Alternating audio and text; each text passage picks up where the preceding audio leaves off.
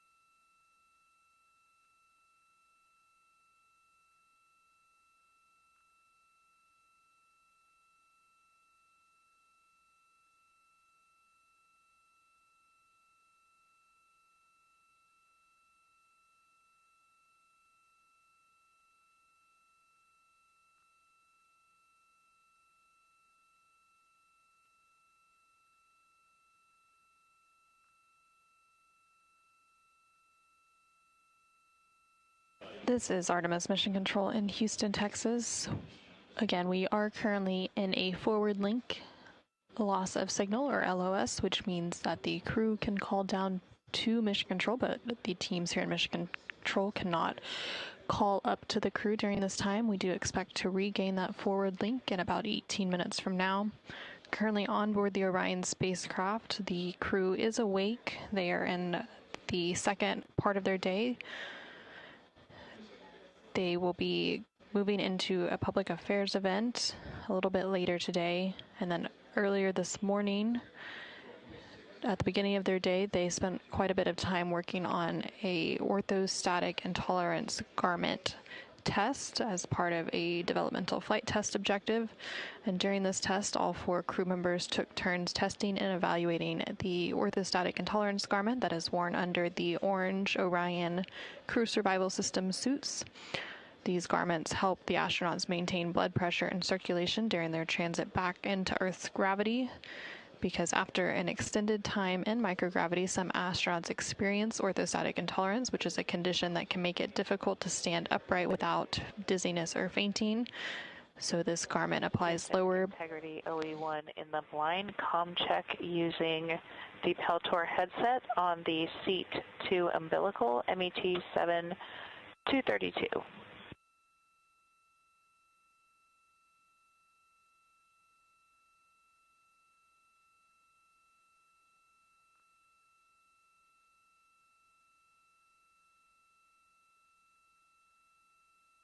That call there made from NASA astronaut Christina Cook, who is one of the mission specialists as part of the Artemis II mission on board the Orion spacecraft. She noted that she was making that call on OE1, which is Orion to Earth 1. It's the communication link down to Mission Control. And she also noted that she was making that call in the blind, and that is because we are in that forward link loss of signal, so that the teams here in Mission Control can hear them call down but aren't able to provide a response back up. She mentioned a Peltor headset. They are currently working through a noise reduction activity using those headsets.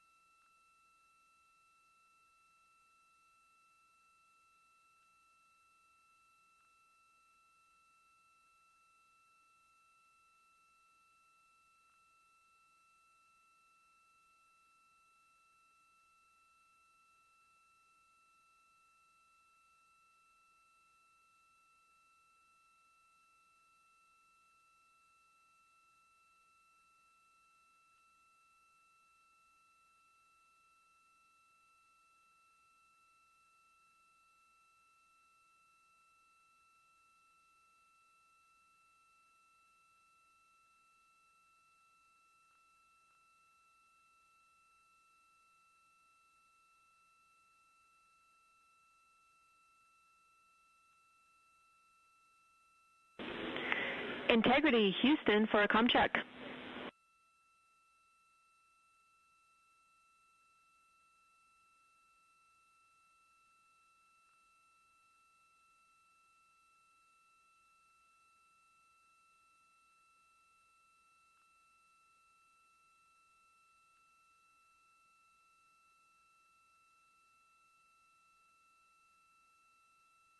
We have you loud and clear. How us? We have you the same. Thanks, Christina. And your calls in the blind on the Peltors came down super crispy. They were loud and clear.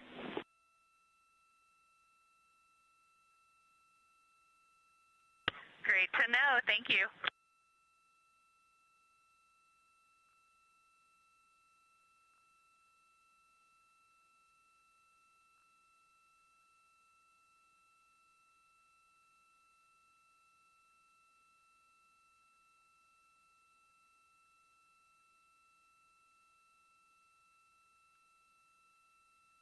This is Artemis Mission Control in Houston, Texas. We're currently 7 days, 2 hours, and 51 minutes into the Artemis 2 mission. The crew and the Capcom here in Mission Control, which you can see a view of Capcom capsule communicator Jenny Gibbons on the left-hand side of your screen, calling up to perform a communications check with the Orion team, Orion crew, following that forward link loss of signal. Now that we've regained or reacquired that signal. So now the team here in Mission Control can communicate directly with the Orion spacecraft and its crew, and they can communicate back down.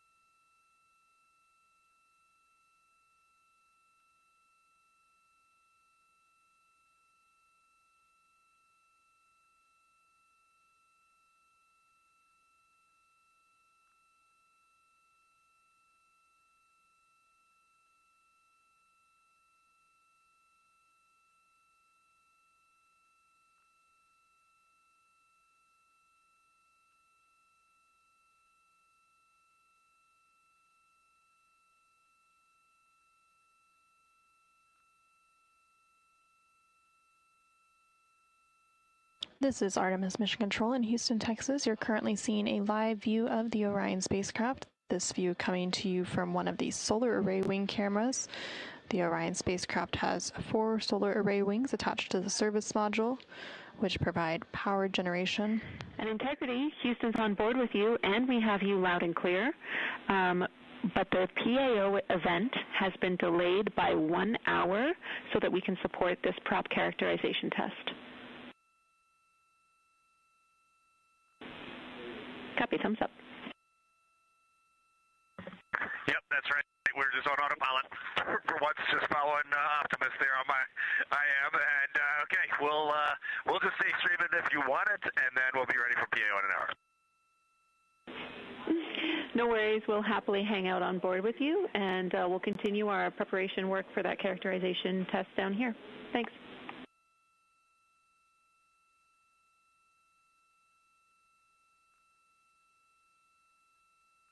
And you're now seeing a live look inside the cabin of the Orion spacecraft. Those calls coming down from NASA astronaut Reed Wiseman, who's in the forward portion of that view on the left-hand side. You can also see CSA, or Canadian Space Agency astronaut Jeremy Hansen, in the center of your screen. And next to him is NASA astronaut Victor Glover. And in the bottom right-hand corner, you can see NASA astronaut Christina Cook. They went ahead and started streaming the interior camera in preparations for an upcoming public affairs event.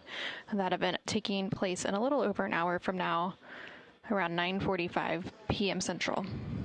Integrity Houston, we are taking our initial steps for this characterization test.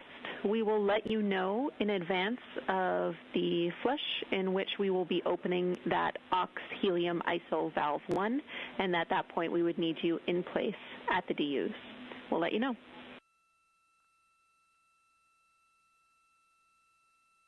Great, Jenny. We'll be ready.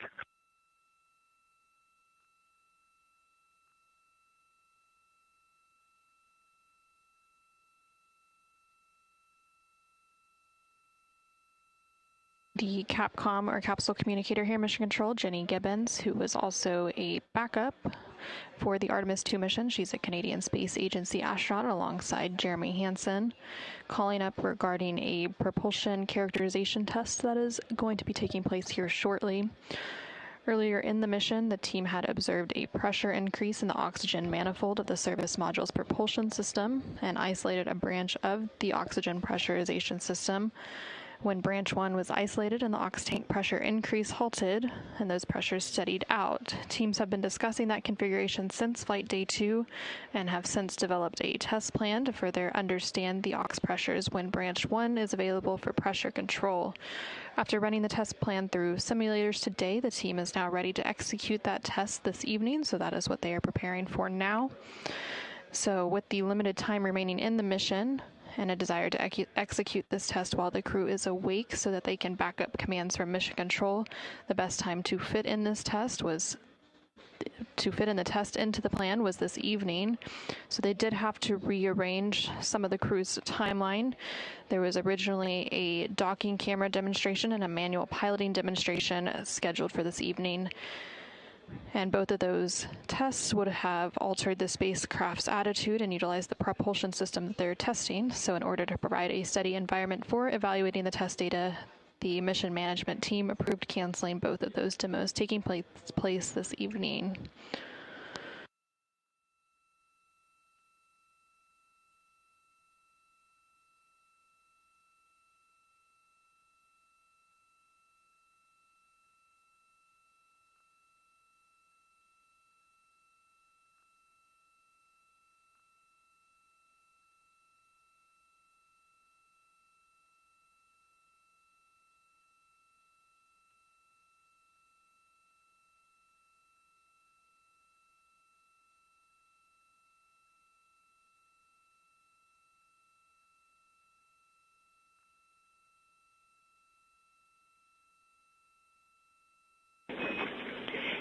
Integrity Houston, I thought we just caught an ActiWatch sync.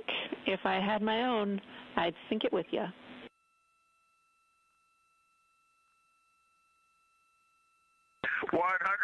Jenny Gibbons. Glad that's still alive. Good job, guys.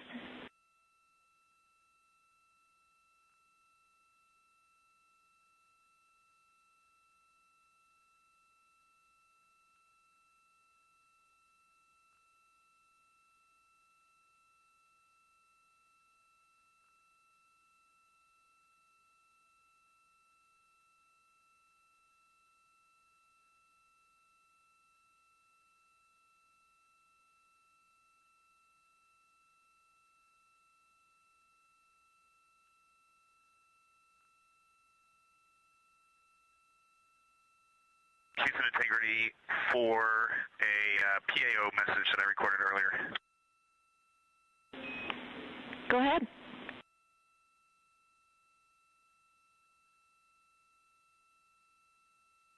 Maybe this is two items. First is a question that I think you'll be able to answer in a few minutes, which is I had an activity on my timeline to record a PAO message this morning. Let me see if I can figure out which one that is.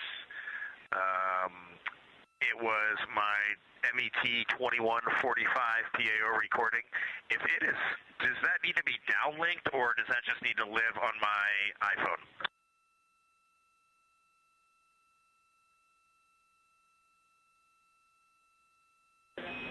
We'll get it after the mission read.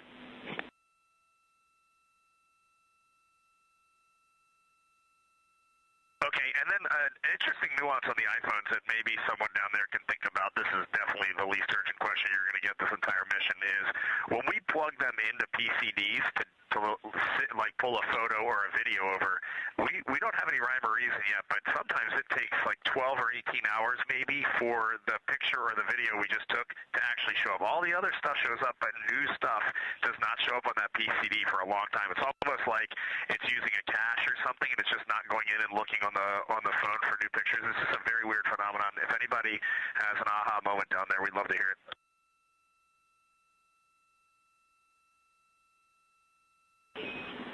All right, we'll take some time to think about that one, but as you say, low priority. Thank you.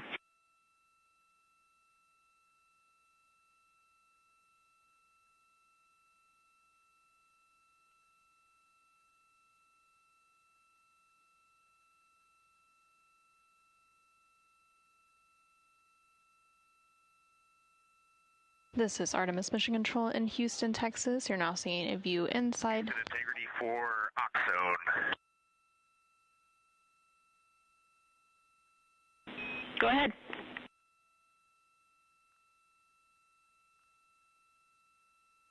Sorry, I'm not sure if you just said you're busy or not as busy right now.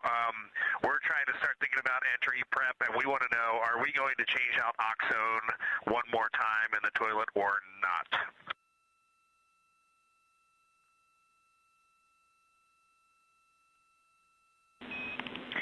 Yep, Reed, good question. We will want fresh Oxone tomorrow, so you will do that Oxone change out or tomorrow.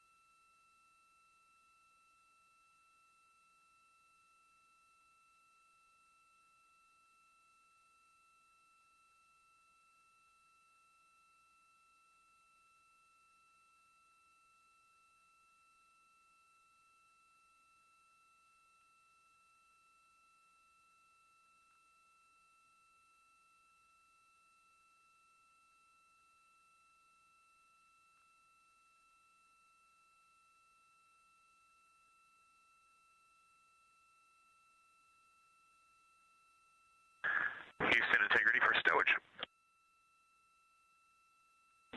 Go.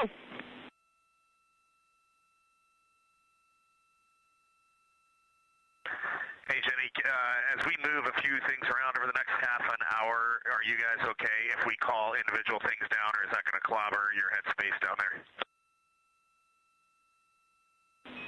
We can absolutely take whatever you want to call down with respect to stowage.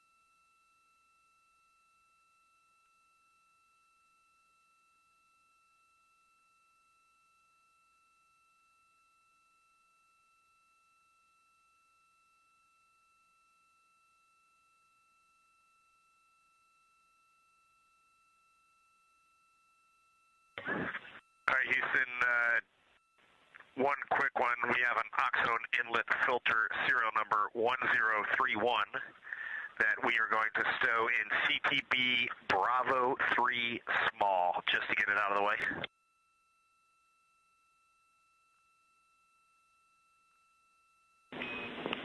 Copy, Reed. Which CTB in Bravo 3 small? We believe there are two.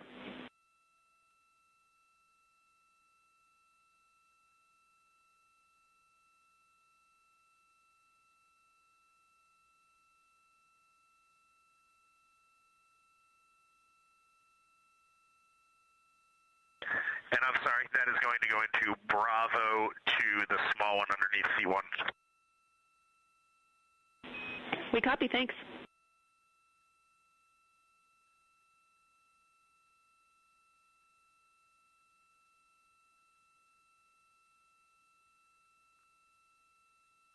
This is Artemis Mission Control in Houston, Texas. You can see a live view of the crew. Data rate change in 30 seconds.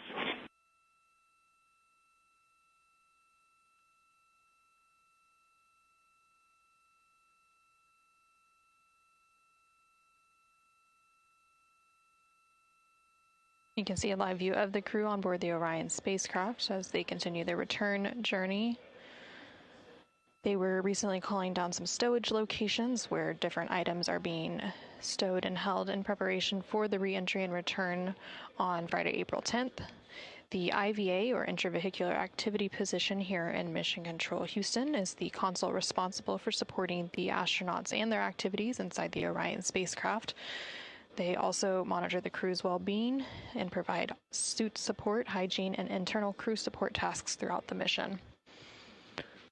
And you also heard a call-up that there was going to be a data rate change, and during that data rate change, there is often choppy communication, and we'll typically lose those views momentarily before we regain them.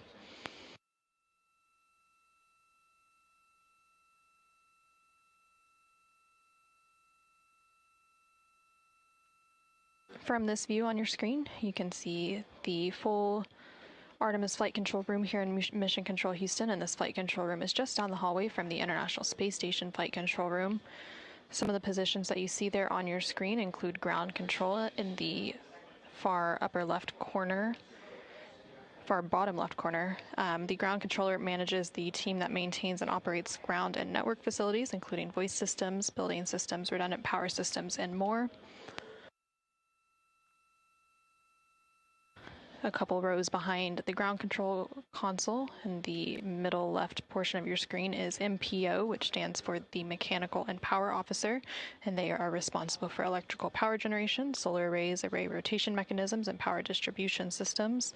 They also manage the crew hatch, docking mechanisms, vehicle pyrotechnic devices, parachutes, and water uprighting systems. And then next to the MPO console is FAO, which is the Flight Activities Officer. They are responsible for integrating and managing onboard activities. They're also responsible for managing the transfer of procedures, email, and other information between the crew and the ground.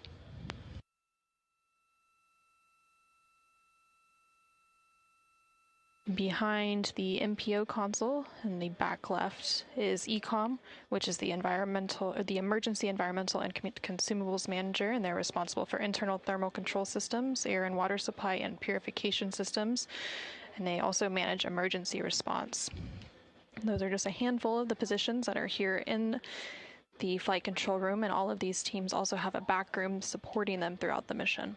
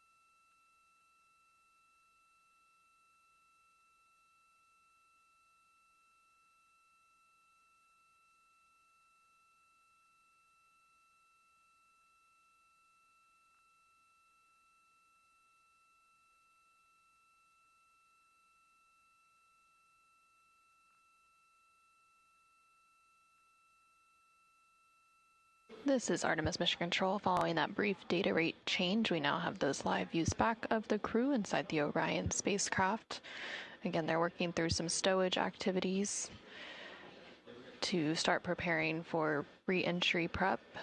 They will do a lot of their re-entry preparations tomorrow when they will be reconfiguring the cabin to prepare for splashdown, and they will also be studying their entry procedures.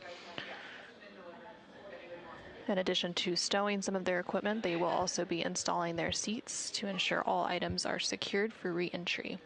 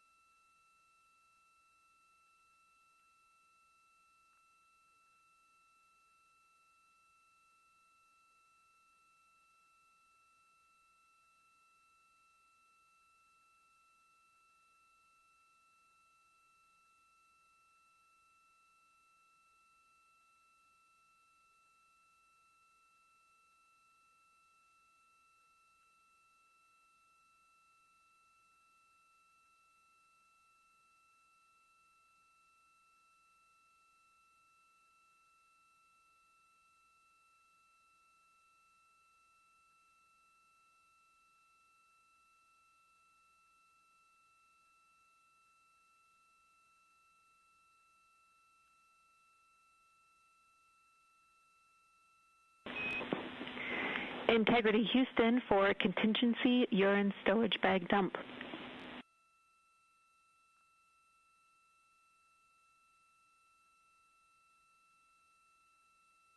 Go ahead, Jenny.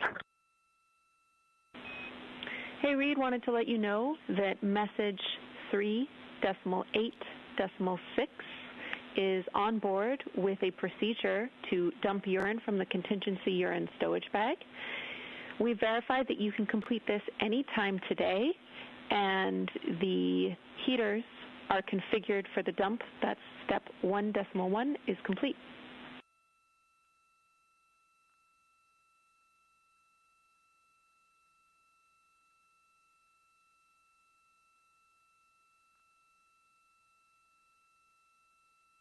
Hey, Jenny, thanks for the call. I haven't reported that there's more urine in there. I think we're in about probably 1,200 mils at this point.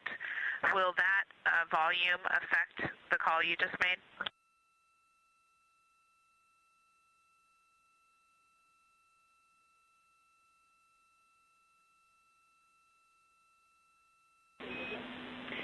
No issues, Christina. We appreciate you letting us know, but you are go to dump that amount.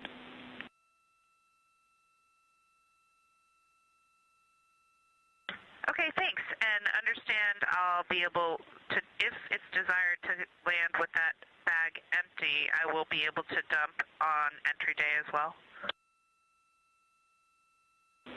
Affirm.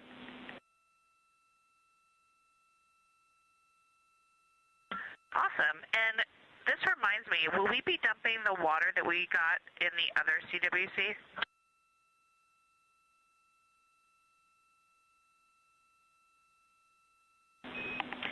Nope, Christina, we won't be dumping that. We don't want to risk any freezing. We'll be landing with that water in the bag. Okay, makes sense. Thank you.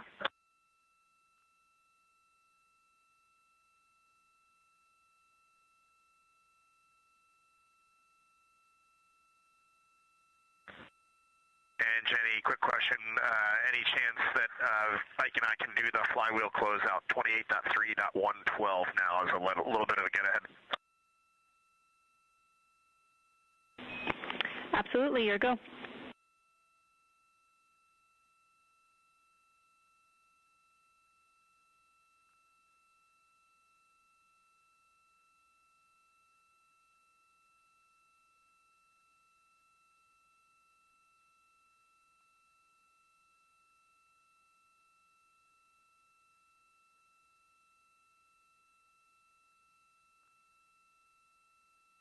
This is Artemis Mission Control in Houston, Texas. Some additional communication there between both NASA astronaut Christina Cook as well as NASA astronaut Reed Wiseman talking to the ground about a handful of activities, one of those related to a wastewater dump. They also referenced the acronym CWC, which referred to some contingency water containers. They were confirming that those would not be dumped ahead of re-entry and splashdown on Friday, April 10th. And then they were also discussing the flywheel exercise device on board the Orion spacecraft and beginning to take that apart and stow it. The flywheel uses a cable-based system that supports both aerobic workouts like rowing and resistive movements such as squats and deadlifts.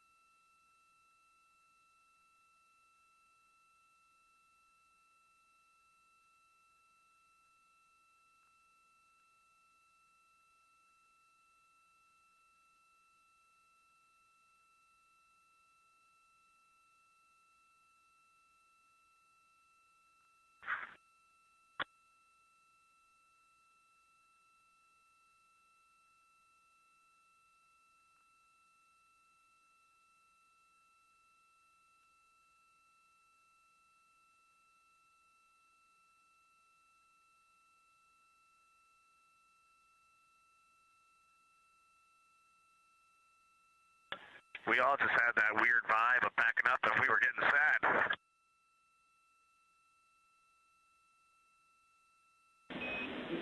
Oh, we feel it too, but we'll be happy to have you back.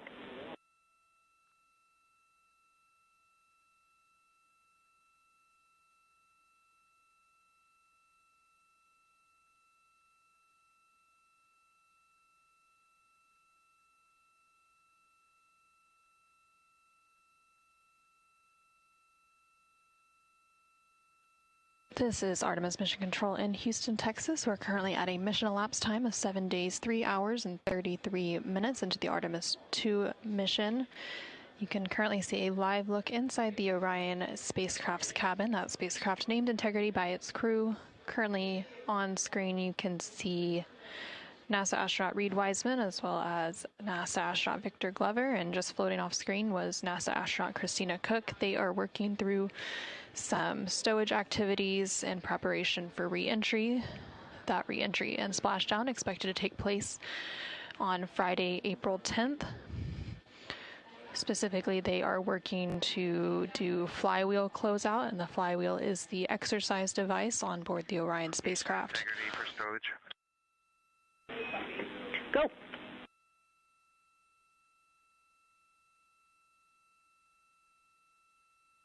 Jenny, I have two 12 by 12 Ziplocs of uneaten food. I'm wondering if I can stow them under the headrest in that locker we were talking about, Bravo 1. No, sorry, Bravo 2.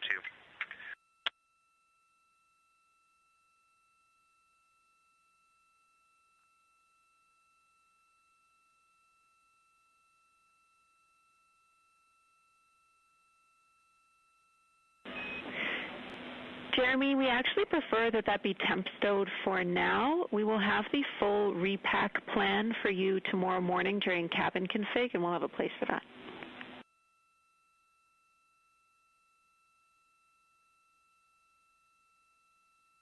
Okay, we'll temp stow it. Thanks. And Jenny, is it okay if we put flywheel tools into bag 10, or do you need flywheel tools back into bag 16?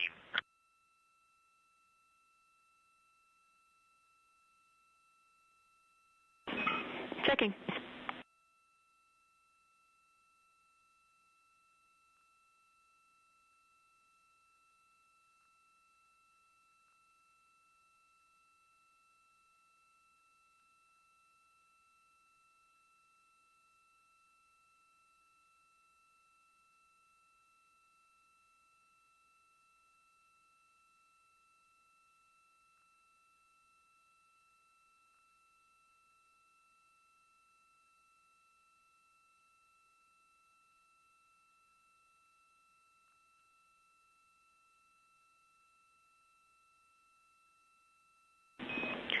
Reed, we have an answer for you. We would prefer them stowed in bag 16 because we'll be using them again for the docking camera bracket ops.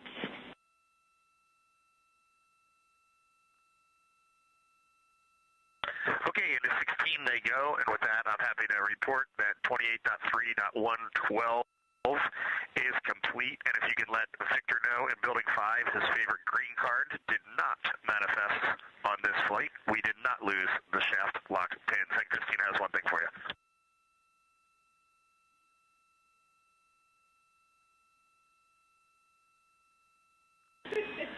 you. We love it. Thank you.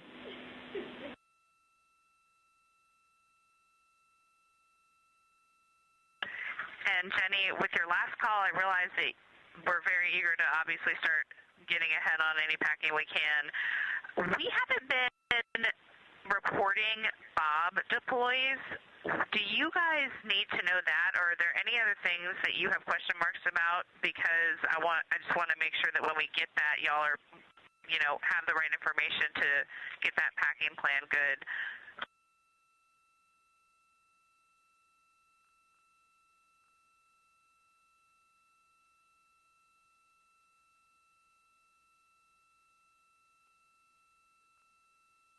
Checking.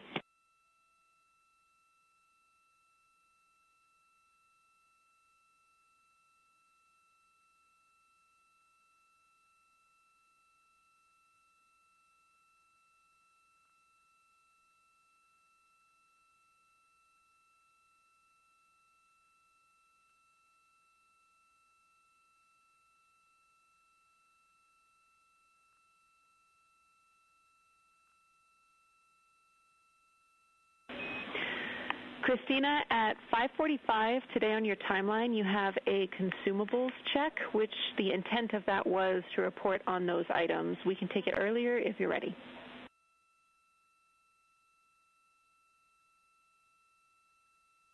Awesome. Let me have a look, and we'll let you know if we have anything we can tee up for you now. Otherwise, we'll wait for it as scheduled.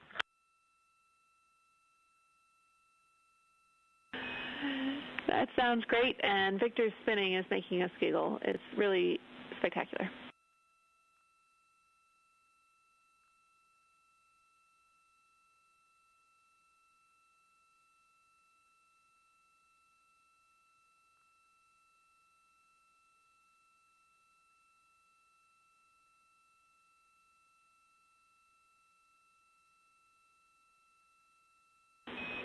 Integrity crew, Houston, we are ready for the prop SM aux branch 1 flush and pressurization. We'll have at least one crew member at the DU, and let me know when you're ready for more information.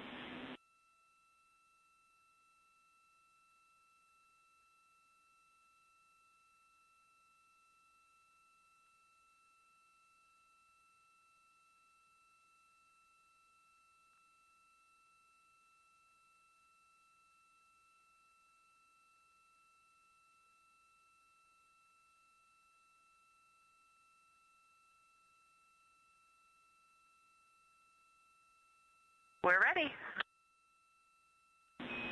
All right, Christina, some additional information for you.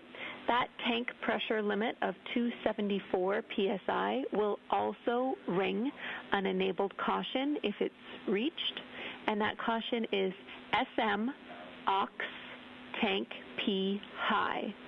That'll be another indication that we'll both be racing to close that aux helium ISO 1 valve.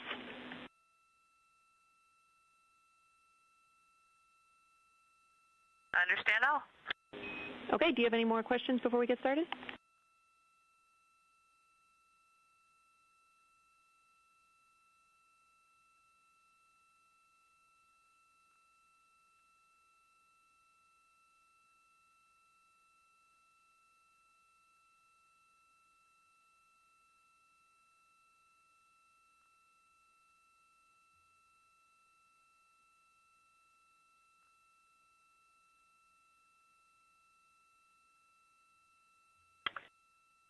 Okay, we are ready.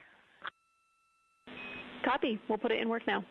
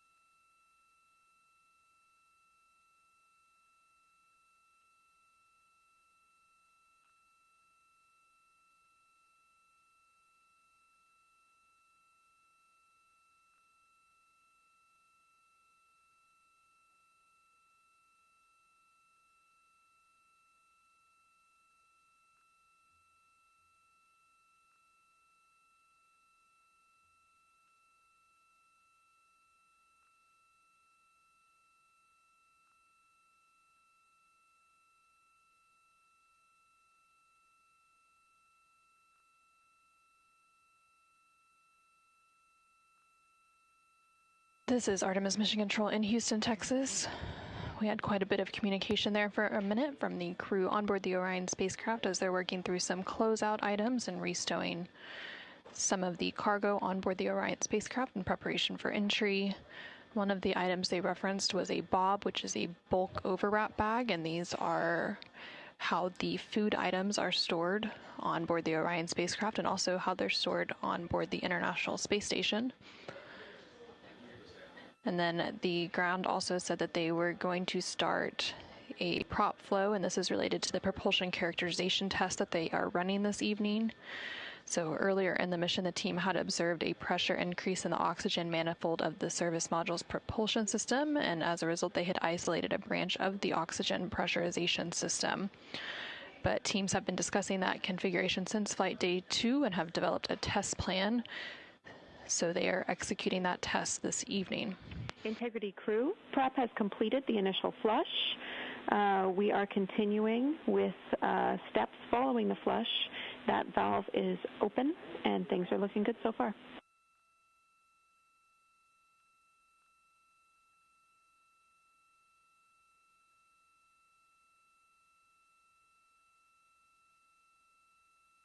Copy, and we'll stay at the DUs. Follow along. Thank you.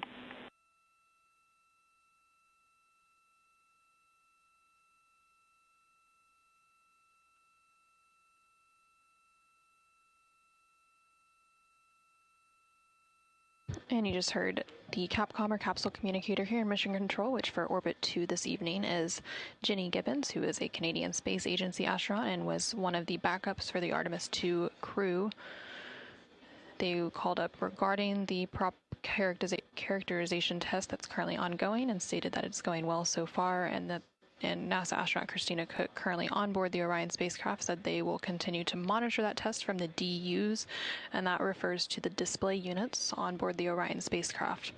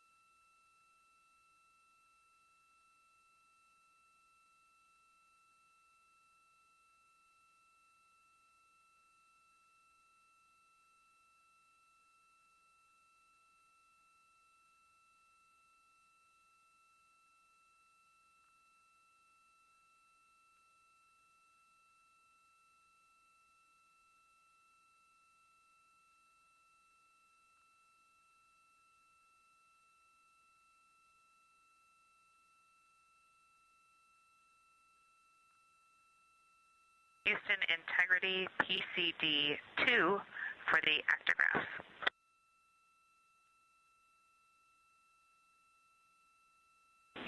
We copy.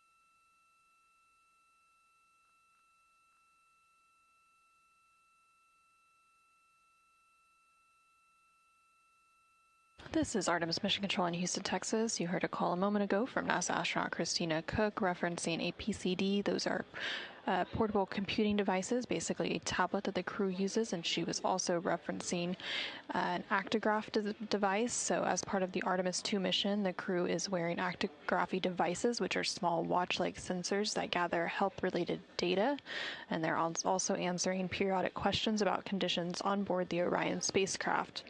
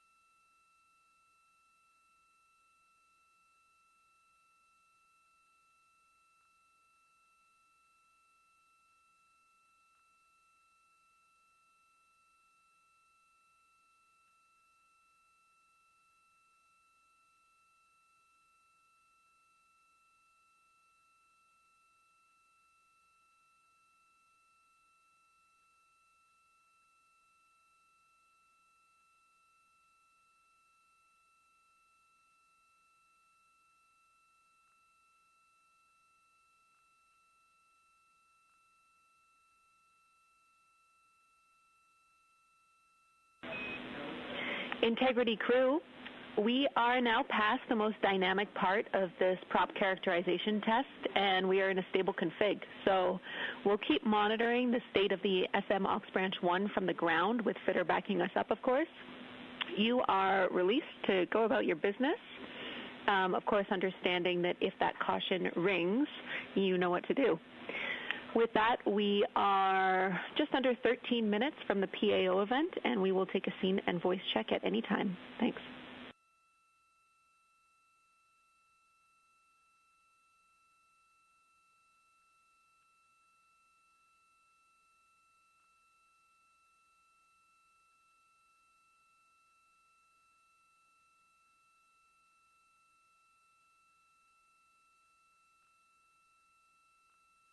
We copy all. Thanks. See you on the camera in 13. Lined up for PAO. You do have us on camera now. Hey, firm, we got you on camera, just missing the scene and voice check. Thanks.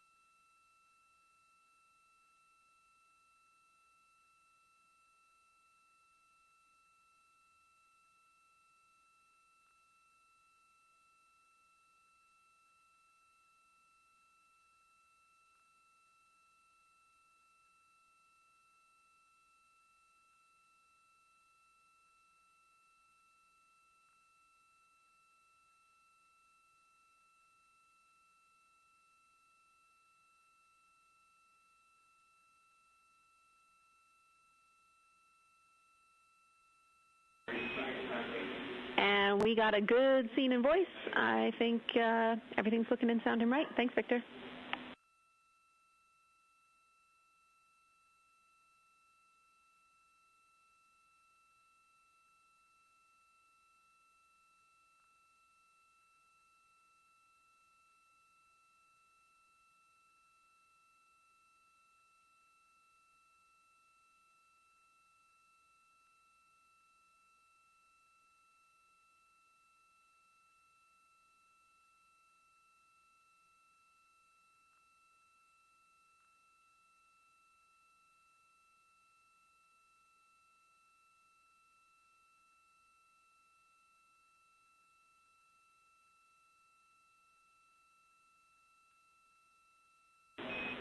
And one go back for you guys, it looks like that America 250 flag came dislodged a little bit or slipped down. If we could get that put back up, we'd appreciate it. Otherwise, all good.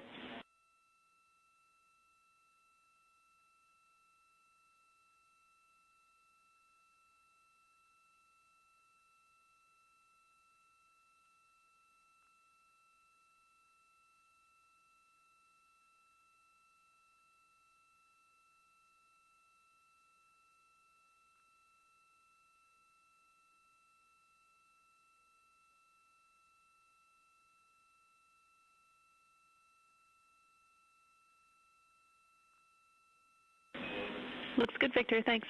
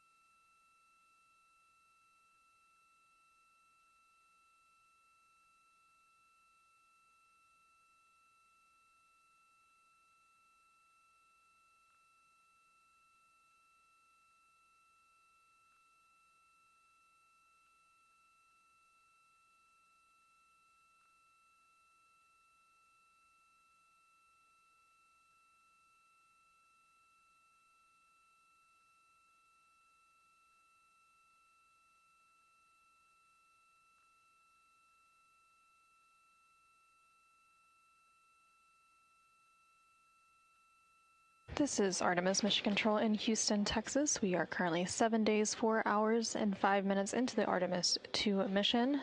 Following a lunar flyby on flight day 6, which was Monday, April 6th, the crew and the Orion spacecraft are now on the return leg of their journey back home to Earth. They are expected to splash down off the coast of California on Friday, April 10th. Currently on your screen, you can see a live look into that Orion cabin. With the crew there on your screen, they are preparing for an upcoming public affairs downlink event. During this downlink event, they will have the opportunity to answer questions from members of the media ahead of their splashdown.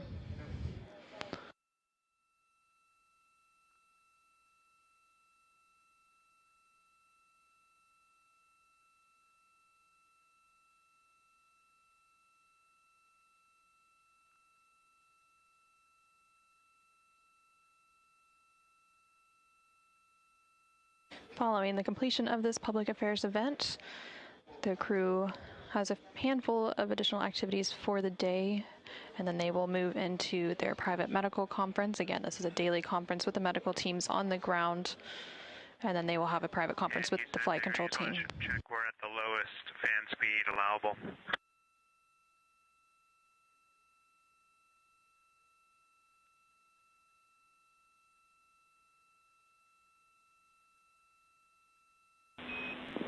Jeremy, good check. We can go 1,000 RPM lower if you want.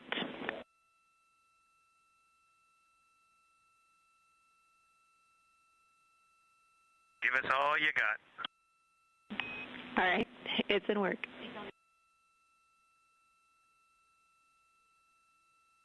That call from the crew and the Capcom here in Mission Control Houston, which for Orbit 2 is Jenny Gibbons, who is a Canadian Space Agency astronaut, referencing the cabin fan speed.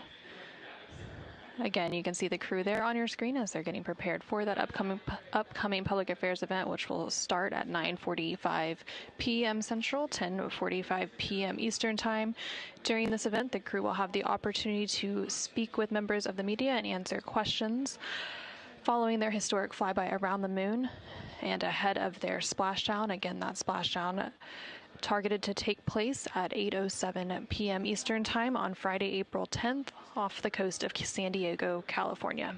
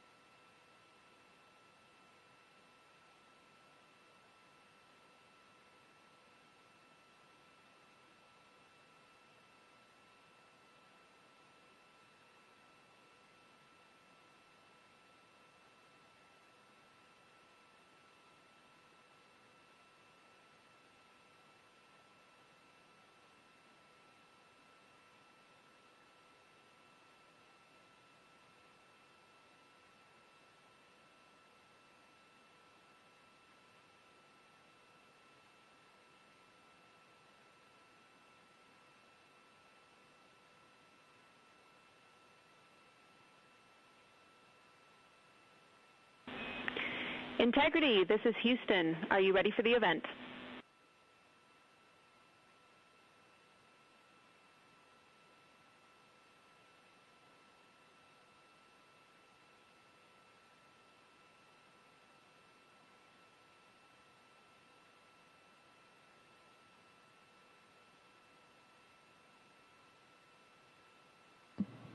From In Integrity, we are ready for the event. NASA Public Affairs Office, please call Integrity for a voice check. Integrity, this is NASA PAO Courtney Beasley. How do you hear me?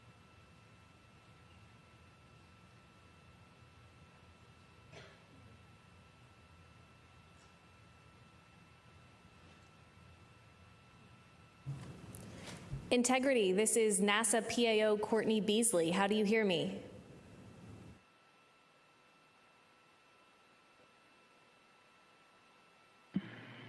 Hey, Courtney, we hear you, but you are very low. Okay, I will try to talk a little bit louder. Reed, Victor, Christina, and Jeremy, it's great to see you today. We have a room filled with media eager to talk to you. Courtney, we have you loud and clear. Wonderful. We have a room full of media ready to talk to you today, and we also have them on our phone bridge. We have a limited amount of time, so we're going to go ahead and hop straight into questions. We'll start here in the room with Marcia Dunn. Go ahead. Marcia Dunn, Associated Press for you, Reed. Could you please describe your emotions when Jeremy called down to Mission Control to ask permission to name a lunar crater after your late wife, Carol? It was a pretty emotional, powerful moment down here.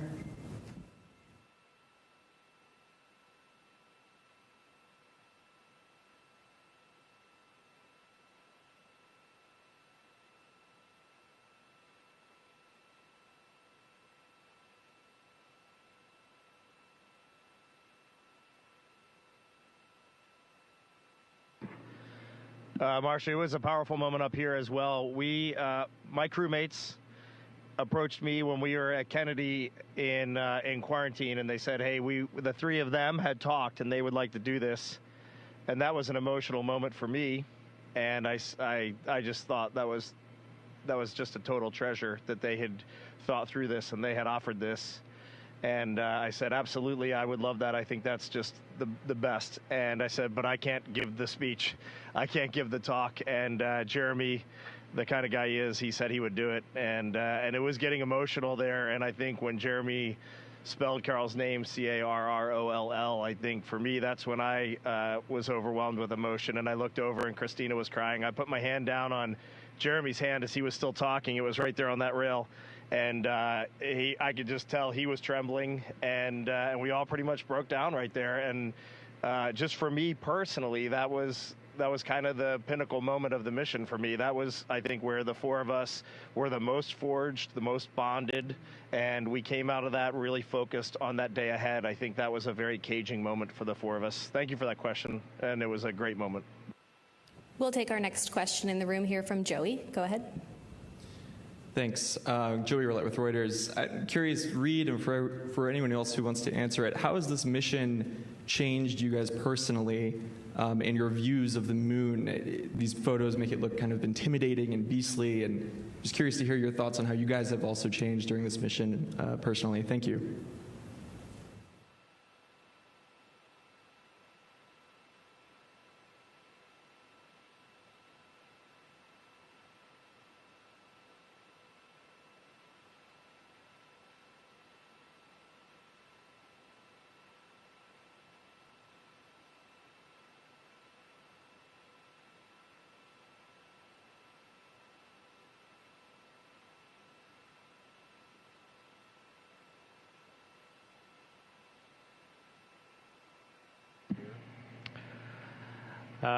I had an opportunity earlier to answer this question from my own perspective, and we have seen just some extraordinary things that I thought we might see. They looked similar to what I thought they might look like, and other things that I just had never even imagined.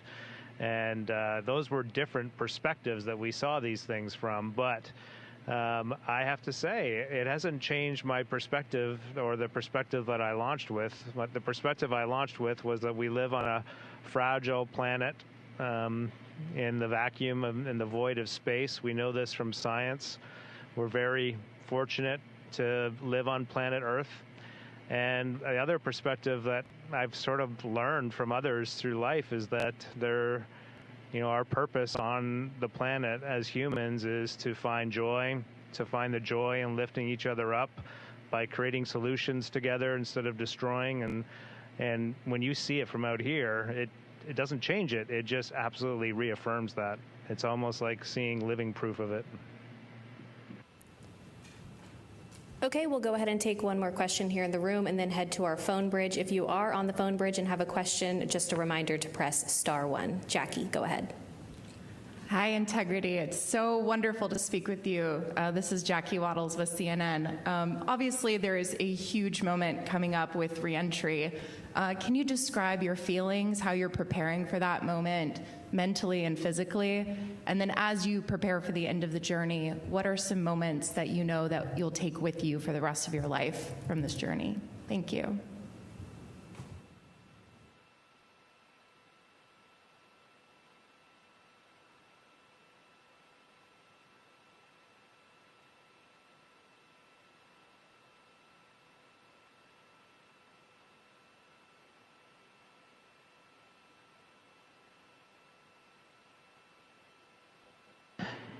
You know, it started off sounding like an easy question for me to answer, and then it got really big. But I guess the entry thing, I'll be honest and say I've actually been thinking about entry since April 3rd, 2023, when we got assigned to this mission.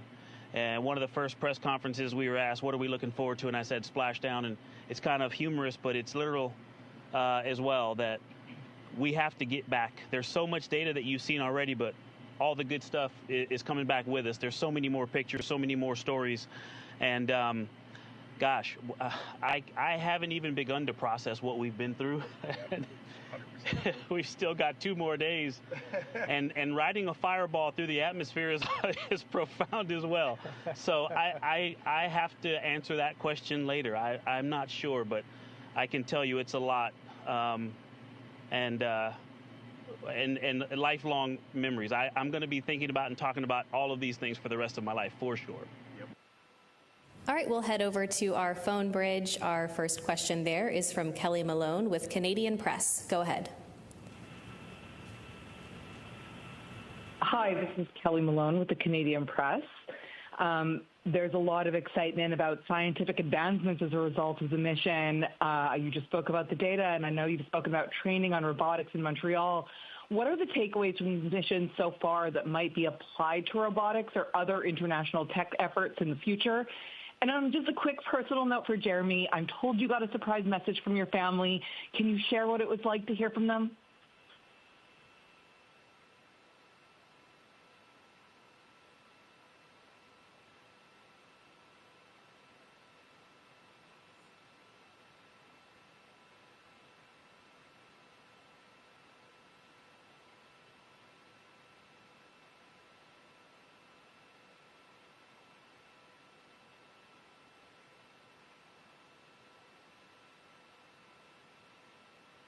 Advancements in robotics? Well, when I think about the Artemis program in general, we've already seen some investments in pushing robotic technology forward for deep space that we're going to see put to good use in one way or another. And this is the beauty of this program that brings an international collaboration, sets big goals, and doesn't just talk about them, but goes after them and gets it done. We're going to need the advances in robotics. It's really hard out here. We're a long way from home. We've been learning the entire journey. We've been watching Mission Control learn. You do a lot of testing on the ground, but your final test is when you get this hardware to space, and it's a doozy. And our team has just performed. They've just knocked it out of the park, but it doesn't mean it might look easy from the outside. We can tell they are working so hard on the ground to do this, and we really appreciate them. And so when we get these next generation robotics on the surface of the moon and out in deep space, there's going to be some challenges, there's going to be some failures along the way, and there's going to be some learning that happens.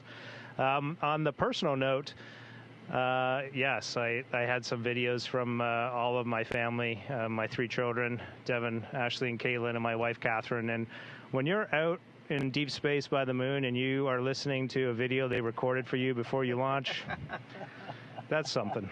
We all had it so great. Yep. Okay, our next question is from Micah Maidenberg with the Wall Street Journal. Hi, Hi, good evening. For anybody who'd like to answer, how do you think the flight has contributed to the broader Artemis program? Of course, it's not over yet, but what do you think the crew has already brought to the table for the next couple of missions? Thank you.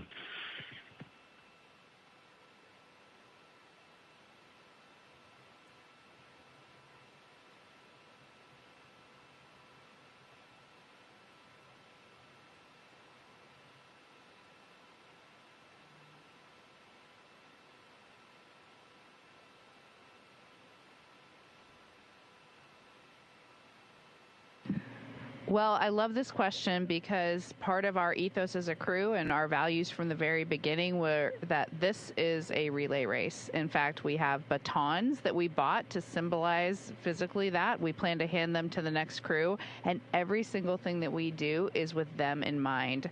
Oftentimes, it's actually easier in human spaceflight, especially on a first mission, to accept some of the things that aren't working quite right or the operational workarounds. And we have actually been diligent to try to fix everything, and we're always thinking from the perspective as what is the next crew going to think about this? How will this help them to succeed? So manual piloting the vehicle, making sure that the procedures and the processes for making everything work are all as they should be. Then there's the human side of it. How are our provisions? How are our food? How is the human system working in here? Taking the time to do all of the developmental flight test objectives that have been scheduled. So both in the vehicle and all in the last 3 years, we've really just worked to make sure that they are set up for success, and that's all of the teams, not just the crew, but the flight control teams, the mission engineering rooms, the launch teams, everyone. We've done our best to bring folks together and to make sure that we can be the best we can be. Obviously, just putting humans in this vehicle is the easy thing to see, and we hope that we've capitalized on that and made it as much as it can be for our time here. Our next question is from Alex Wilson with the Weather Channel. Hi, guys. Thank you so much for your time. You're space experts, yet time and time again, we've heard you amazed by things that you've seen on this mission. So what has been the biggest scientific surprise or discovery for you?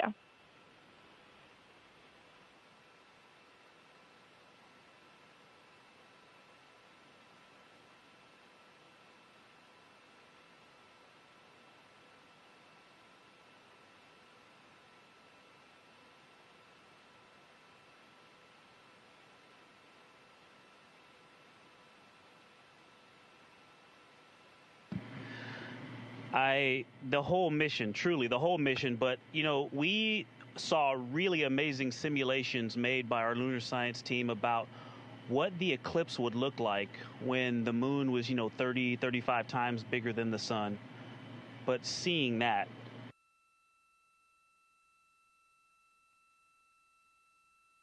Communications, we should be regaining them here.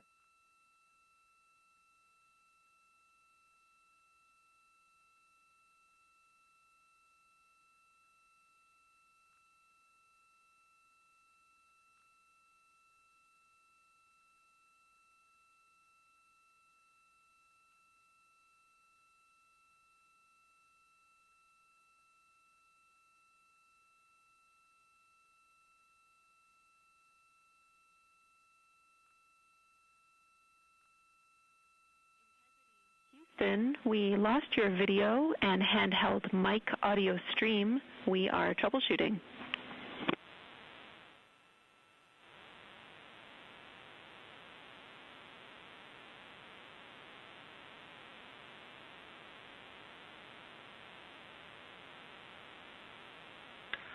All right, Jenny, we see the issue, and we're correcting it. We'll probably need about 30 seconds, and then we should be streaming again. Copy. Sounds great. Thank you.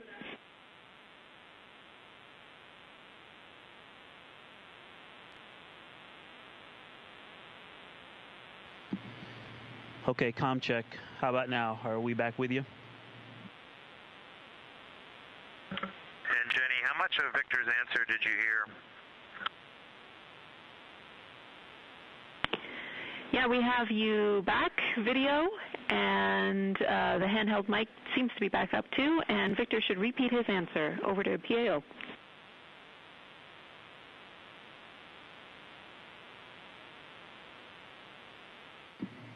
Okay. The thing that we saw that really surprised me the most is we trained to view the eclipse from the far side of the moon, or after going beyond the far side of the moon. We saw great simulations made by our lunar science team, but when that actually happened, it just blew us all away. I mean, you heard the reaction real time, but it was the fact that we trained for it, and it almost was a thing that we were, I don't want to say unhappy about, but launching on April 1st meant the far side wasn't as illuminated as we were hoping. And so, you know, that thing seemed to be a consolation, and it was one of the greatest gifts of that part of the mission. Okay, we'll come back here in the room to Andrea. Go ahead. Hi, Andrea Leinfelder with the Houston Chronicle. I'd like to hear about life inside Orion. Christina, in the fall you said the capsule would feel bigger in microgravity. Does it feel bigger? And at what moments do you find that you're bumping into your crewmates? And what tips will you be given to future crews?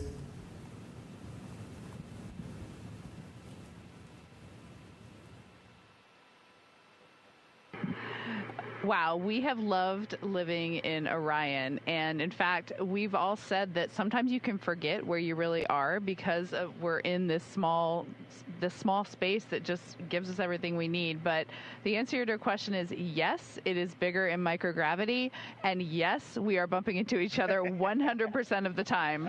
A phrase that you often hear in the cabin is, "Don't move your foot, I'm just going to reach for something right under it," or, you know, "Can I get there? And my goal is to get over there." And we're constantly moving around, whether it's to complete a task, to just eat, you know, to look out the window, to take a picture. Everything we do in here is a 4-person activity. But it's also really fun. Okay, we'll take our next question from Will. Go ahead. Thank you, Will Robinson Smith with Spaceflight Now. It's good to talk with you all. Victor, I want to go to a comment that you made a couple of hours into the lunar observations. You said, and I quote you here, "The Terminator is calling to me." What was it about the observation of the Terminator specifically that was so captivating for you and the rest of your crew? Thank you.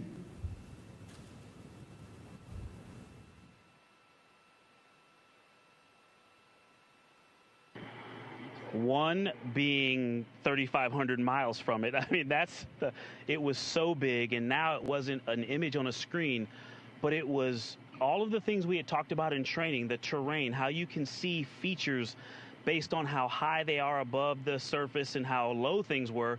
And there were holes that, you know, craters that appeared to just be endless bottomless pits, and then peaks that seemed to be, I couldn't tell how high, but you could just really get a sense of the relief down on the surface.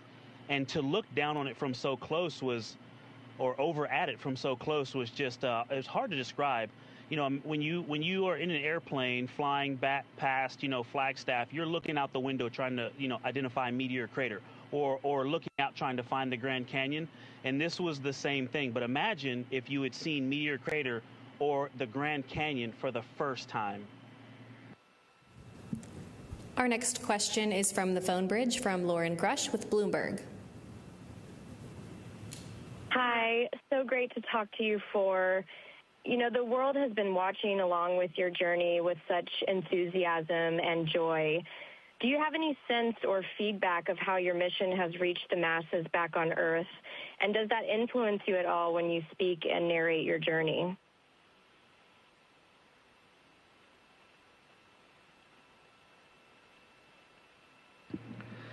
Thank you for this question. You know, we have had, I'm going to answer it a little bit differently than it was asked, but I'll get there in a second. But we have had a chance, the four of us, we've had 2 opportunities each to have very brief video chats with our families. And I will tell you, first of all, the 4 of us are now forged in a friendship that is very unique, and we will cherish this bond that we share for the rest of our lives. And then one of the neatest things being a crewmate on this spacecraft has been is not being in the family conference, but hearing your crewmates giggling and crying and just gasping and listening and loving their families from afar. Family is so important to all four of us, and that has been amazing. And when I got to talk to my daughters, Ellie and Katie, for the first time, like, I just couldn't even speak. I was just so overjoyed. I was crying. I mean, it is an amazing experience. But what also came from that is really our source of news on planet Earth. And those family members have been our source of how the mission is going from the public perspective. Obviously, they're all biased. Although most of our kids are teenagers, so maybe they're not quite that biased. But they're biased. But what we had really hoped, and we said it a lot before, I mean, we really are here to serve NASA, to serve our two nations, Canadian Space Agency, NASA, and the international community. And we're here to serve for Artemis 3. But what we really hoped in our soul is that we could, for just a moment, have the world pause and remember that this is a beautiful planet in a very special place in our universe, and we should all cherish what we have been gifted. And I think for the folks that decided to tune in, and it sounds like it was quite a few, this has happened. And for that, we are eternally grateful. Our next question is from Noah Haggerty with the Los Angeles Times. Hey, great to hear from you all. You had 40 minutes of a pretty profound solitude. You were, farther from Earth than any humans before you.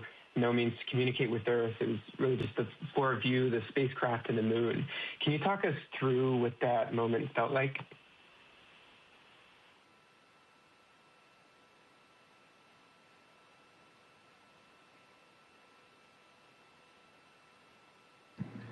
Well, Courtney's running this press conference, and she knows I always speak the truth, sometimes with a little bit of embellishment.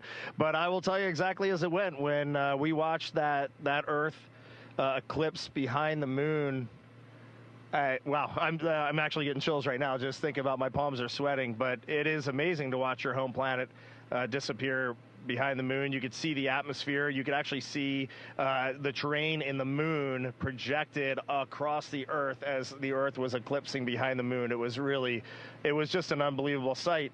And then it was gone. It was out of sight. And we took a moment here. We had a lot of scientific work to do right there. That was probably the most critical lunar observations for our geology team. But the four of us took a moment. We shared maple cookies that Jeremy had brought, and we took about 3 or 4 minutes just as a crew to really reflect on where we were, and then it was right back into the science. And it is a surreal feeling, but we had a lot of work to do too, and I think that kept our focus. And so it's only come later, and we still haven't even begun to reflect on this mission. We had a little bit of a light work day yesterday, and we were starting to journal and reflect a little bit. And there's a lot that our brains have to process. Human minds should not go through what these just went through, and it is a true gift. And we have a lot that we just need to think about and journal and write, and then we'll get the full feeling of what we just went through. Take our last question here in the room. Go ahead. Hello, Artemis crew. This is Rebecca Morell from BBC News. Now you're almost home. What will you miss most about being in space, and what won't you miss at all?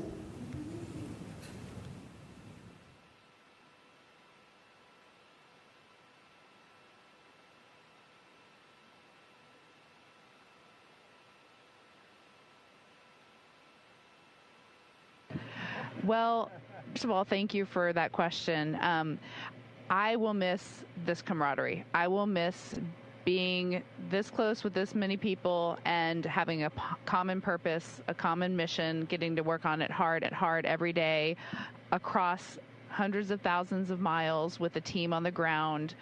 This sense of teamwork is something that you don't usually get as an adult. I mean, we are close brothers and sisters. 100%. And that is a privilege we will never have again. I have to say, I don't think there's anything I would say I won't miss or that I'm just ready to be over, because this whole thing is a package. We can't explore deeper unless we are doing a few things that are inconvenient, unless we're making a few sacrifices, unless we're taking a few risks. And those things are all worth it. All right, that's unfortunately all of the time we have for today. Reed, Victor, Christina, and Jeremy, you have captivated the world through this mission. We're all watching, we're all cheering you on, and we can't wait to welcome you home in a few days. Thanks for joining.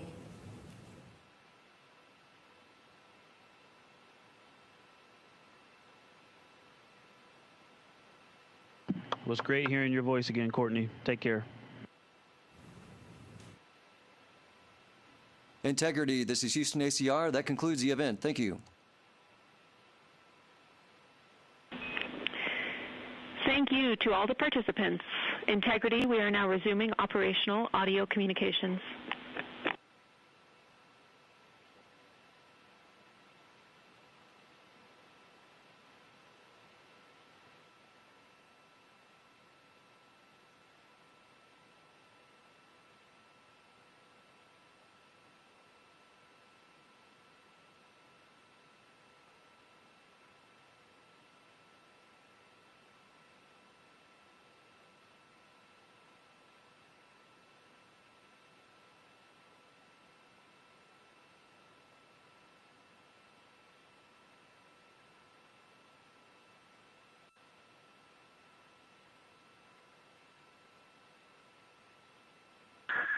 Houston Integrity for a quick kind of a PAO item, but more of a item for the folks in the control room there. Go ahead. Do you have our video still? We do.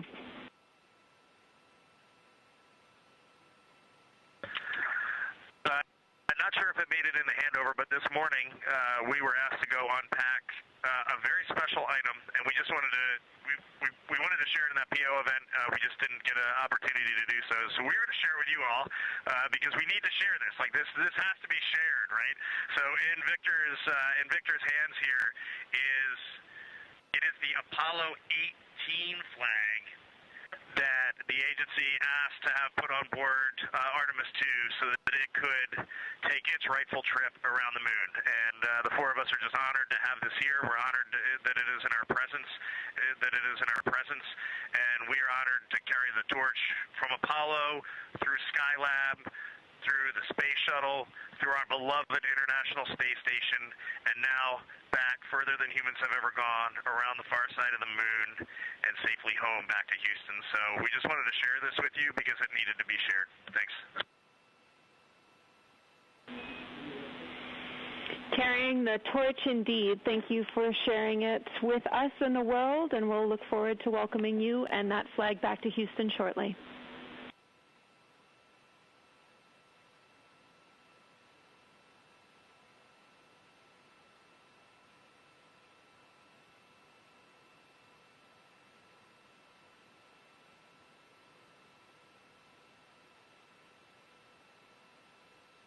This is Artemis Mission Control in Houston, Texas. We have a quick follow-up question from that PAO event. We would love to know what you did to fix the stream when it briefly went out.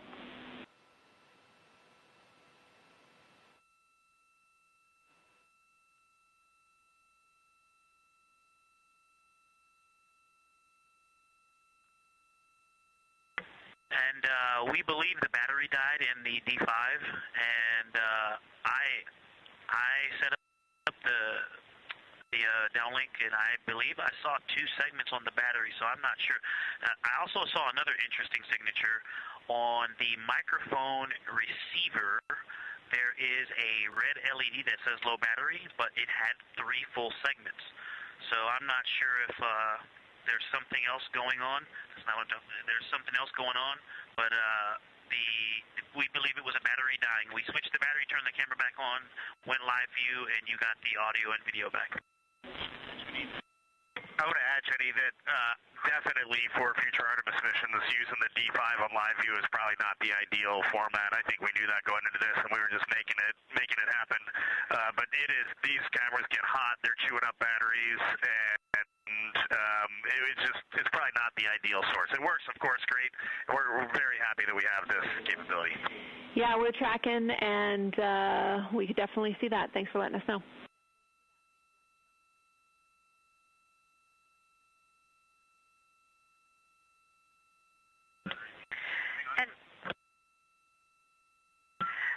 Jenny, follow-on question for timeline.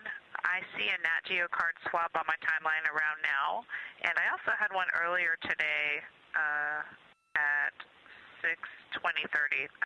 I don't know if I have the one I'm on now or the earlier one, but did we indeed want 2 times to switch the Nat Geo cards today. We're checking for you, Christina.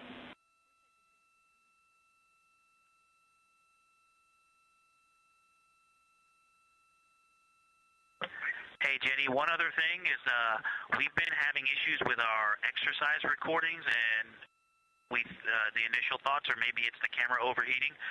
Again, I thought the battery was good enough to go through a PAO event, so maybe this is another instance of that. We did not turn it back on to see what the battery was. We just changed the battery and restarted it, but that's also a possible reason. All right, we copy. Good to know.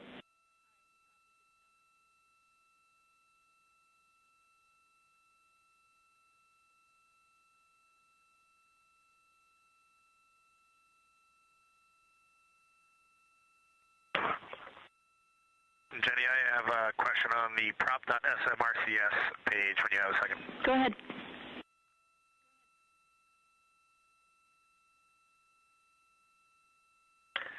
I am on prop.smrcs. The pressures look great, but I'm getting a weird signature on the helium high pressure crossover pyro, on the ox to fuel safe and the fuel to ox safe valves.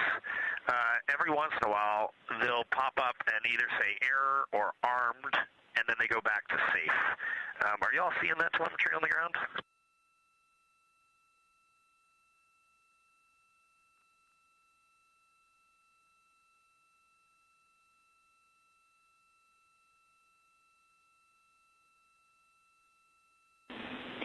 Reed, thanks for calling that down. We are not seeing that, so we will think about it a little bit more. I do have some results from that prop characterization test when you're ready.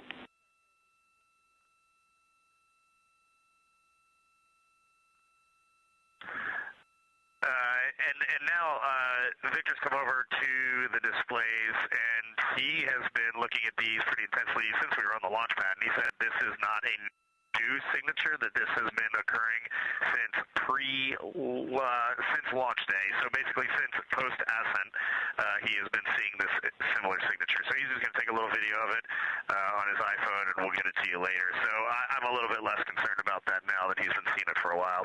And then go ahead with the test. Okay, copy. That certainly helps.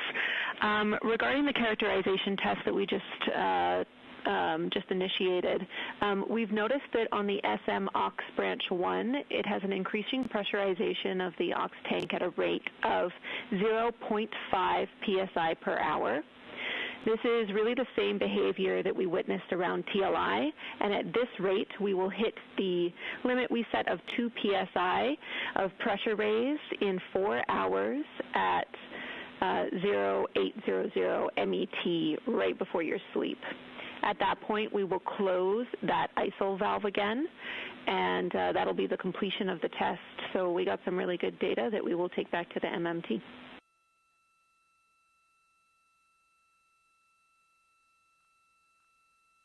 That's outstanding. I am so glad you all decided to go chase us down and get the data that'll help out the future missions and help us correlate our pre-flight testing. So we are happy to be a part of that, and that all sounds We great. really appreciate the willingness to help. Thanks, crew.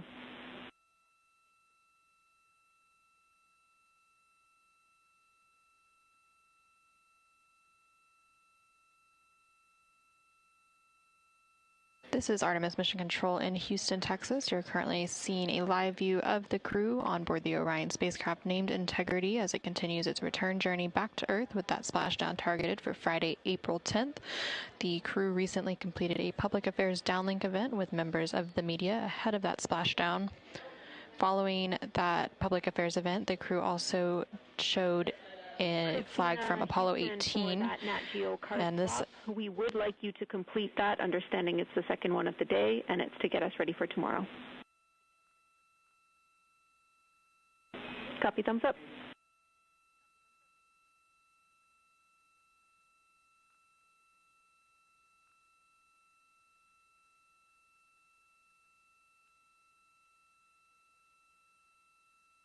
So again, the crew recently completed a public affairs event, and after that they displayed an Apollo 18 flag, and this is the American flag that would have been planted on the moon during Apollo 18 should that mission have occurred. It was on display in the NASA headquarters building in Washington, D.C. prior to this mission, and then it was flown as a part of this mission, and the crew shared that following that public affairs event.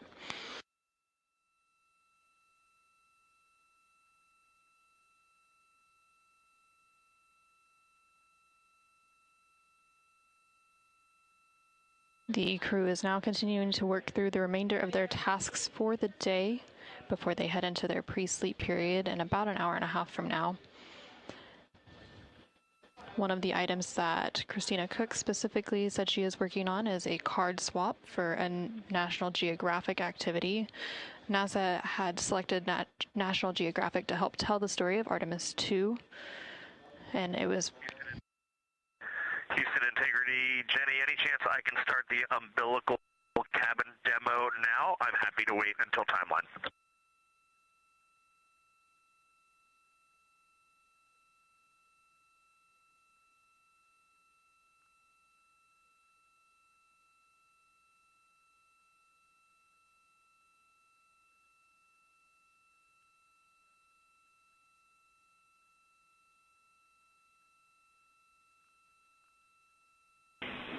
Reed, yes, you can begin that activity.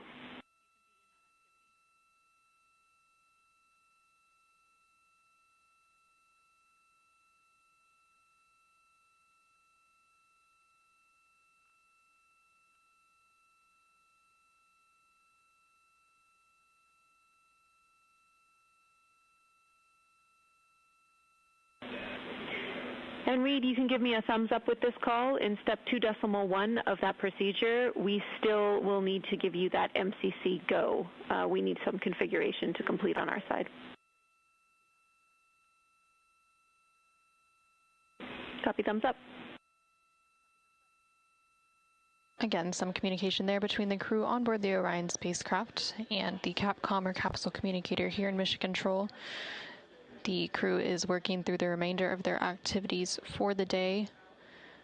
Christina Cook is specifically working on a card swap related to a National Geographic activity.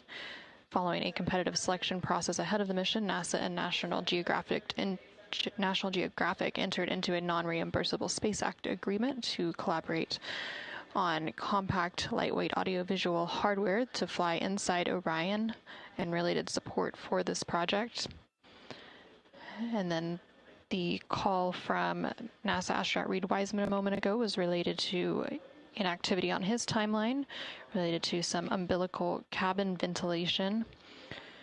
And this is a demonstration in which the crew will configure seat 2 inside the Orion spacecraft with the supply umbilical open to provide airflow directly into the cabin.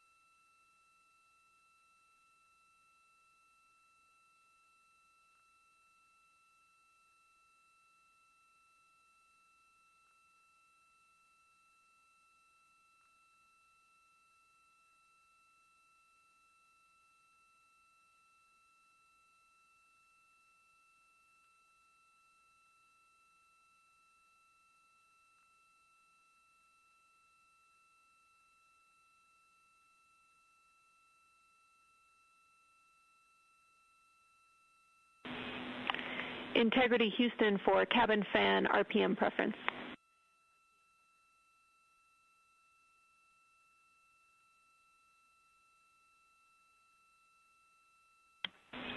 Hey, Jeremy. Right now, your cabin fan is set to 7,000 RPM. At sleep, we normally set it for 8,000 RPM, but we can leave it where it is or even go down another 2,000 RPM in addition. We'd like to know your preference.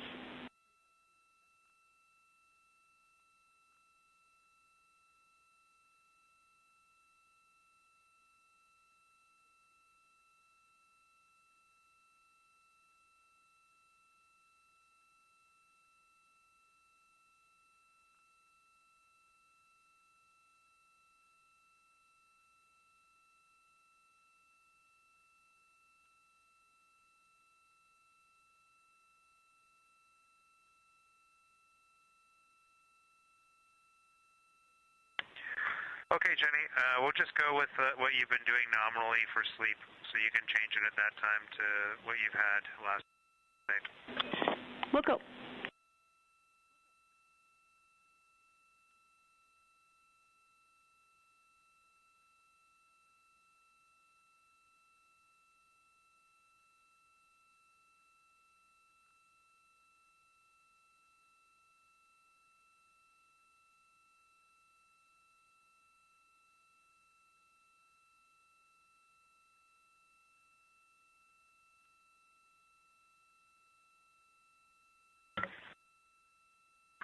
And Houston, just let you know, for the umbilical cabin ventilation task, we are holding in step 2.1 for your go.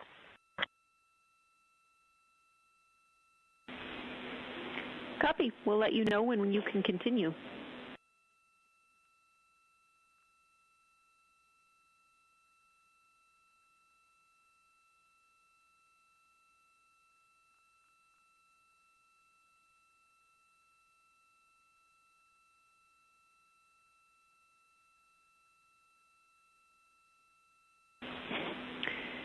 Integrity crew, you are go to continue in the umbilical procedure.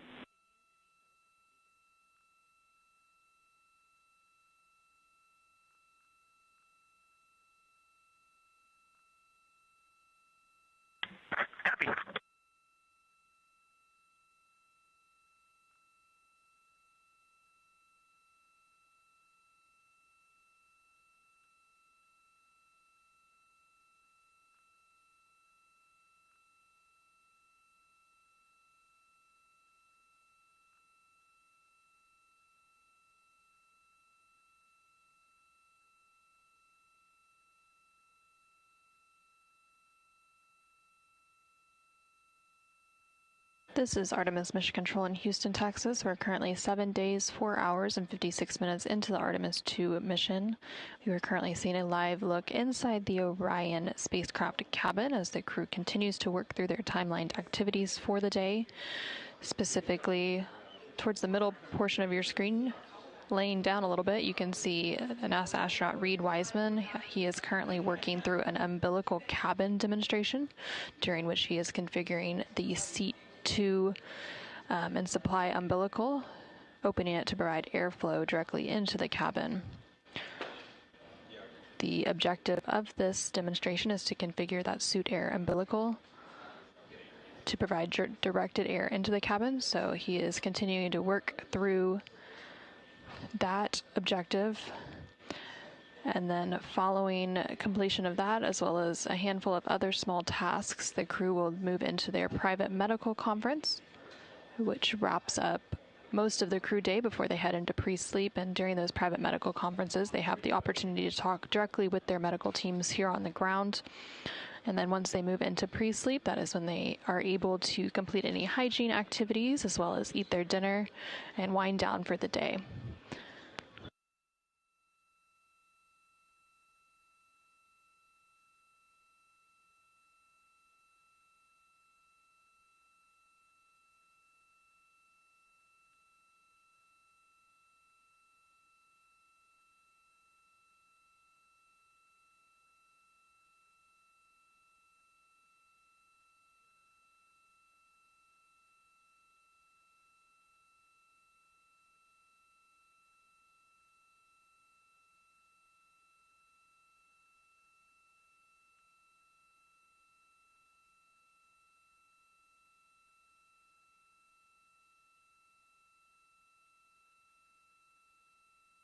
Houston, integrity for umbilical cabin ventilation.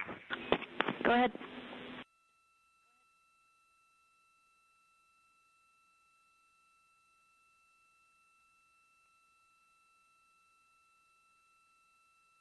We are on step 2.3, and we have good airflow out of the seat 2 air umbilical.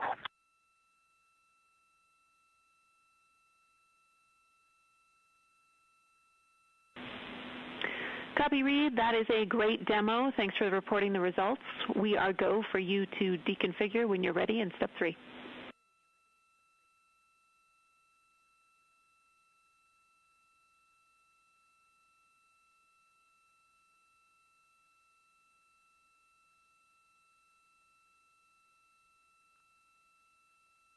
Okay, picking up at step 3.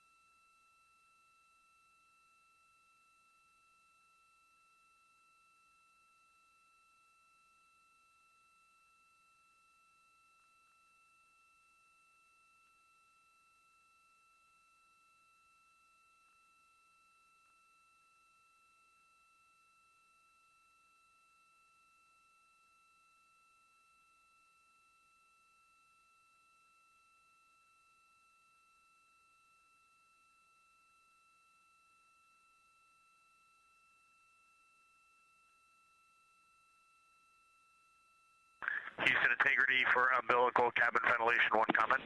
Go ahead.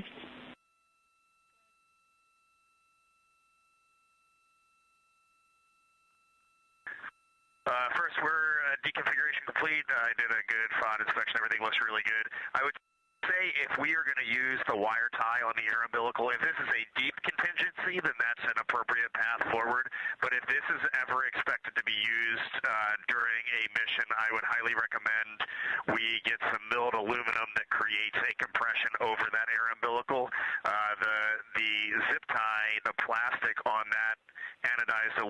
the air umbilical is extremely slippery, and I think we would very quickly just knock that zip tie off if the four of us were trying to maneuver around in a radiation shelter. Copy. Thanks for the data.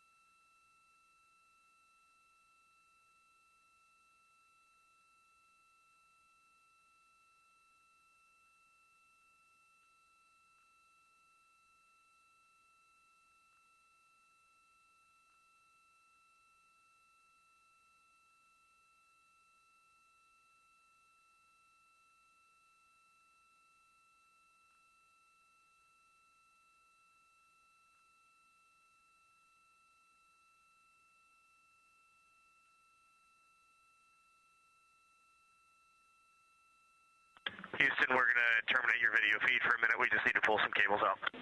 Copy.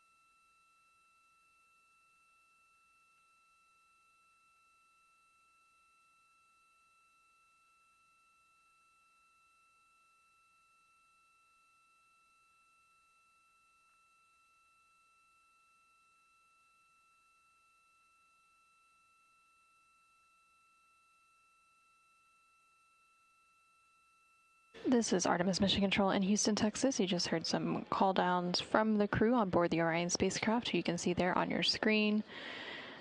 They did note that they are going to be moving the camera, currently providing these views, so we may lose those views momentarily. And recently, NASA astronaut Reed Wiseman also confirmed to the ground that he had completed the umbilical cabin demonstration.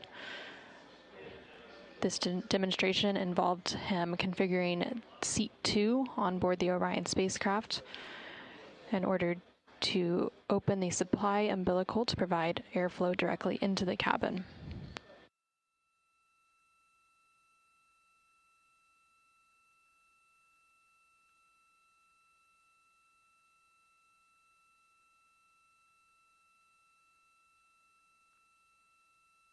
The team had also called up a little bit earlier to confirm that they had completed the propulsion characterization test. Earlier in the mission, the team had observed a pressure increase in the oxygen manifold of the service module's propulsion system and isolated a branch of the oxygen pressurization system. And then since flight day 2, teams had been discussing that particular configuration and developed a test plan. And then after running that test plan through some simulators, they went ahead and decided to execute that test this evening. There was a desire to execute that test while the crew was awake and with the limited time remaining in the mission so that they can back up commands from Mission Control. So the best time to fit in that test to the plan was this evening, and they have confirmed that that test has been completed.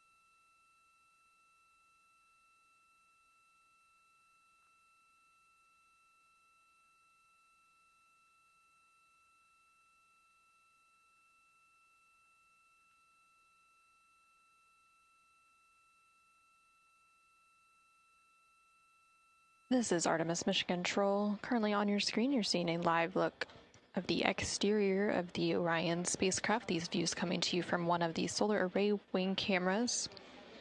And in the distance, you can also see a crescent Earth. Of course, that is the destination for the Orion spacecraft and its crew now that they are on the return journey portion of their trip. They are expected to splash down in about 1 day, 20 hours, and 17 minutes from now off the coast of California.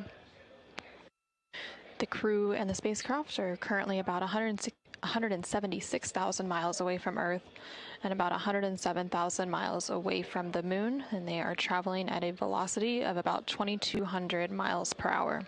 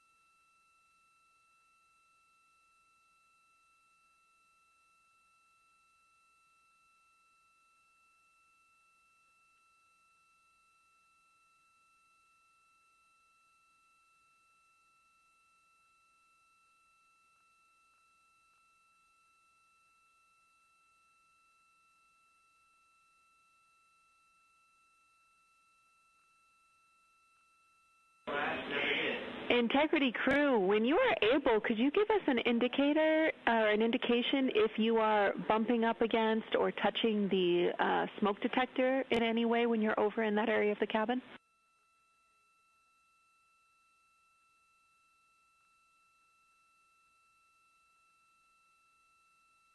I think MCC reported some erroneous data yesterday. Maybe that's happening again. We had a towel over there, but we don't think we're bumping into it. Give us a couple more seconds because we need to grab a few more pictures, and then we'll try to get away from it for a minute. And we don't have any concern. You guys can stay over there, keep taking your photos. We were just curious. Continue.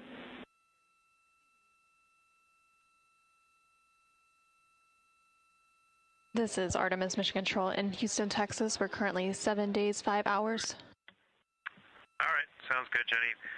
Yeah, we caught a view of Earth in window 1, and now we're completely distracted for a little bit. You guys are looking great.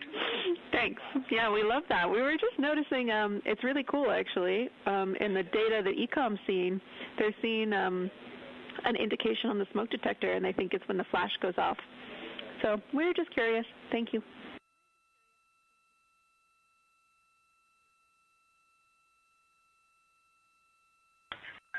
Yeah, okay. That's interesting.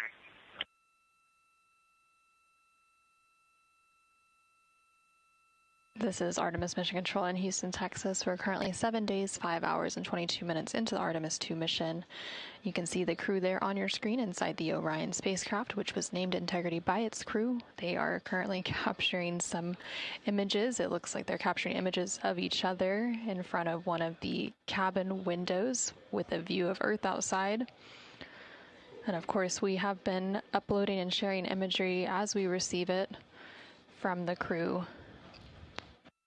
There on your screen from left to right, you can see NASA astronaut Christina Cook, NASA astronaut Reed Wiseman, and Canadian Space Agency astronaut Jeremy Hansen. And it looked like Reed was trying to show off the image that he was capturing just now.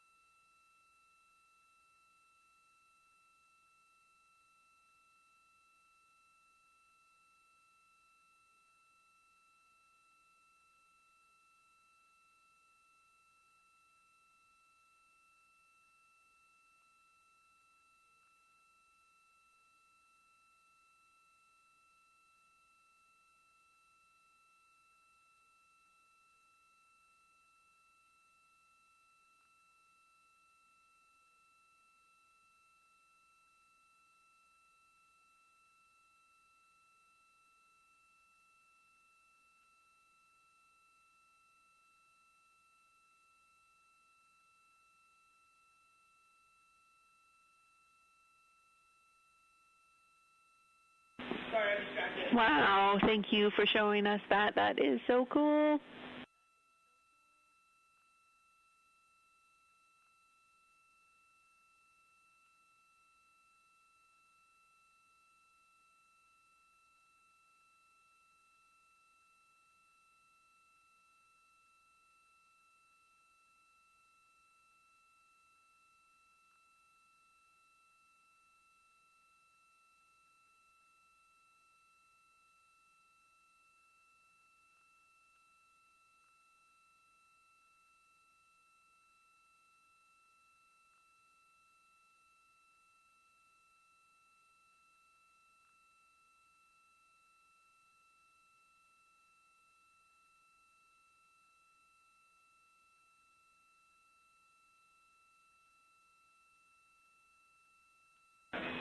We look like we're smiling at you, like a little Cheshire cat.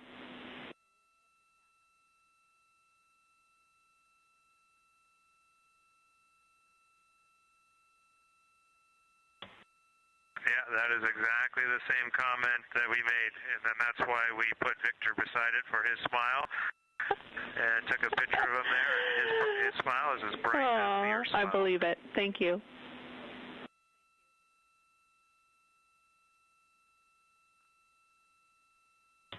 Sunny 16 when you need to take a picture of a happy hike.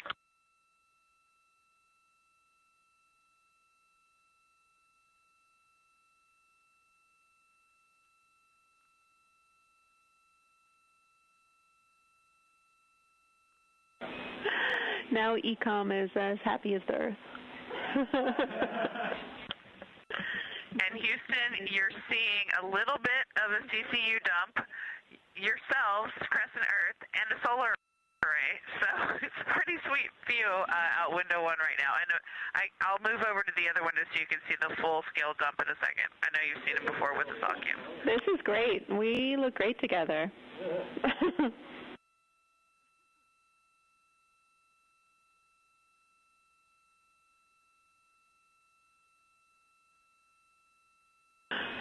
We see the blizzard. Cool.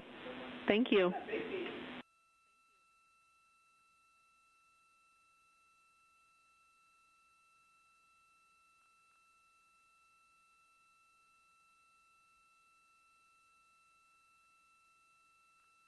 This is Artemis Mission Control in Houston, Texas.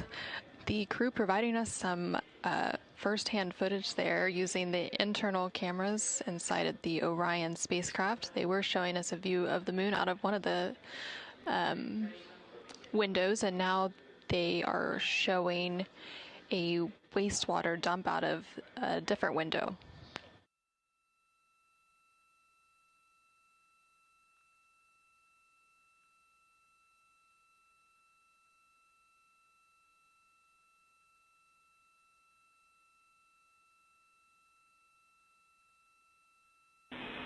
Integrity, that was really cool. We are curious on the quantity of that. Was that the full bag that you're dumping, or is that a CCU?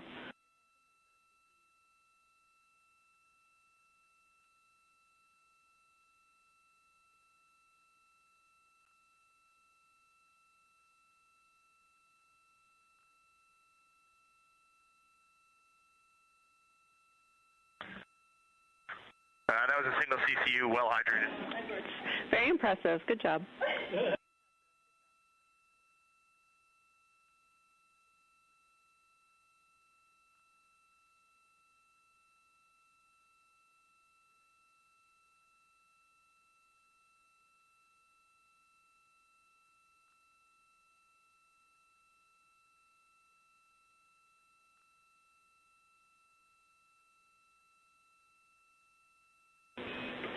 And Integrity crew, your email sync is complete, so you can go back hands-on email.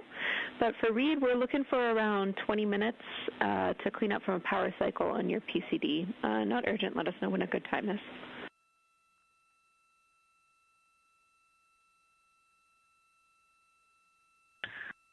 If you need my PCD, you can go on it now, please. All right, we'll put it in work. 20 minutes. We'll let you know when we're complete.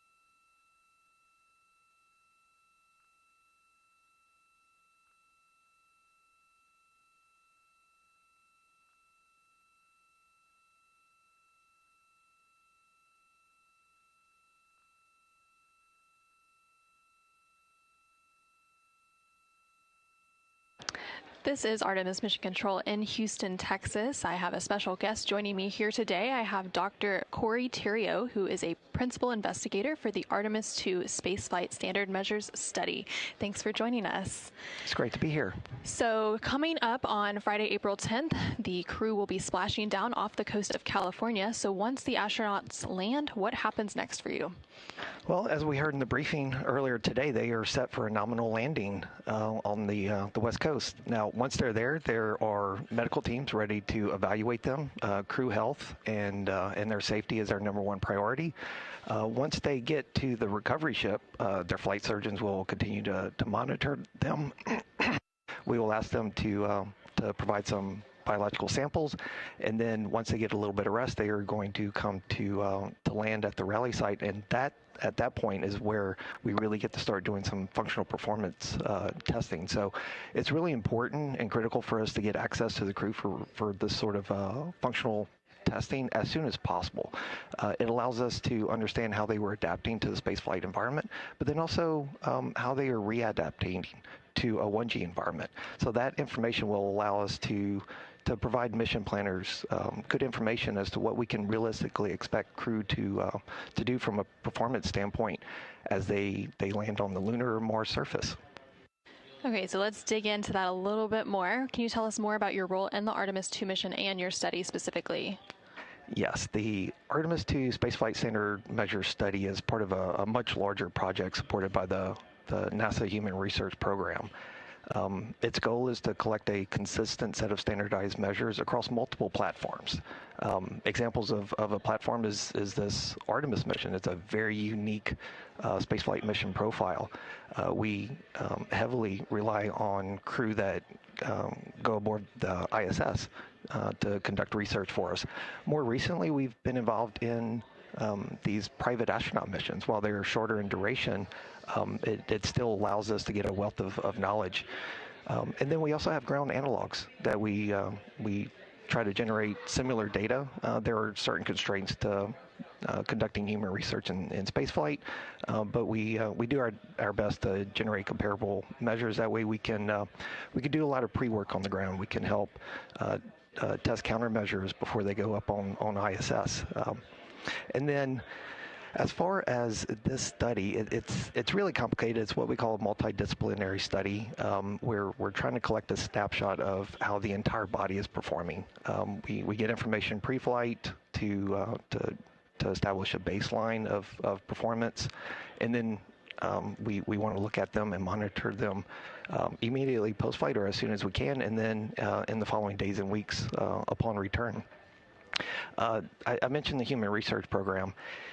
In its mission statement, it notes the importance of maintaining crew health and performance, particularly during exploration class missions. And up until earlier this week, that was something we could look forward to the future, but now it's a reality. So that really stresses and highlights the importance of collecting this human data on these early Artemis missions that will help us plan for the future missions and boots on the surface of the moon and in the future Mars.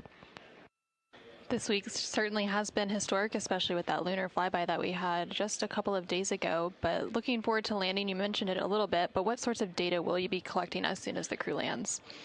Right. The best analogy I can use is this study is similar to going to your doctor for your annual evaluations, where they monitor your heart rate, blood pressure. They collect blood and urine and do analysis of that to get a snapshot of how your body is functioning at that point in time.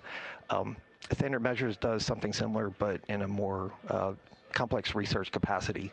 At landing site, what we call the rally site testing, we really look at their functional performance, how they are adapting to this 1G environment. So we get them to do tasks that seem very simple pre-flight, but can be very challenging immediately post-flight.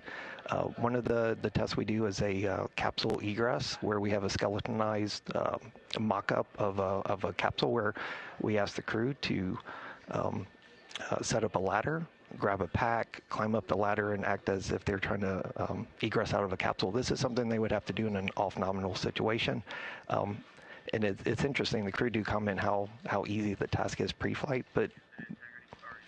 Use stow is complete. Copy.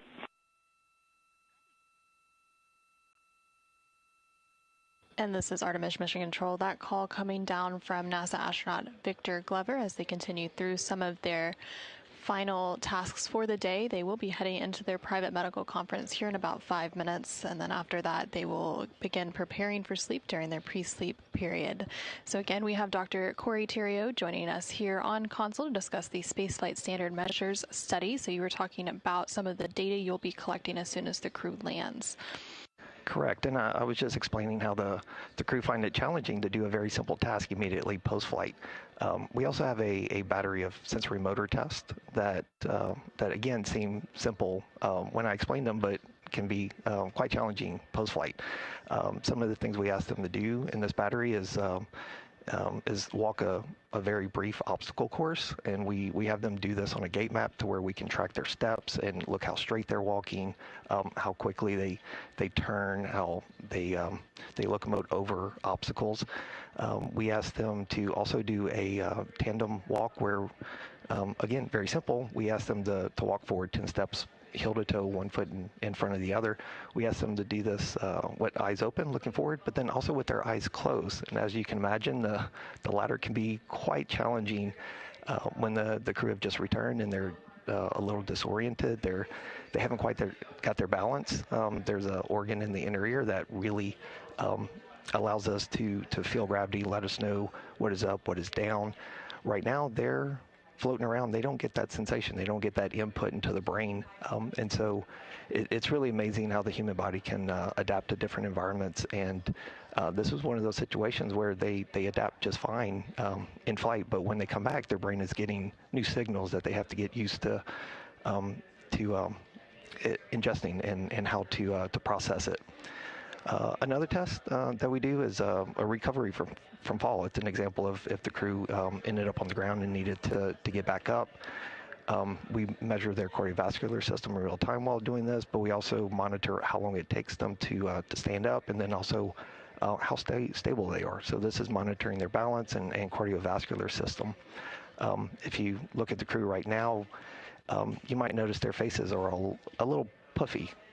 And that's because there's a phenomenon called cephalid fluid shift. It's simply an increase in the amount of fluid in the head and neck regions. When they come back to Earth in 1G, we're sitting here. Everyone on Earth has gravity pulling fluid to the lower extremities when you're standing up. In space, that force goes away. One of the cool things in the way that the human body adapts is we have sensors in the arteries that go up to the brain that tells the body, hey, we have more blood volume than we need, and tells the body to excrete it. So that's an adaptation to spaceflight, but when you return back to the ground, you have to fluid load to have enough fluid for the cardiovascular system to function properly. That's one of the reasons we monitor the cardiovascular system in this test. It's really key that we can monitor not just when they immediately return, but then shortly after as well. So that's some of the testing we do at the rally site. And then they will come to JSE here, and then starting the next day, we start doing more tests. Sometimes we repeat these same tests to look at their recovery response over time. But then we also throw them a full gamut of additional tests, and I'd love to explain those as well if we have time. Yeah, so you mentioned when they land, they go through a bunch of tests, and also the day after they land, there's some additional tests. But how long are you kind of monitoring the crews, and what are those additional tests and recovery steps? Right. The key window is the first hours and days of return. That's when they're reacclimating to the 1G environment. That's where we can get a lot of good information to help the mission planners make reasonable assessments on what we can expect crew to do once landing on the surface of the moon. But then there's another component where we are monitoring their recovery to pre-flight baseline, and that's really important to understand just how long that takes. We are also conducting some research that's really key to Houston, integrity for consumables. Go ahead.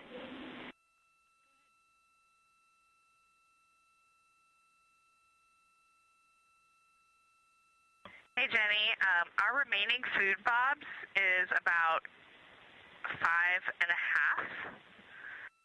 Our canisters, 2 full, and we expect we will fill 1 more, and then we expect we will come home with an empty one per the timeline and procedures listed there. And then we have packed 9 trash bags, and we also have other trash in the trash JSBs like packaging material or used clothing. Any questions?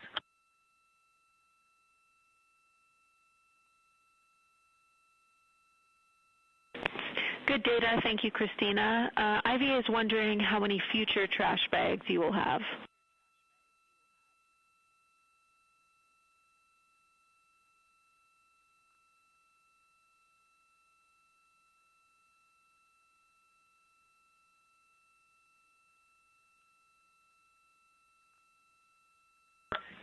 Denny, I'll estimate 4 more, and we will need another recommended location to stow them. We are filled in our 3 dedicated trash bags at this time. All right, we copy. Thank you, Christina. We will have a new location for you shortly. And while I have you, I have 2 questions for you. First of all, we'd love to know whether you had a chance to dump the contingency urine bag.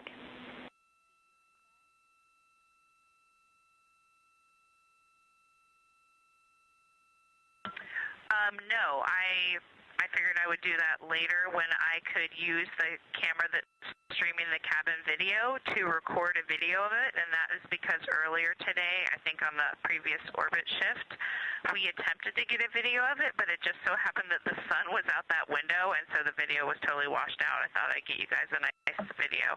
But can you let me know if there's a timeline on that?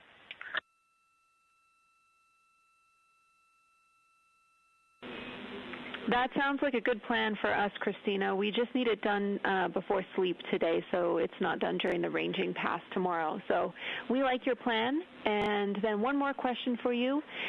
Tonight we need to, or we are planning to, reformat the cab cams. And when we do that, the little LEDs on those cameras will light up. We aren't recording or streaming, but we'd like to know if that would bother you, and if so, we will waive it off until crew wake.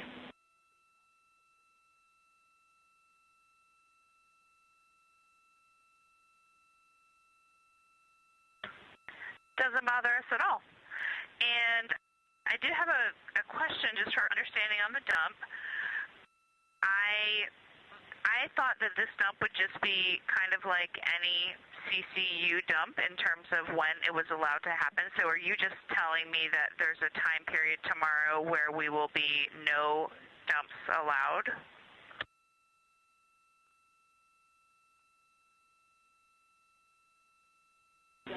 Checking.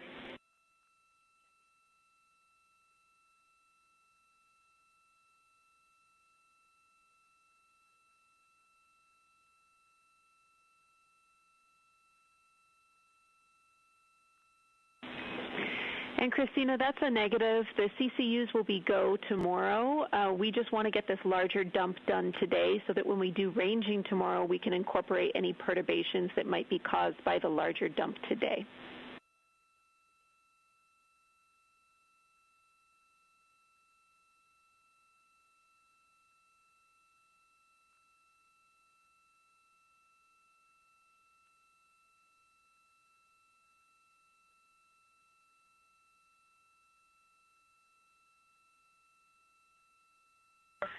Okay, copy that. I think we just wanted to make sure that you understand that all of our, I mean, you know, you got 4 people, and that is a lot. So, but understand, we want the big one out the door early, and I will take care of that tonight. Thanks.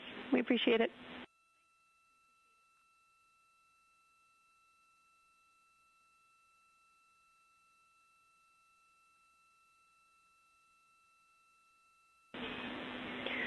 Integrity crew, also want to let you know that your flight director conference this evening will be on VC if you would like some video with your friend Jeff.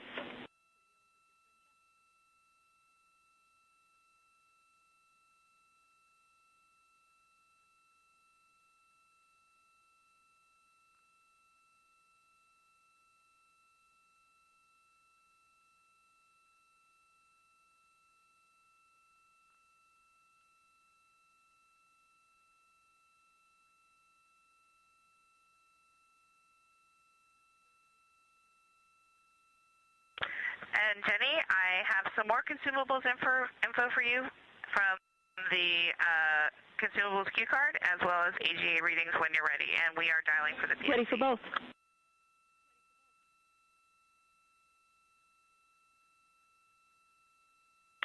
Thank you.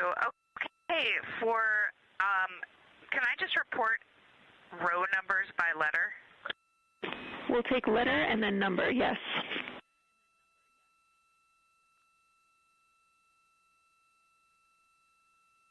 Great.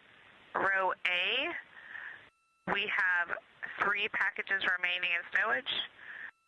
Row B, 1. Row C, 3. Delta, 29. Echo, 1.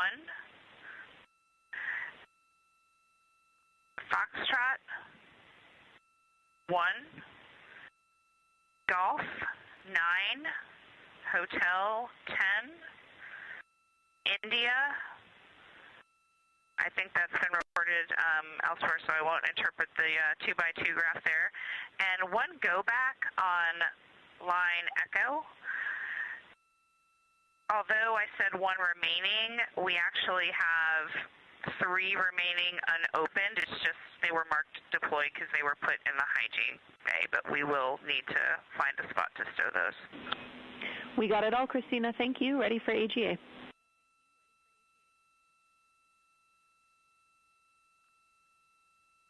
Yes, ma'am. CO2, 2.3. Oxygen, 21.8. 75.8 degrees and 14.65 PSIA. Beautiful. Thank you, Christina. And one more note for you. PCD1 is go for use. Thanks.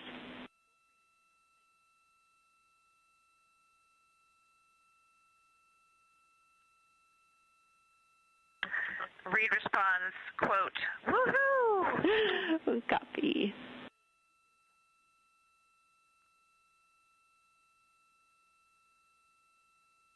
This is Artemis Mission Control here in Houston, Texas. We just heard some communication there from NASA astronaut Christina Cook, currently on board the Orion spacecraft as it makes its way back home to Earth.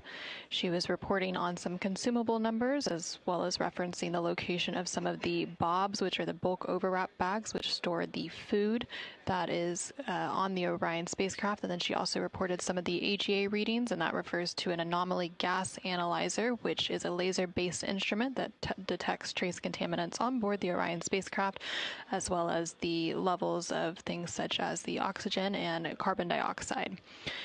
Here in Mission Control, I have Dr. Corey Terrio, who is the principal investigator for the Artemis II Spaceflight Standard Measures study. You were discussing some of the things that you monitor a few days after the crew returns back home to Earth. That's when the fun begins. Once we get them back to JSE, they joke how they're pin cushions. We really do really push them to collect as much data as we can. There's a lot of medical evaluations that continue in the weeks and months that follow return. Standard measures specifically really gets a lot of information from collecting biological samples. That includes blood, urine, body swabs, saliva. Blood is a great tool for us. We can monitor their crew's nutritional status, their vitamin status. Blood contains biomarkers of cardiovascular health, bone health, muscle health. Urine is really key for us to track renal health. It can give us insights to bone loss through excretion of calcium. It can also provide information about risk of renal stones. We collect body swabs to monitor the microbial population on the human body, something called the microbiome. We see on ISS that this can change over time, so we like to monitor that as well. They're in a closed environment. It's a unique environment, so we are really interested in how the microbiome may change in that environment.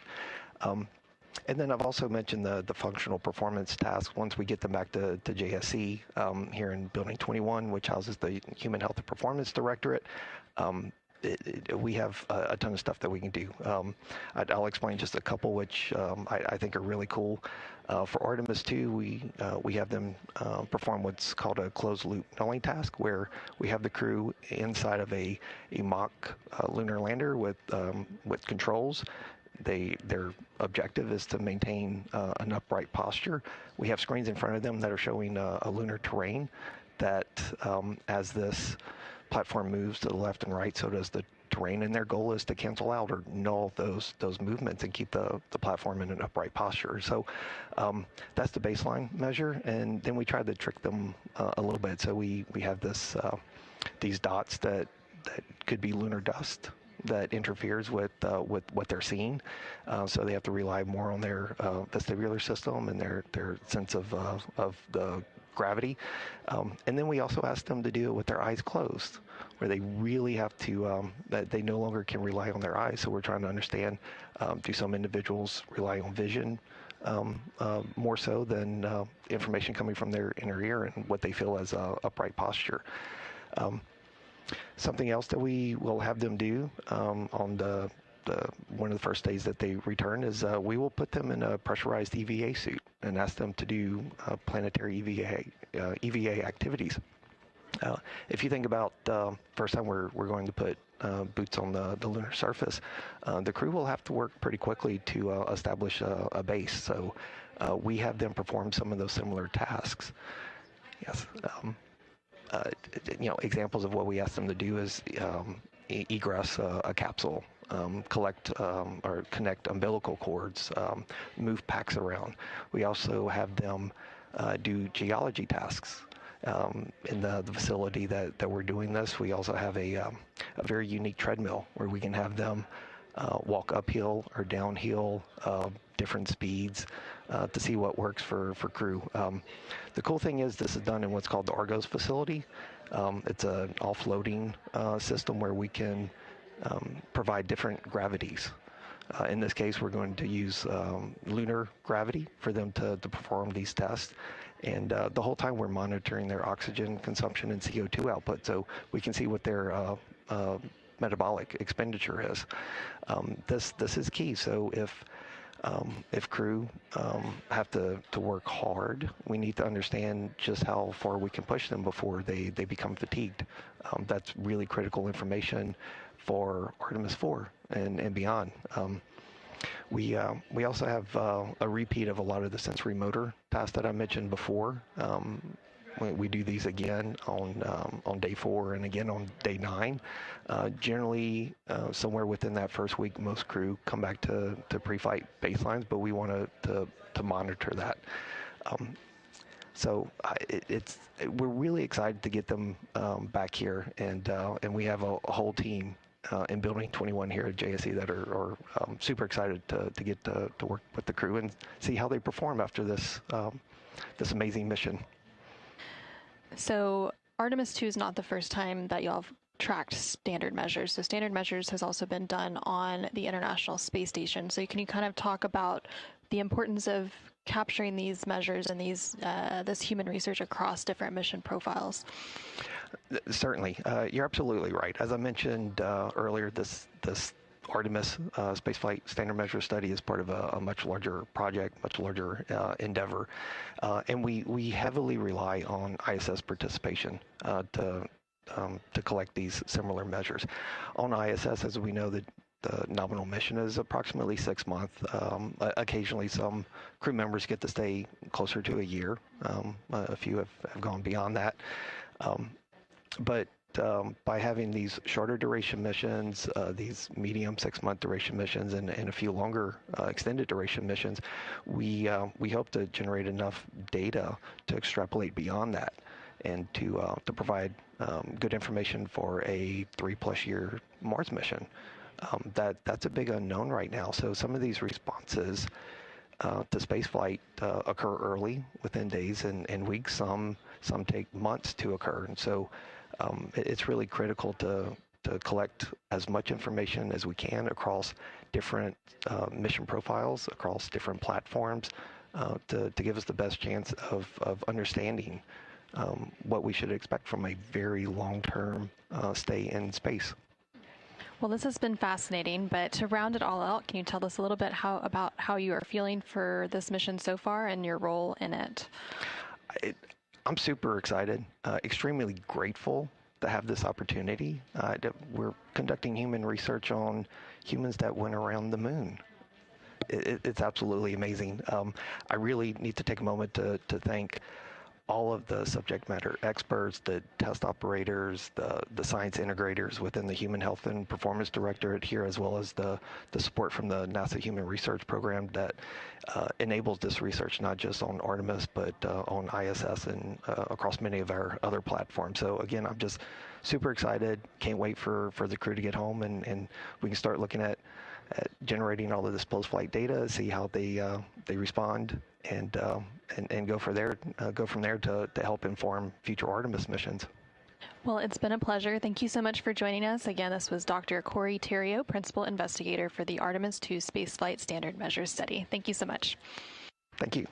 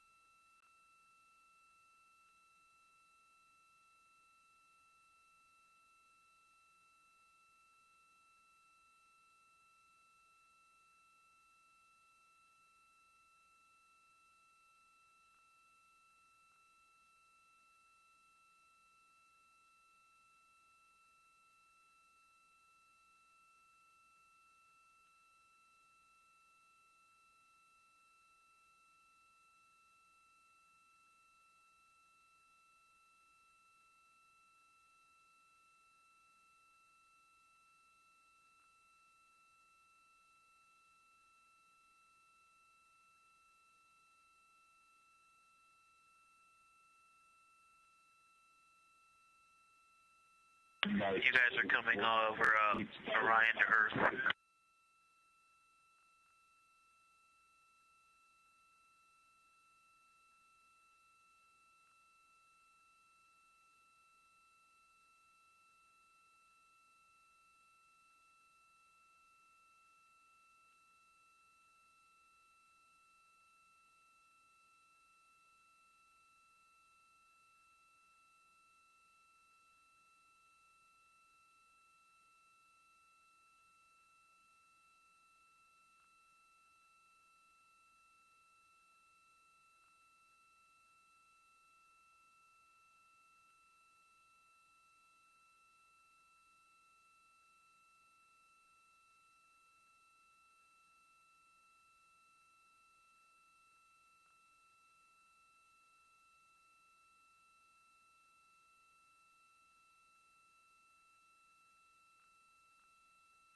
This is Artemis Mission Control in Houston, Texas. Currently on your screen on the left-hand side, you can see a live view of the Orion spacecraft. These views coming to you from the solar array wing cameras.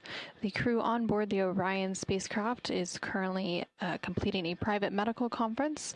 This is a standard conference that takes place towards the end of every flight day with the medical teams on the ground. And then shortly after that conference is complete, they will be moving into a private flight director conference where they will be able to discuss with the flight director here in the room the current vehicle status, as well along with any comments, questions, concerns they have of the days ahead. On the right-hand side of your screen, you can see a view of the Artemis Real-Time Orbit website, or ARO, which provides a visualization and updates of the velocity as well as the distance from Earth and the Moon of the Orion spacecraft. So the Orion spacecraft and its crew are currently on the return leg of their journey with an expected splashdown on Friday, April 10th. They are currently traveling about 2,200 miles per hour and are about 173,000 miles away from their destination, planet Earth. We recently had Dr. Corey Theriault, Principal Investigator for the Artemis II Spaceflight Standard Measure Study, join us on console. The study is a new branch of the ongoing Spaceflight Standard Measures experiment conducted in a variety of spaceflight mission environments, including the International Space Station. It is similarly collecting a standardized set of measurements spanning multiple physiological systems to provide a comprehensive snapshot of how spaceflight affects the human body. Integrity Crew, Houston. OE2 is privatized for Victor's Crew Preference Conference.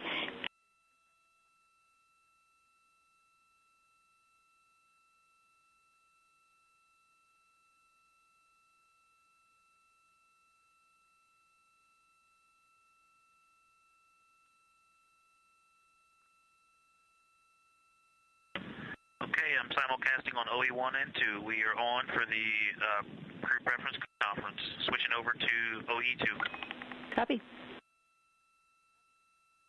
And that call up to the crew, specifically NASA astronaut Victor Glover, to let him know that they are configured for an upcoming crew preference conference. Often these are to be able to speak directly with friends and family on the ground.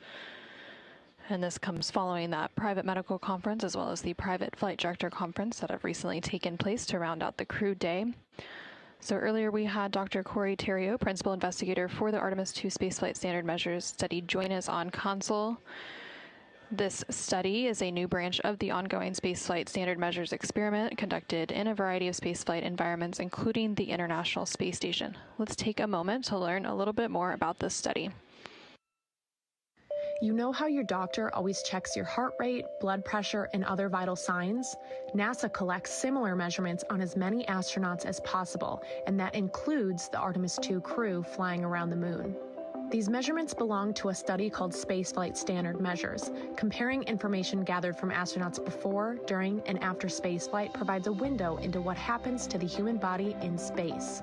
On their trek aboard the Orion spacecraft, Artemis crew members will track their nutrition, heart health, and immune system, while MRI scans pre- and post-launch will peek inside their eyes and brain. The crew will also participate in tests examining balance, muscle performance, motion sickness, and changes in their microbiome. Since 2018, NASA has been gathering standard measures like these from crews in Earth-based analogs and aboard the International Space Station. but Artemis 2 will be the first to provide these measurements in deep space. After returning from their mission, the crew will move through obstacle courses. They'll exit a mock capsule and conduct simulated moonwalk activities in a pressurized spacesuit, including practicing walking, using a ladder, connecting tubes to the capsule, carrying bulky objects, and more. Why? Some astronauts feel dizzy, unsteady, and nauseated post-flight, but scientists want to know how soon after landing on the moon could astronauts carry out mission-critical tasks and what workloads they could handle before fatigue sets in. By understanding how deep space travel affects the human body, NASA can take steps towards sending future astronauts to the surface of the moon, Mars, and beyond.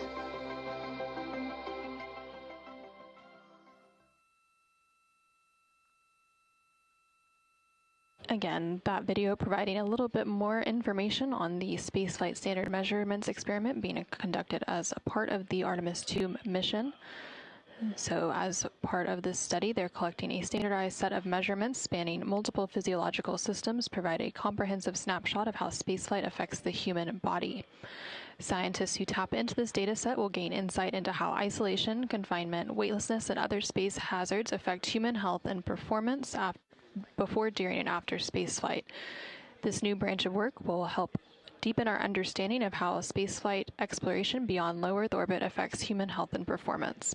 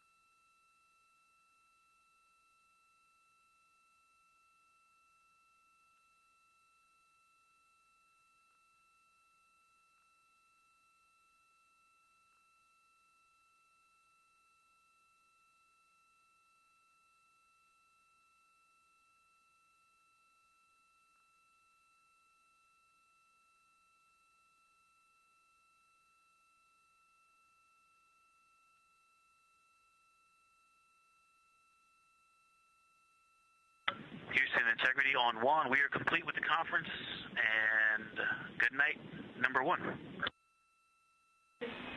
I just heard about you guys counting good nights, and I really like it.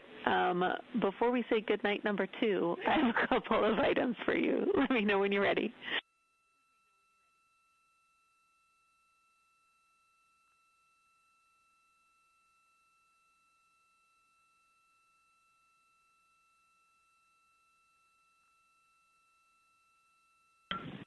No, we're used to it. We like this game. Okay, a couple items for us. We are ready. Go ahead, Jenny.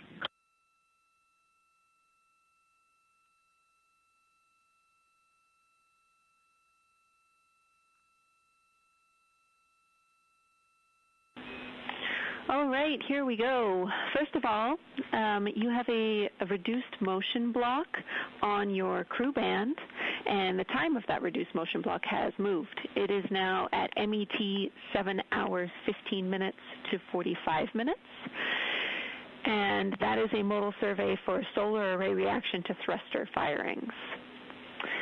Second up, we have that next trash location if you want it now.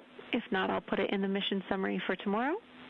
And then finally, we need that dock cam powered before bedtime. That's all for now.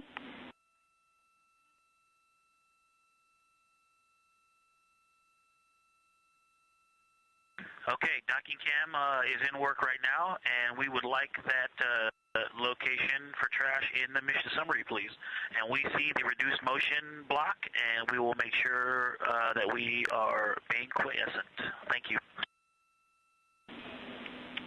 Copy, Victor, and that reduced motion block has moved. It's now at hour 7, 15 minutes to 45 minutes, so a different time than on your crew band.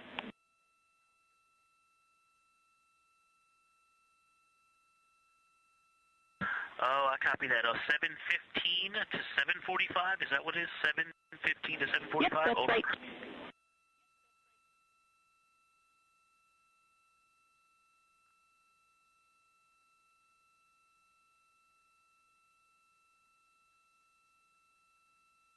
Okay, we copy that. The whole crew knows 7:15, 7:45. All right, thank you, Victor. Good night, too.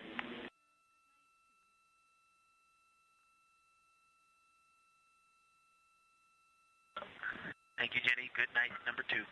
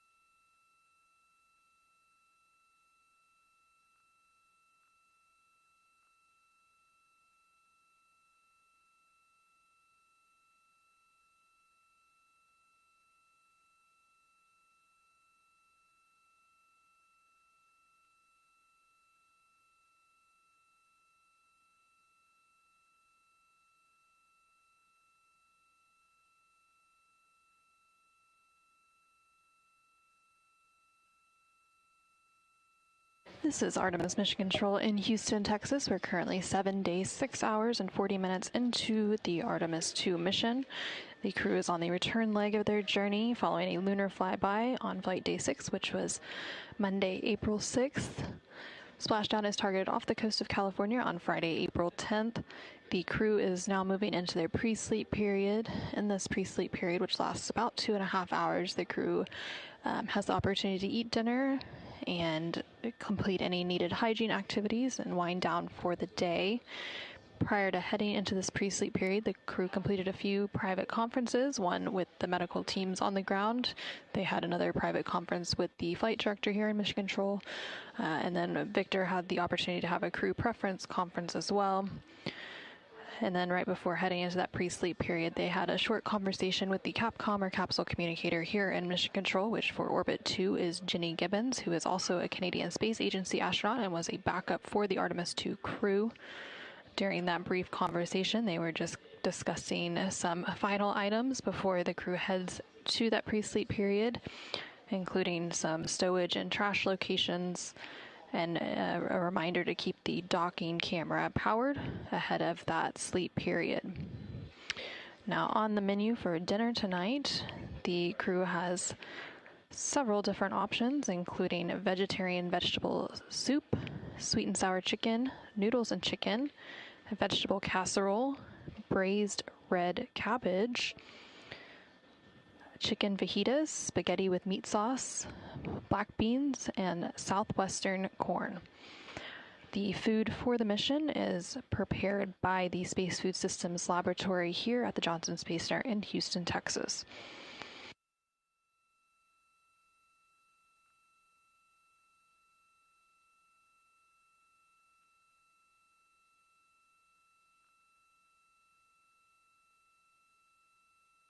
Houston Integrity Dock camera should be installed and powered.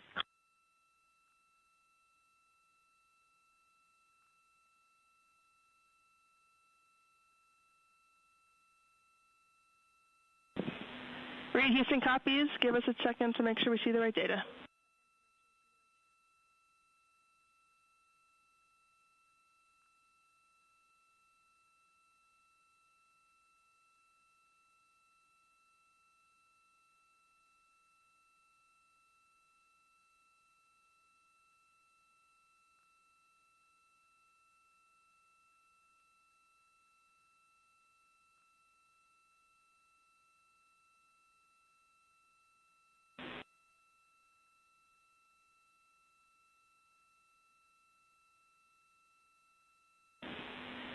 Integrity Houston, sorry for the delay. We have what we need on the ground. Thank you for setting up the power.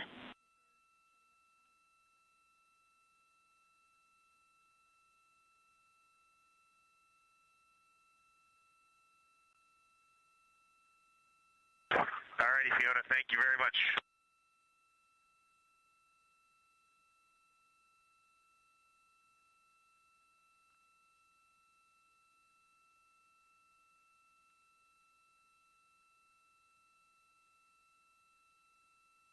This is Artemis Mission Control. You just heard confirmation called down from the crew on board the Orion spacecraft that docking camera was set up ahead of their pre-sleep period. They were setting up that docking camera for a developmental flight test objective that will take place during the crew's sleep, performed here by teams on the ground. This is specifically a docking camera pressure and thermal developmental flight test objective, or DFTO. And through this objective, they are evaluating the cabin pressure and thermal impacts on docking camera misalignment.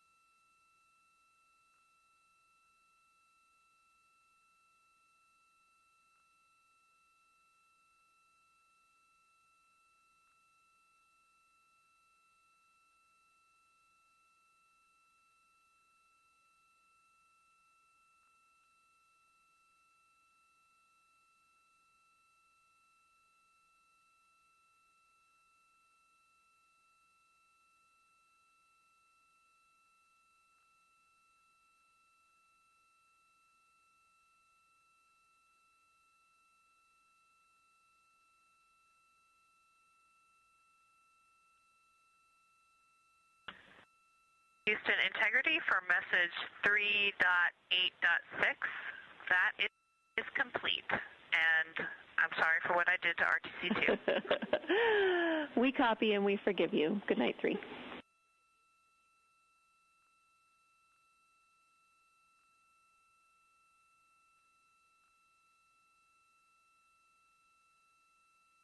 Good night, 3.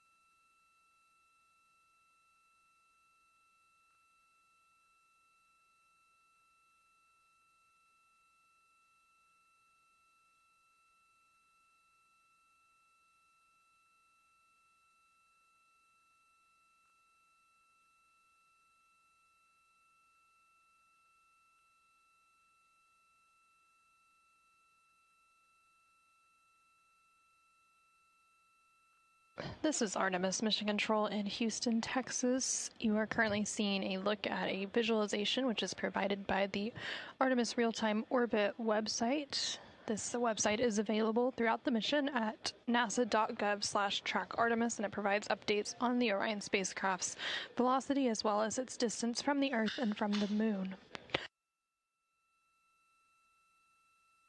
The crew on board the Orion spacecraft is currently in their pre-sleep period. During this portion of time, they have the opportunity to eat dinner and complete any hygiene activities ahead of sleep, and they will be heading to sleep in about an hour from now. Throughout the day, the crew completed several activities. For the first portion of their day, they focused on a orthostatic intolerance garment developmental flight test objective, or DFTO. During this objective, all 4 crew members took turns testing and evaluating the orthostatic intolerance garment, which is worn under the Orion Cruise Survival System suit, which is those orange suits that are worn during dynamic phases of the mission, such as launch and re-entry. These orthostatic intolerance garments help astronauts maintain blood pressure and circulation during their transition back to Earth's gravity. After an extended time in microgravity, some astronauts experience what is known as orthostatic intolerance, which is a condition that can make it difficult to stand upright without dizziness or fainting. By using this garment, it applies lower body compression to counteract this effect and support a safe return. Following that developmental flight test objective, the crew then had the opportunity to have their midday meal, and the crew also completed their daily exercise using the flywheel exercise device. The flywheel is about the size of an extra large shoebox, and it enables the crew to complete both aerobic and resistive types of exercise. The crew, namely CSA, or Canadian Space Agency astronaut Jeremy Hansen, also completed a public affairs event for the Canadian Space Agency. And then in the second portion of their day, they completed a prop system characterization test.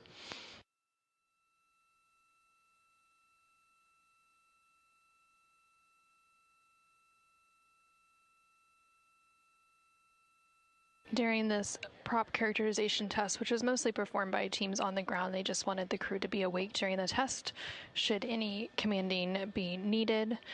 But earlier in the mission, the team had observed a pressure increase in the oxygen manifold of the Orion spacecraft's service module's propulsion system and had subsequently isolated a branch of the oxygen pressurization system.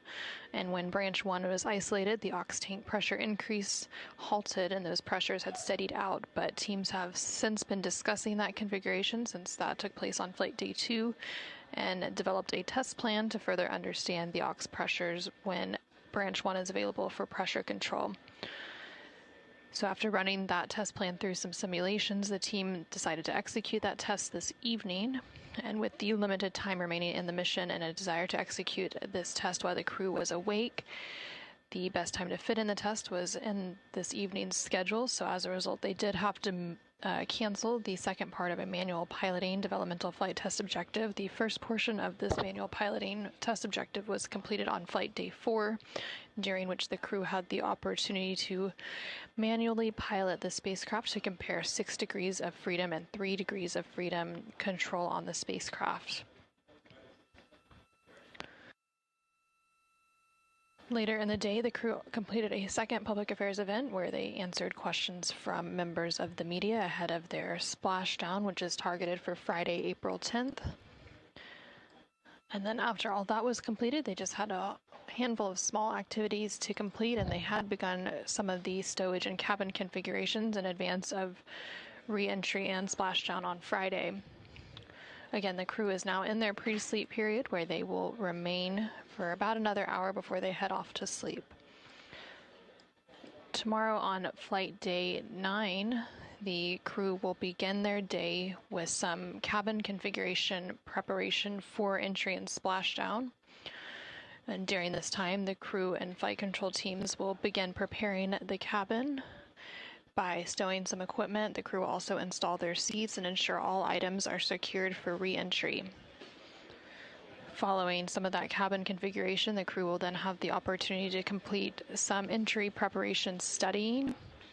So they will have the opportunity to study their entry procedures ahead of splashdown, and then following that study session, the crew will have an entry pre-brief with the teams on the ground.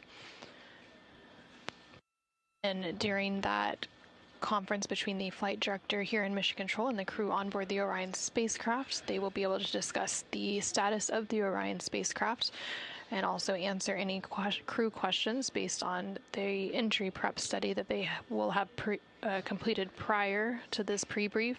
They will also discuss the latest weather status and the status of the recovery teams preparing off the coast of California.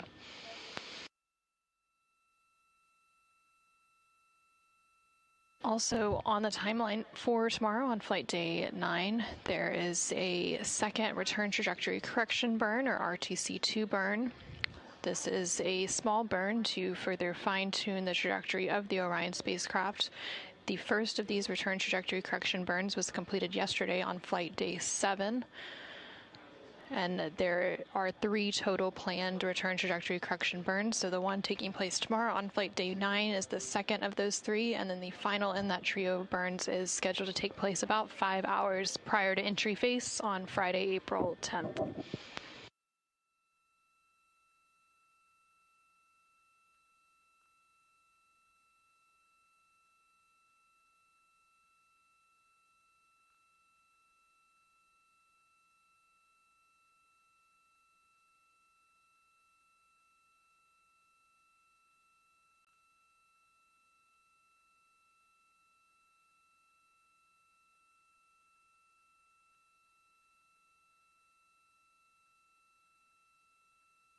Houston integrity for PAO.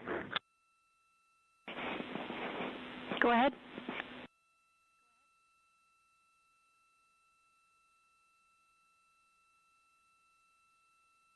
The PAO images for today are on PCD2, and then there's a separate folder, special or specific one for CSA and Belanger.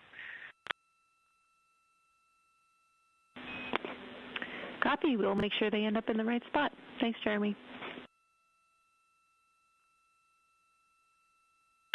Okay.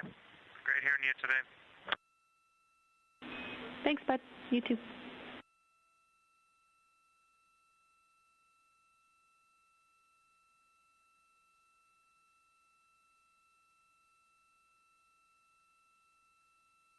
This is Artemis Mission Control. You just heard some communication there between CSA, or Canadian Space Agency astronaut Jeremy Hansen, currently on board the Orion spacecraft. He was calling down to Mission Control, specifically the Capcom or capsule communicator, which for the Orbit 2 shift currently on console is Jenny Gibbons, who is a fellow Canadian Space Agency astronaut and was also a backup for the Artemis 2 mission. He was calling down regarding a downlink of some imagery, and you heard them reference PCDs. That refers to the crew's portable computing devices, which are basically the tablets that they are able to reference various procedures as well as their timeline, and can also transfer data to and from.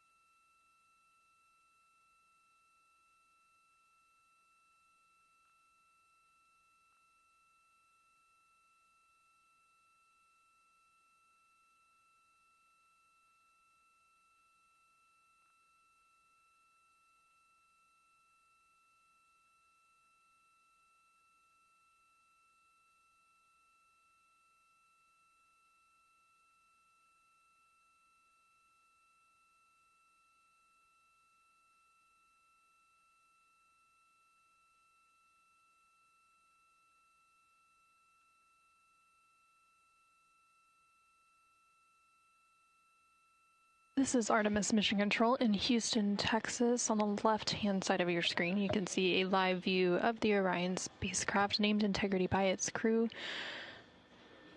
The Orion spacecraft is currently completing a small attitude maneuver as part of a solar array wing modal survey that the teams on the ground were completing.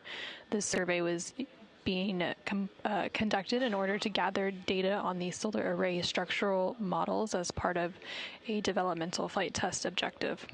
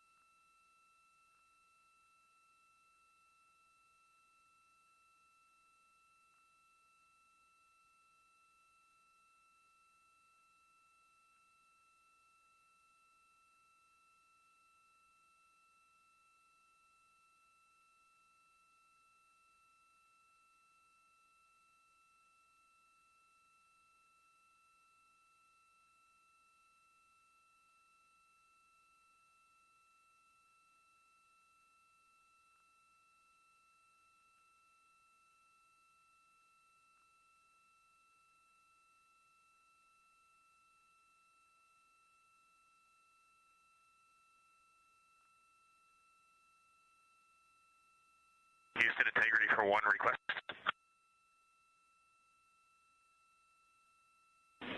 We're here for your request.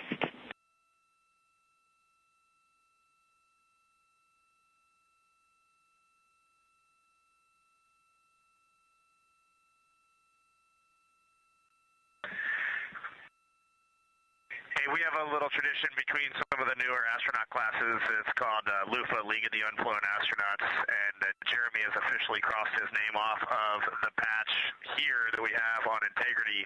And we were wondering if you could just call over to the Capcom at the White Vicar and make sure at morning DPC or evening DPC tomorrow, they request that the International Space Station crew please go to the U.S. lab and remove Jeremy's name from the LUFA patch. We would appreciate that. I'm sure we can make that happen for you guys. Thanks for giving us a call.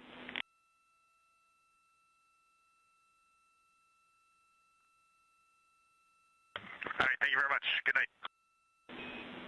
Good night. 3, 4, maybe 5.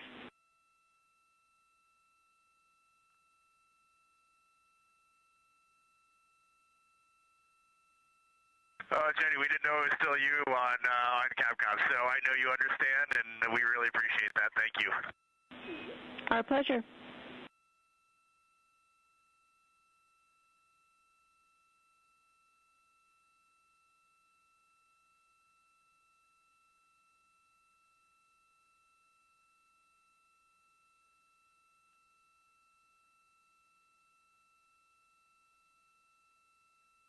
This is Artemis Mission Control in Houston, Texas.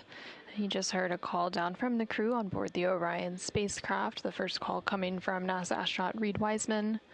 He made a note that they had gone ahead and crossed off CSA, or Canadian Space Agency astronaut Jeremy Hansen's name from a patch to signify that he is now officially a flown astronaut, and made a request to send that over to the International Space Station Flight Control Room and their Capcom inside that flight control room just down the hallway to have that name removed also on the International Space Station version of the patch. And Jeremy Hansen was the only first-time flyer as a part of the Artemis 2 mission. The 3 other crew members, which are NASA astronaut Reed Wiseman, Victor Glover, and Christina Cook, have all previously flown on missions to the International Space Station, so they're veteran flyers. But this was the first mission for Canadian Space Agency astronaut Jeremy Hansen, and that request to just signify that he is now officially a flown astronaut, having flown on this Artemis 2 mission.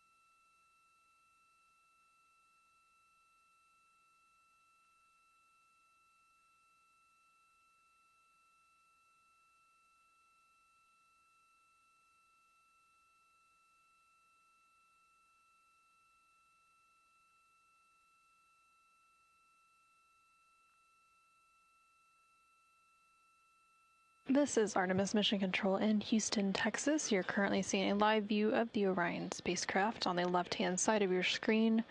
That view coming to you from one of the 4 solar array wing cameras. Each of the solar array wings has a camera affixed to it that helps to provide some of these live views throughout the mission. The crew on board that Orion spacecraft, which was named Integrity by its crew, is currently at the tail end of their pre-sleep period, so that they will be heading off to bed here shortly.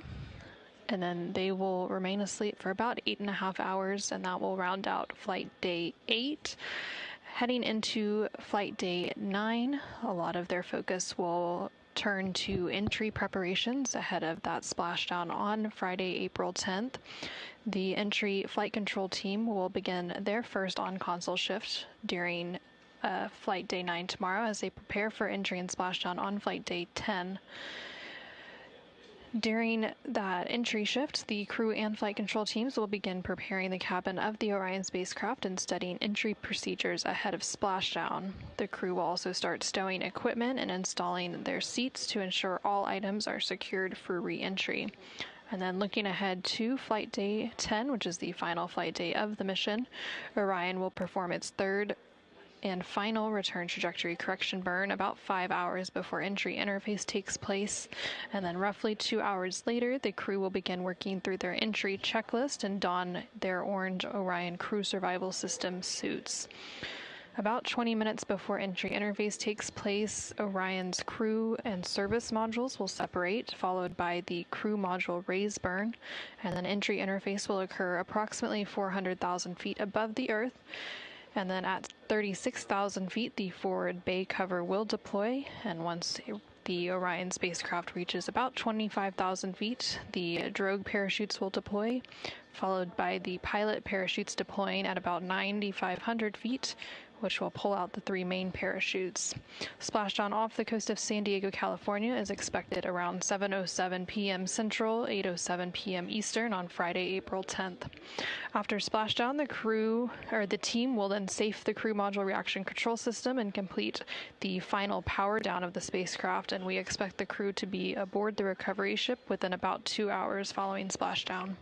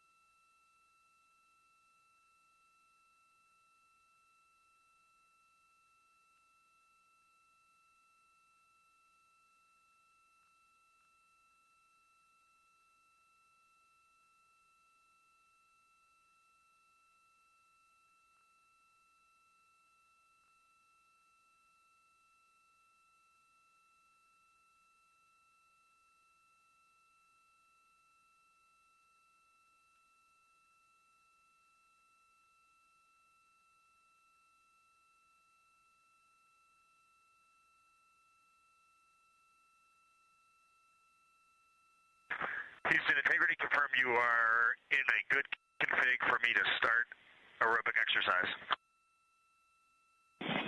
We're ready for you to start exercise.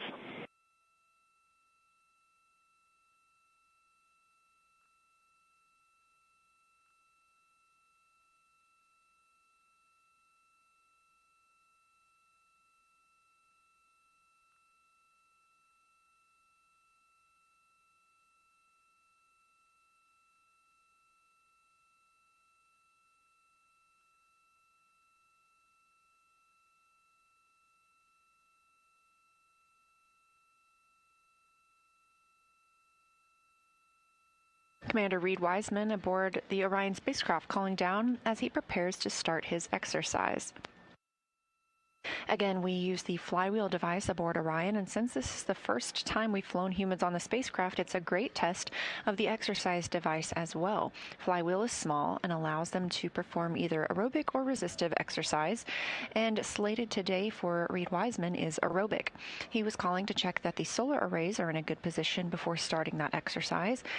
And one of the first things we noticed when the crew began exercising earlier in the mission was that we can actually see some movement from the spacecraft during that routine.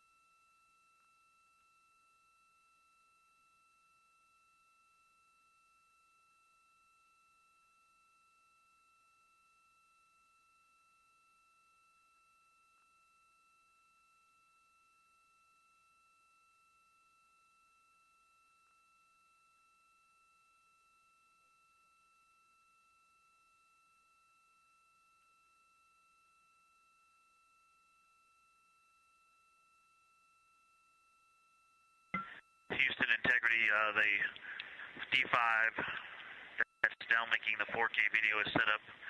I'm thinking I might power off the microphone, transmitter, and receiver. Leave the video running, and you call me when you're ready. We're going to move on and start getting ready for the OIG DFTO. Victor, that's a good plan.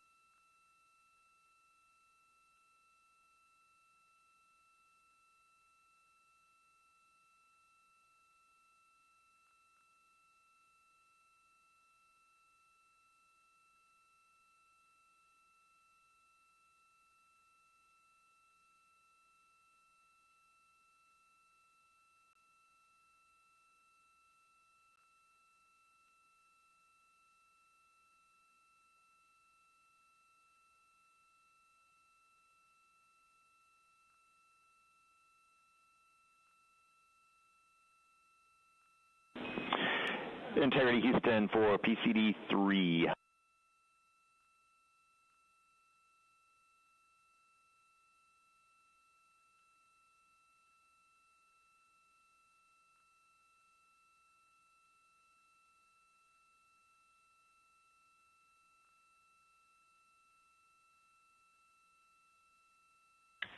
And Stan, we're with you. Go ahead for PCD 3.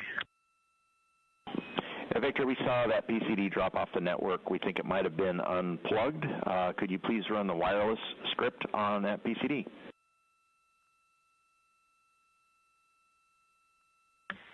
That is in work, Stan. Thank you.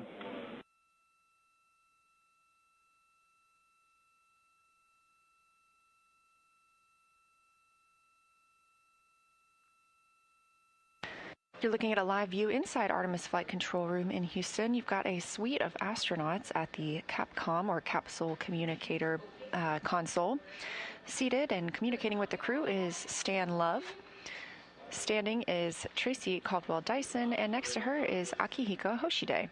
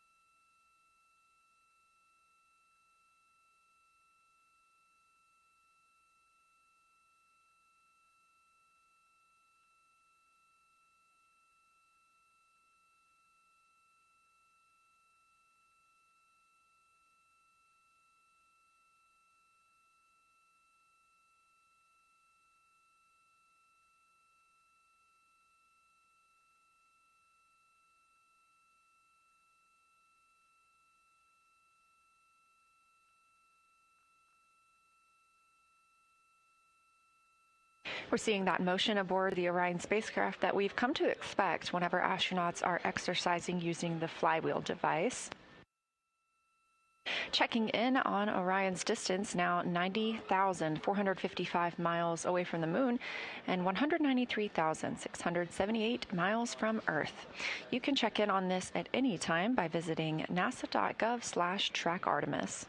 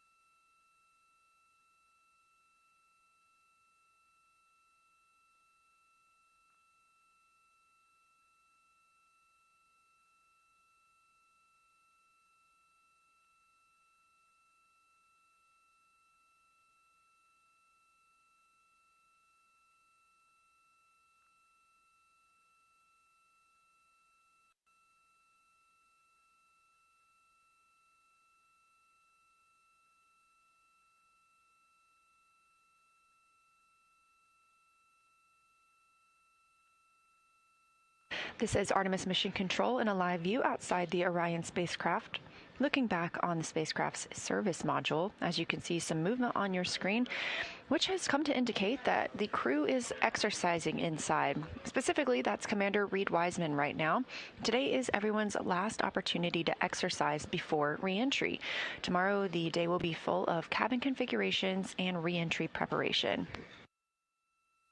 Elsewhere in the spacecraft, pilot Victor Glover and mission specialist Jeremy Hansen are conducting their orthostatic intolerance garment demonstration. They are taking measurements and trying on their orthostatic intolerance garment. This is worn under the Ox suit, those orange Orion crew survival system suits that you saw at launch.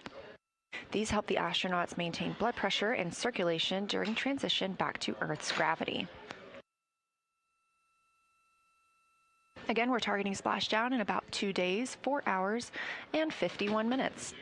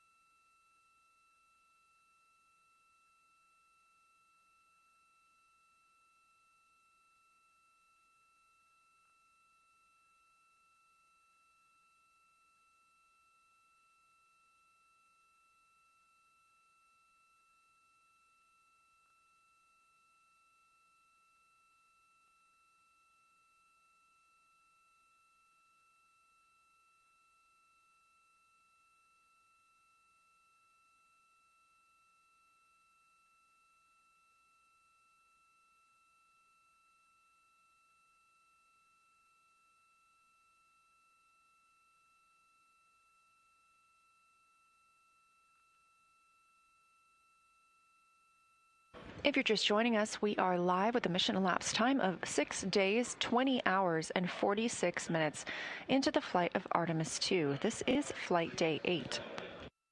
You're seeing a little bit of movement outside the Orion spacecraft. Again, Commander Reed Wiseman currently in his exercise period for the day.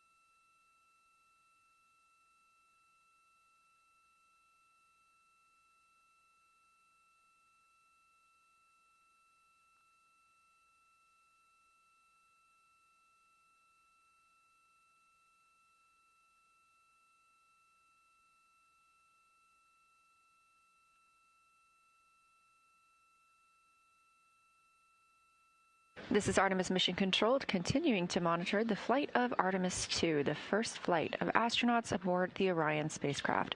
Our 4 astronauts, Reed Wiseman, Victor Glover, Christina Cook, and Jeremy Hansen, woke up at 10:35 a.m. Central Time today.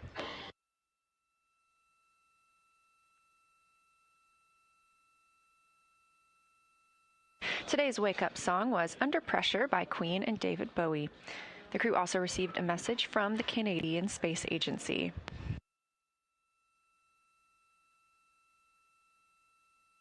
Yesterday was a little bit quieter for the crew following their lunar flyby on flight day 6. Yesterday, the astronauts participated in a ship-to-ship call with the crew aboard the International Space Station. They also discussed their lunar flyby observations with the science team. The rest of the day was mostly an off day and gave them an opportunity to rest.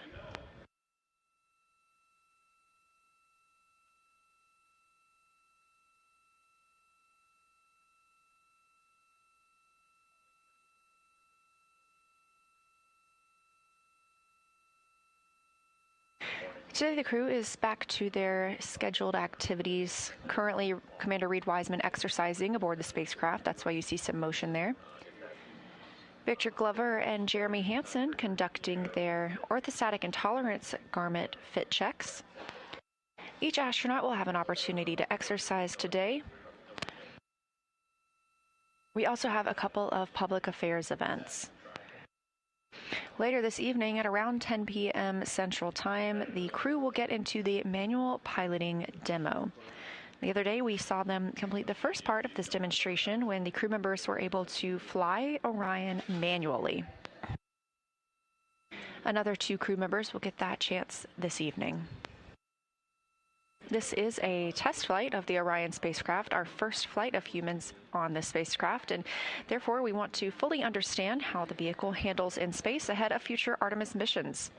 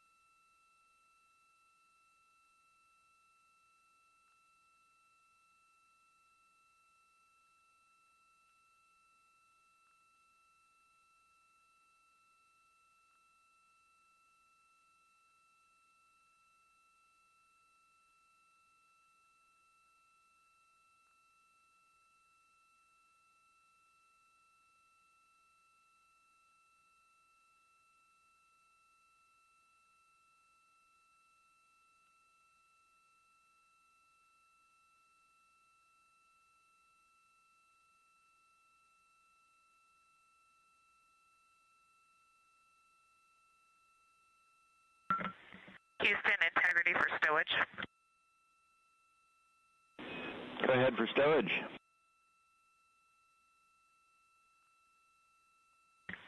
Yes, sir. A third Peltor SWAT TAC headset has been deployed to the cabin, and batteries have been swapped in 2 Peltors for a total of 4 AAA batteries.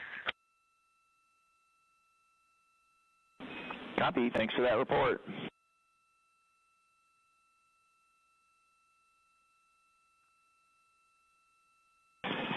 And Christina, while we've got you, for your upcoming exercise, if you want to record that, we think that the problem with the D5's recording stopping at 4 minutes might be because the camera is overheating. If you turn the live view off, which turns off the back screen, we think the camera will stay cool.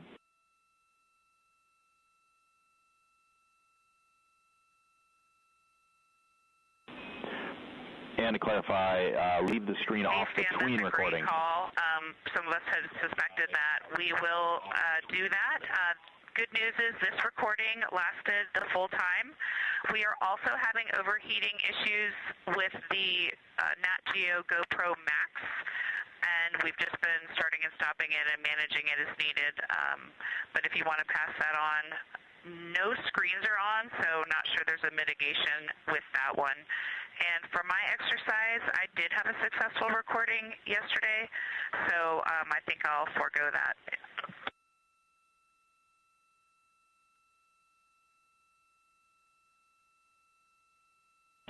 And Christina, copy the Nat Geo overheating, and for recording, we are asking for recording of both resistive and aerobic exercise, so we would like you to record your session today.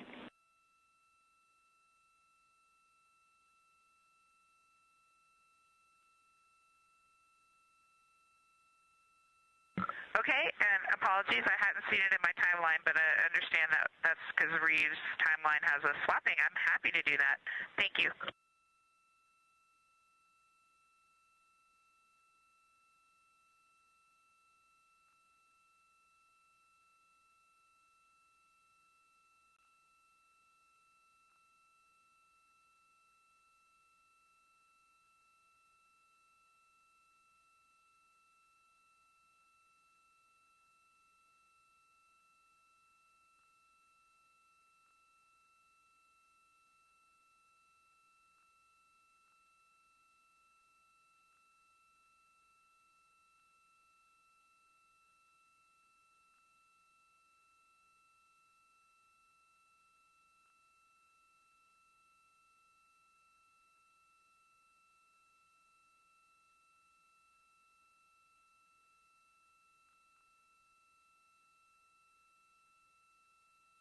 This is Artemis Mission Control, hearing those calls from NASA astronaut Christina Cook down to Capcom, or Capsule Communicator Stan Love, here in the flight control room.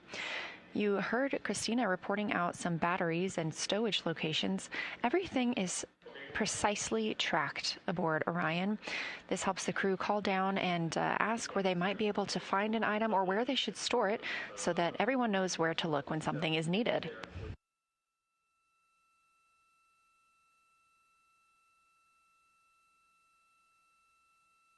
Additionally, you heard Christina inquiring about whether she needed to film her exercise today.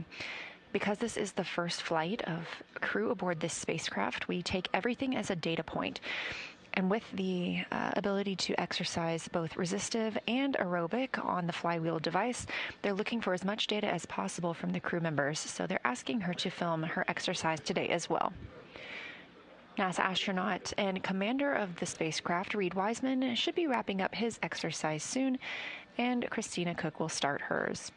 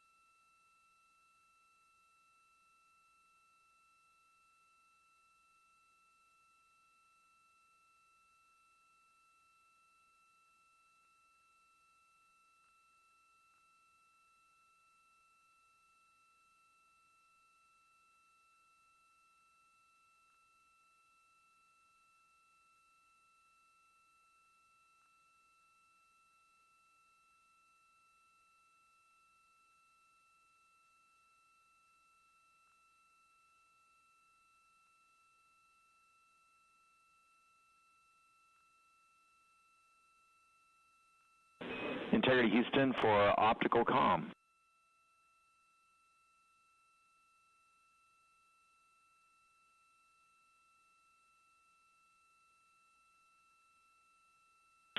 Go ahead, Stan. Okay, Reed, long story here. We are still not locked up on optical comm. We suspect solar array blockage. So between exercise sessions, between when you're done and Christina starts, we want to put a 25-degree roll on the vehicle, about a 1-minute maneuver to an attitude where we think optical comm can see the ground terminal. Now, when we do that roll, we will have only one phased array antenna pointed at Canberra. So if that antenna fails, we'll lose comm, and a string swap will not recover it. So if we lose comm while we're in that attitude, you will have to maneuver the vehicle back to bias tail to sun, where a second antenna will be available. And I have a procedure number and some check MCC numbers when you're ready to copy.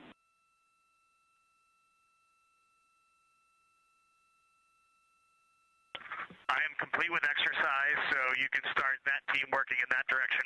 Go ahead, Stan. All right, we'll get started with that then. Thank you. If we lose comm in this temporary attitude, please go to procedure 25.1.100. That's SM attitude maneuver. In step 1, you'll answer yes.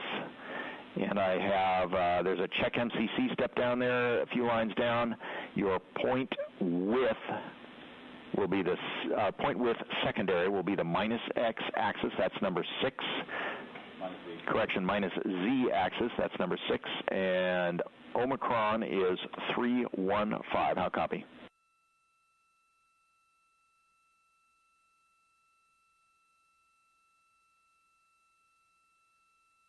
Okay, Stan, if we lose comm, and only if we lose comm, we will execute 25.1.100 SM attitude maneuver. Step 1, answer yes. Point with secondary negative Z, number 6, Omicron 315. That's a great readback. So while we're in that attitude, you're looking for loss, caution warning, loss of ping. That's number 926. Or if you get antenna cautions or warnings, go work that GNC procedure we just gave you. Then, if we still don't get comm back, you would work the comm messages.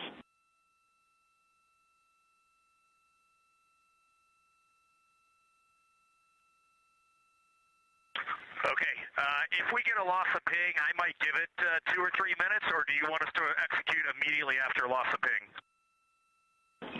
2 or 3 minutes, please. Good idea.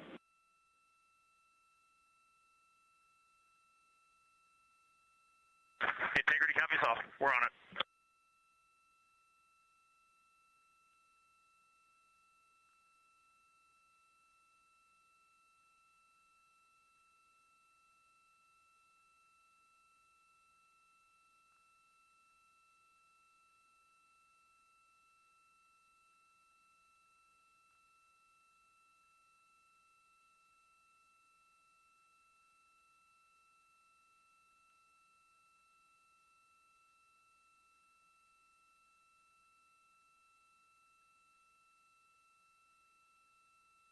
On your screen, a few key players here in Mission Control Houston.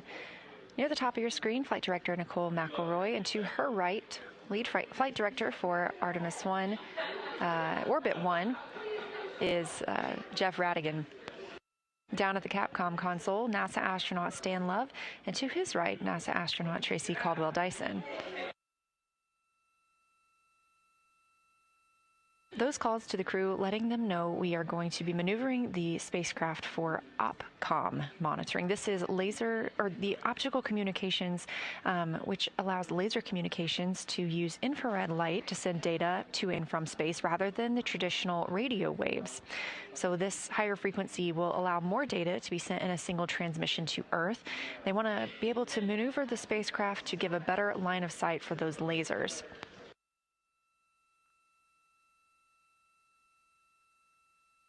Again, this is a test flight, so we want to make sure we can complete as many of these tests as possible. And the team letting the crew know that they may lose communication with Earth and the procedures that they can take to regain that if necessary.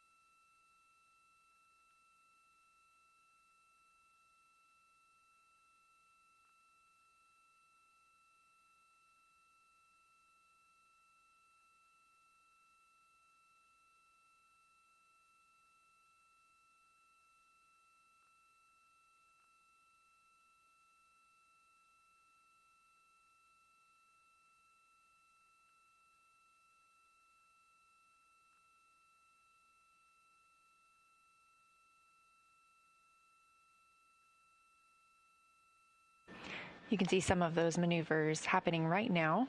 Again, targeting to sync up with OPCOM, the optical communications. This is a live view from the spacecraft looking at the service module. This video coming from a camera mounted on the tip of Orion's solar array wing. There are 4 solar arrays. Each solar array could panel 2 3-bedroom homes.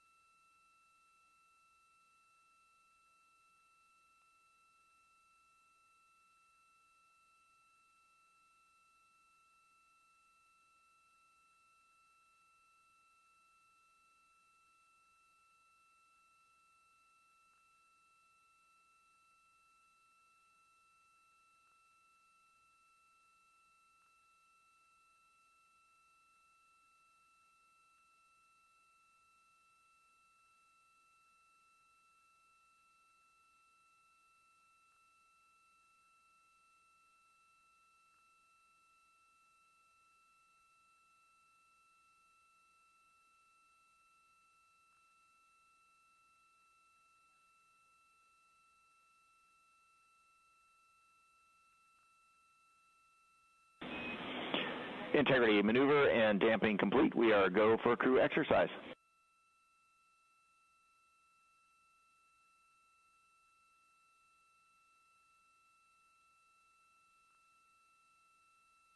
All right, we copy. Thanks, Dan.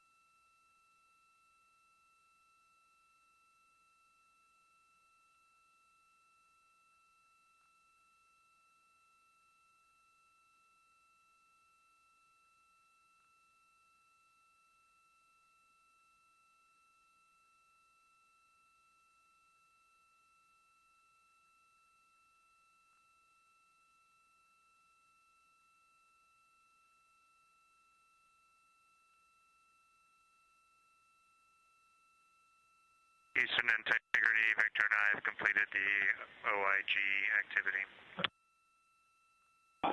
Copy OIG. Thank you.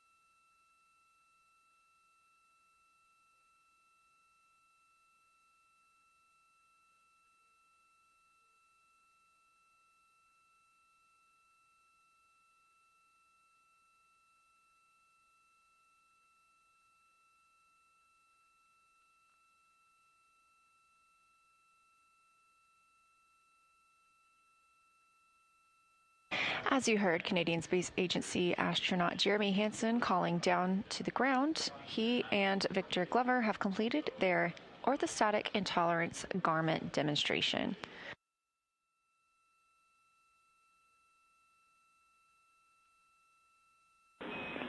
Integrity Houston for OPCOM. We have a good optical communication link now. We're watching video from the SAW, but we don't see 4K video.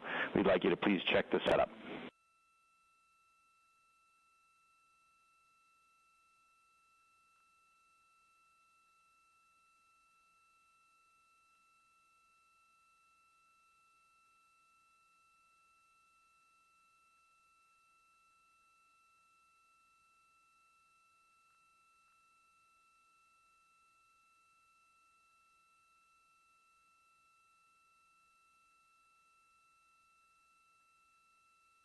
Confirmation that we are streaming video from this solar array camera through the OPCOM, or optical communication system. Again, those are those laser communications rather than the traditional radio waves. But again, we did hear from Jeremy Hansen that he and Victor Glover completed their orthostatic intolerance garment demonstration. Reed Wiseman and Christina Cook will get to conduct that later today. They're taking measurements and testing and evaluating that orthostatic intolerance garment. This is worn under the Orion Crew Survival System suit. That helps the astronauts maintain their blood pressure and circulation during the transition back to Earth's gravity. Again, we are expecting splashdown in 2 days, 4 hours, and 9 minutes. Okay, Stan, I checked everything going into the camera. It looks good. I stopped and restarted the stream.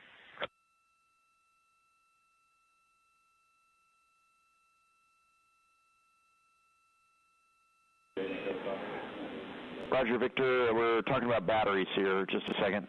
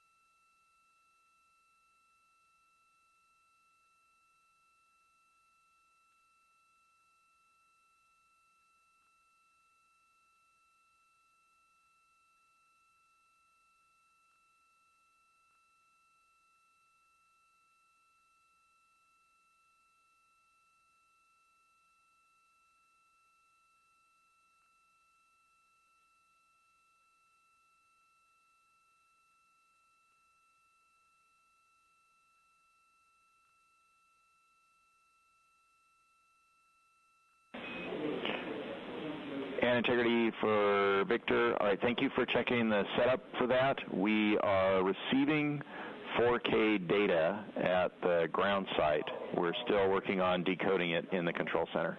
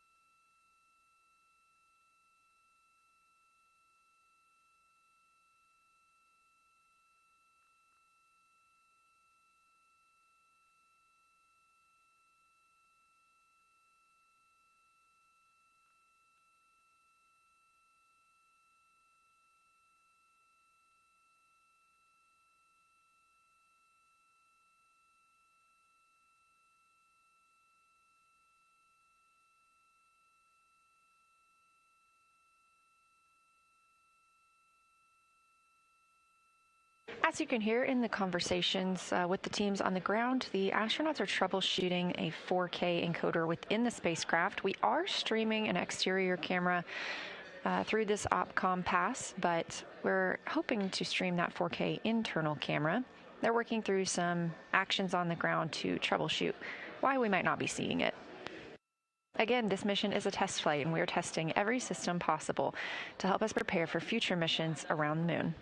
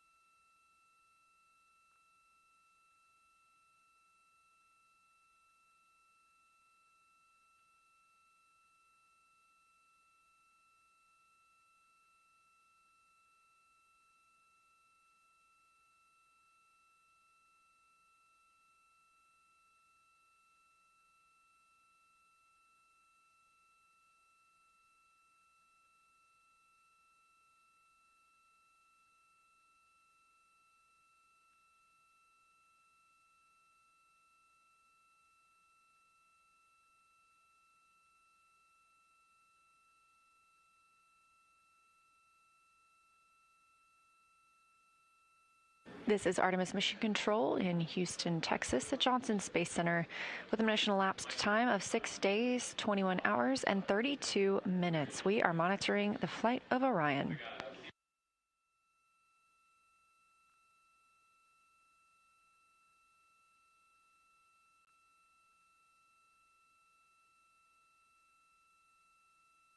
The astronauts woke up today at 10:35 a.m. Central Time, got into their post-sleep period, and then their daily planning conference. Since then, the crew has gotten into their activities for the day, including exercise, as well as conducting the OX suit, or Orion Crew Survival System suit, or the static intolerance garment test. That orthostatic intolerance garment applies lower body compression to counteract an effect that can make it difficult to stand up without some dizziness upon return to Earth. The crew members are taking turns conducting measurements on each other and then trying on those garments. The crew confirmed today that this is their last day that they will all be exercising. Currently, NASA astronaut Christina Cook has exercise on her timeline. Tomorrow will be full of preparations ahead of return to Earth. They'll be configuring the cabin and studying their re-entry preparations. Later this evening, they'll conduct the manual piloting demo. If you recall, we saw this happen a couple of days ago as well. This is the second part of that demonstration, where 2 other crew members will get a chance to manually fly Orion.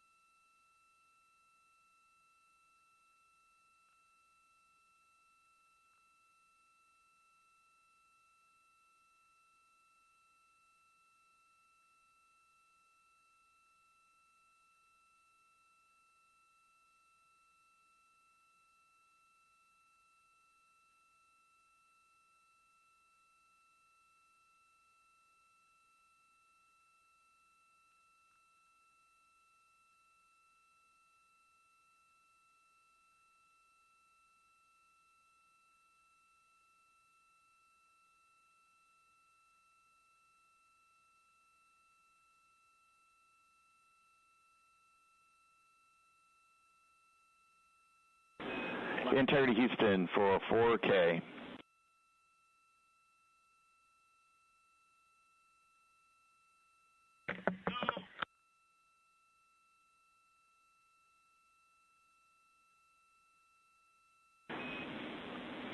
Integrity for 4K. We're still having trouble getting 4K data on the ground. We'd like you to check in 26.4.2902 that the IP address is set correctly on the web page. And correction, that's step 3.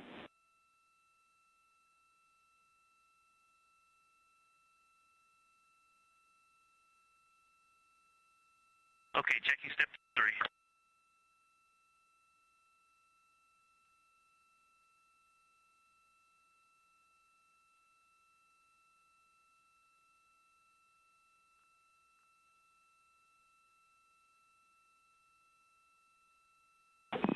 And integrity correction in step 3, that's the destination address.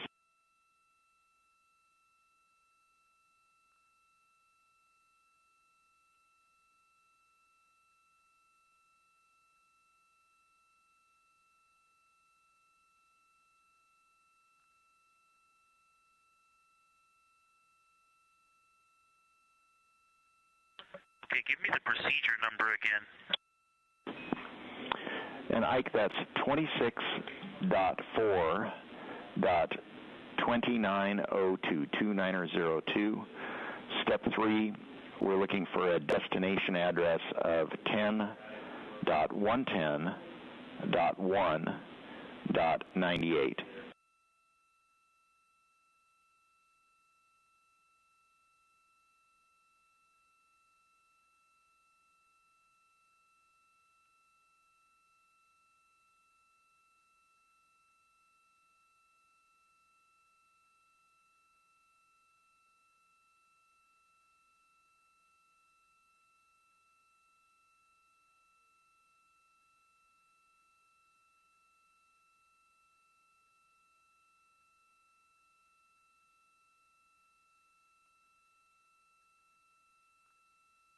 Okay, Houston, yeah, I apologize for taking so long to get in sync with you. I was actually just looking to see where this procedure would have come up, and so I'm not finding it referenced in either the 4K downlink setup procedure or the 4K downlink test. So that's some feedback for you, or direct me to where I missed it. But now give me the procedure again, and then I'll call you when I'm ready to copy the IP address. All right, Victor, thanks for that feedback on the procedures. We are just getting in that the ground station is seeing good, clear video from Integrity. Now the problem is somewhere on the ground, and we'll sort it out from here. Thank you.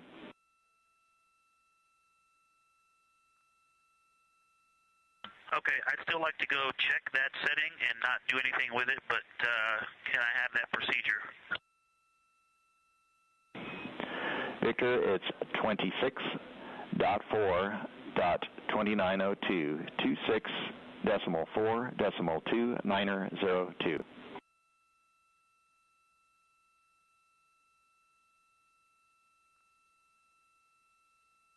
Okay, copy. Thank you for that. And I am going to look. I will not change anything, but I did not see a reference to this procedure in the previous two activities.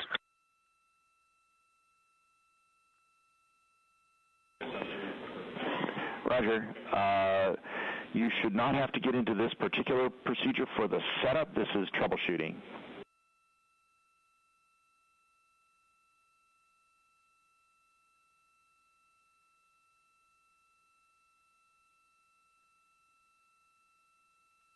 Okay, copy. That makes sense. Thank you for that. And just for your awareness, it is set up per the procedure. Perfect. Thank you.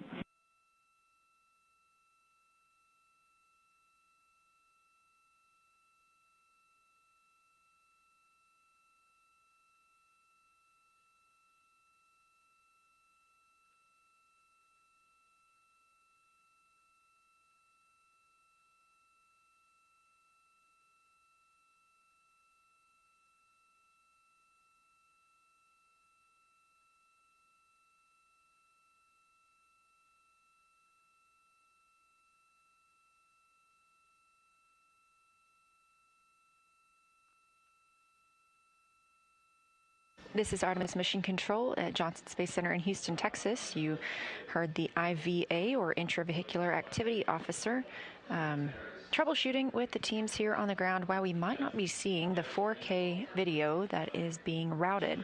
Got confirmation that one of the ground sites is able to receive that video, so teams here are troubleshooting why we might not be getting it in the room.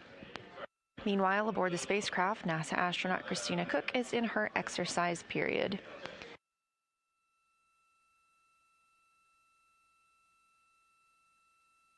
Later today, Christina Cook and Reed Wiseman will get into their opportunity to test the orthostatic intolerance garment.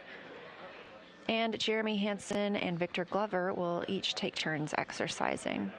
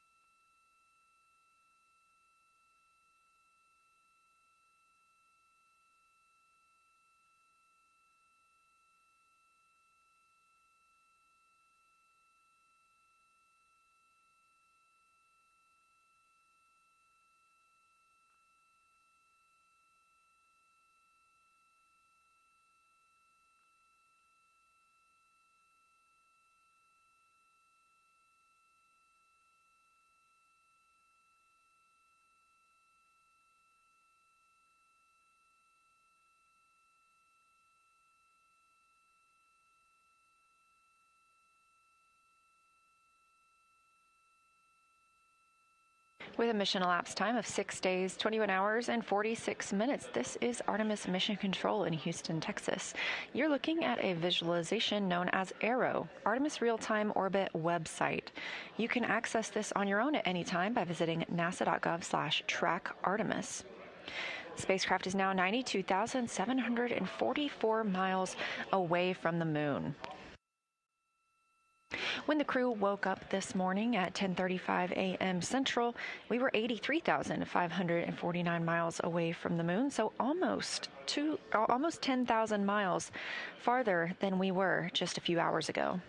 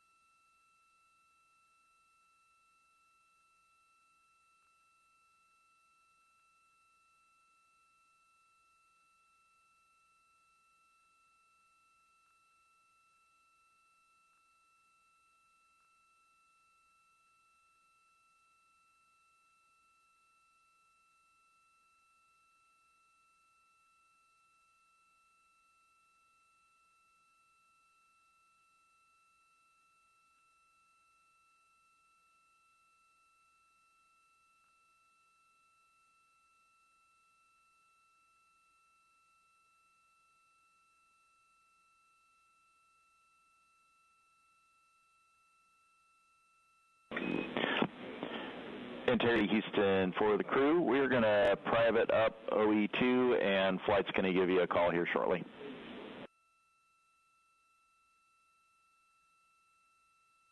Copy, we're switching.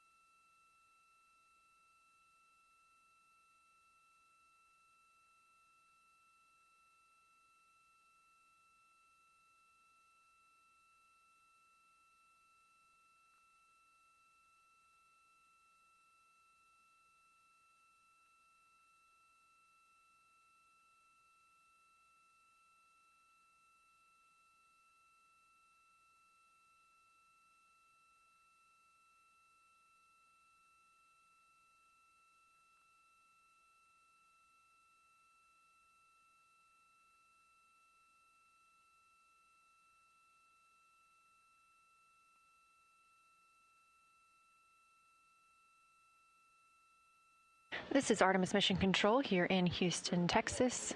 You did hear the team call up to the crew that they would have a privatized loop. This means they're allowed to have a private conversation with anyone here on the ground, specifically the flight director. It allows them to be transparent when asking or answering any questions, considering all of their other communications go out live.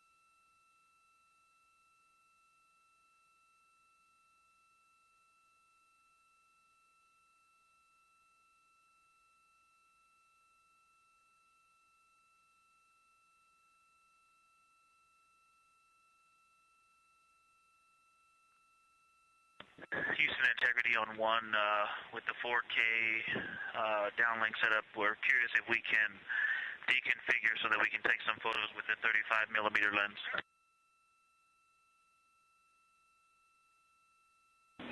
Checking.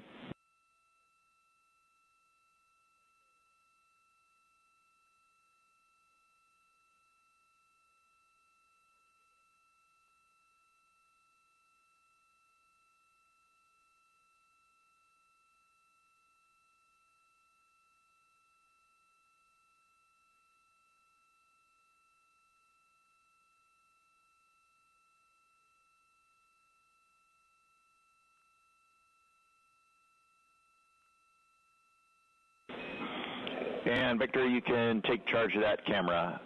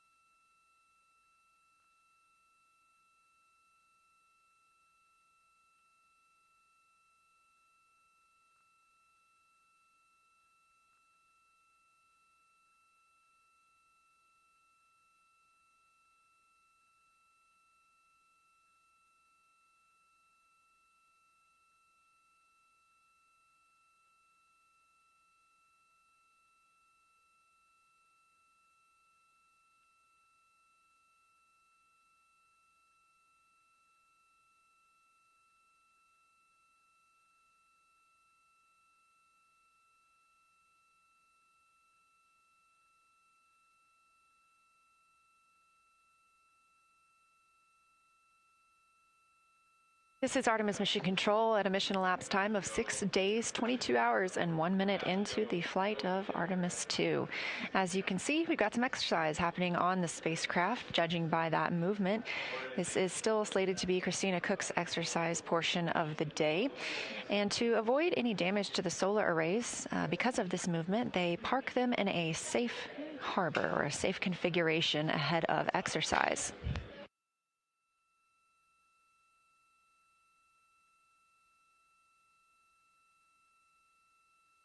You heard some communications about the OpCom demo, those laser communications that we are testing out to use infrared light instead of traditional radio waves.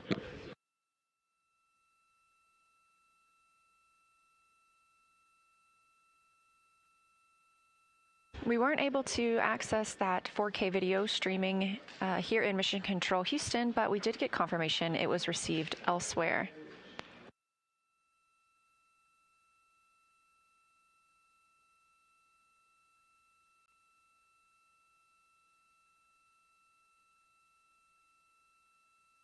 Coming up next, Mission Specialist 2, Canadian Space Agency astronaut Jeremy Hansen will get into his exercise. In contrast to the exercise we've seen so far today for Reed Wiseman and Christina Cook, Jeremy Hansen and Victor Glover will be conducting resistive exercise. The flywheel system allows for both resistive and aerobic. Reed Wiseman and Christina Cook will also conduct their orthostatic intolerance garment measurements and testing. They'll put on those garments and see how they fit.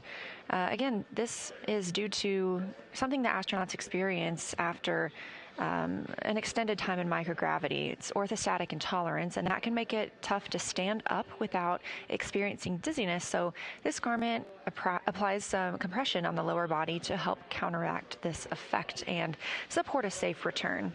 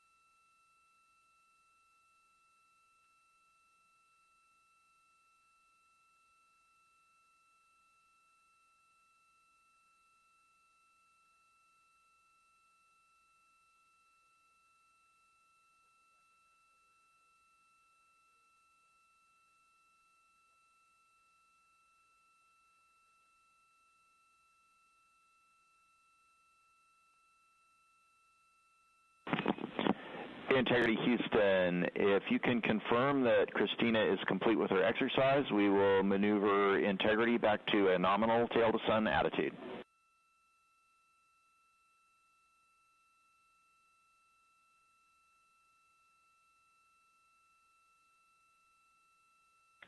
She has just stopped right this second. All right, we'll start our 2-minute array damping counter and then maneuver you. And of course, when we get into our nominal maneuver, you will not have to run the attitude maneuver procedure if there's a loss of comm.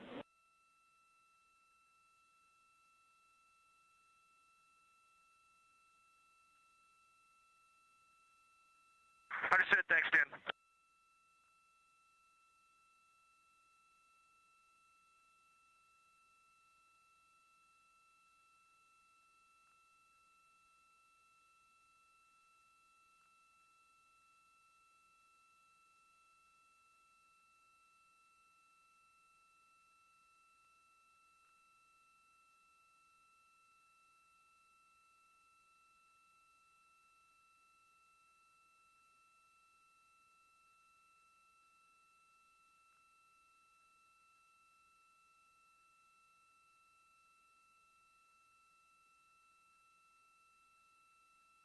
Those communications coming to you from the Orion spacecraft.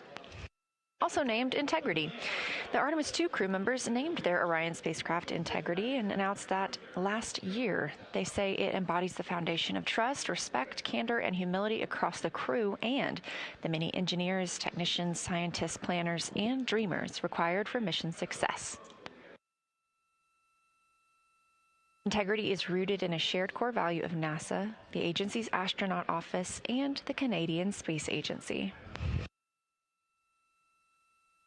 That was Christina Cook calling down to let the ground team know she had completed exercise. They are going to maneuver the spacecraft and have to set a short timer to allow the motion to settle out before they do so. We are about 15 minutes away from today's mission status briefing here at Johnson Space Center. And if you are interested in watching that, you don't need to go anywhere. You can remain on this YouTube feed on NASA's channel. But we do have a second feed if you are looking for clean audio and not the briefing.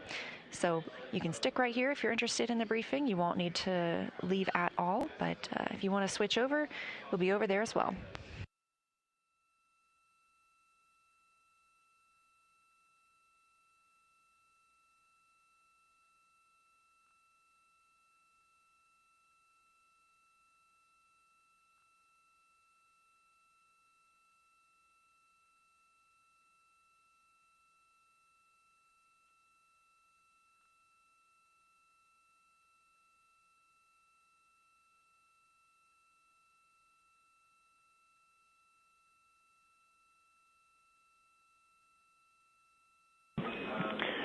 Integrity Houston for Victor and repress acoustics.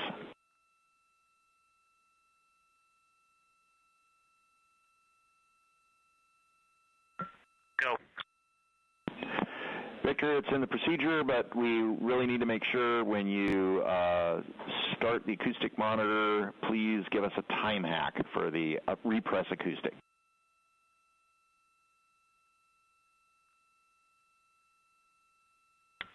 That's right. I forgot to call you. I already restarted. I will do it again and give you a hack. I restarted it about a minute ago.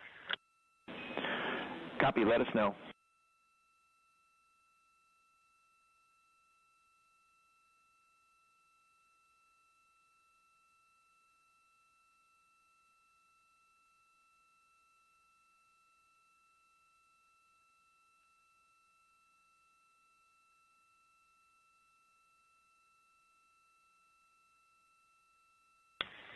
Houston Integrity restarting the acoustic monitor for the repress recording in 3,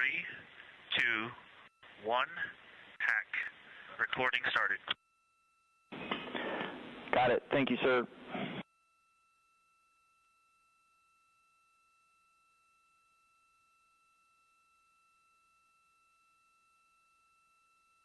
You are welcome. And integrity, you're back in bias tail to sun.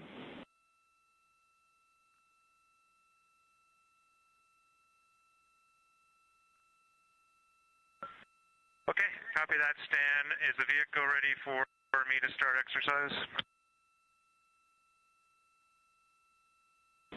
We need a couple minutes, Jeremy.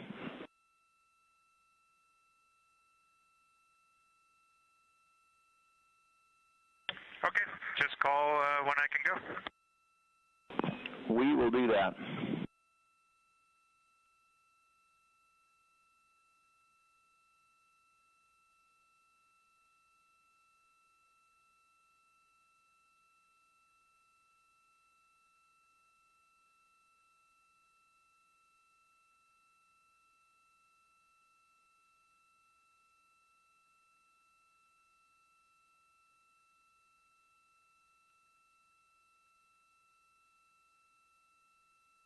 Here in Artemis Mission Control, the team's changing the attitude of the spacecraft and configuring the solar arrays yet again for another exercise opportunity, this time for Canadian Space Agency astronaut Jeremy Hansen.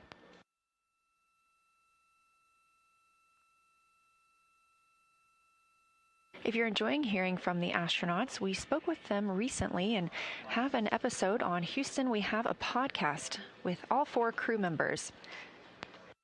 NASA has a suite of podcasts, and ours here at Johnson Space Center is Houston. We have a podcast with over 400 episodes with scientists, engineers, astronauts, and more, discussing everything from the International Space Station to Orion to the work that happens here on the ground. You can find those at nasa.gov/podcasts.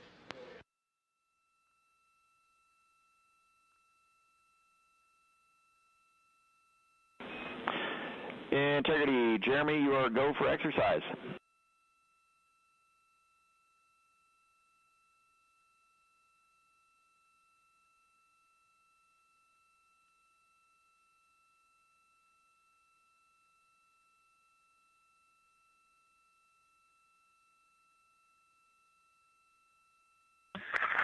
Okay, Stan, Jeremy is hopping on now, and I have placed a couple photos in a folder on PCD3 with the GMT date and window inspection for the team. Copy, we will start getting those down ASAP.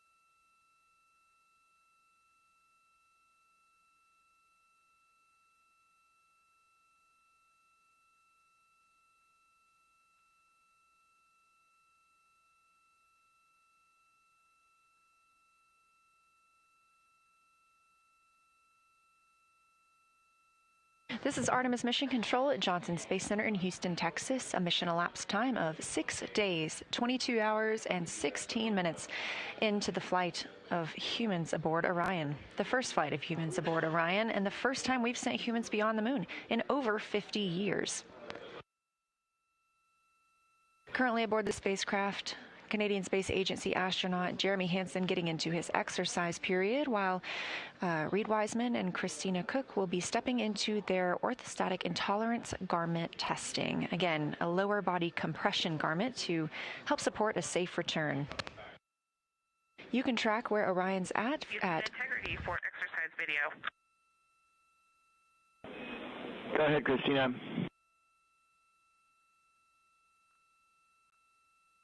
Hey, Stan, can you say again the instructions for making the LCD screen be off while you're recording video on the D5? We thought we heard you just press the live view button, but that seems to stop the recording as far as we could tell. My recording lasted for about 26 minutes, which was almost the entire duration, and then apparently stopped on its own. So we'd like to implement this for sure for Jeremy. All right, Christina, that was Capcom's bad words there. Apologize. you will turn off the recording if you turn off live view while you're recording. The actual correct thing to do is to turn off live view in between recording sessions to give the camera a chance to cool down.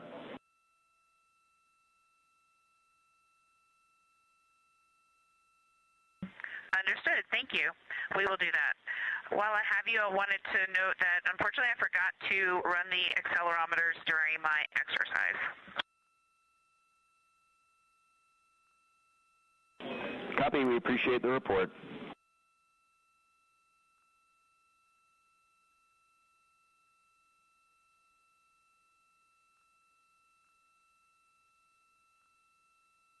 Those communications from NASA astronaut Christina Cook down here to the ground. Now, we are just about 7 minutes away from our daily press conference here at NASA's Johnson Space Center. And if you're interested in watching, you don't have to go anywhere. This NASA YouTube stream will automatically switch over to the briefing at 4 p.m. Central. If you're interested in keeping up with astronaut communications, we do have a second stream on YouTube. You can check that out. Once the briefing is over, this will continue to be our primary stream for covering the mission.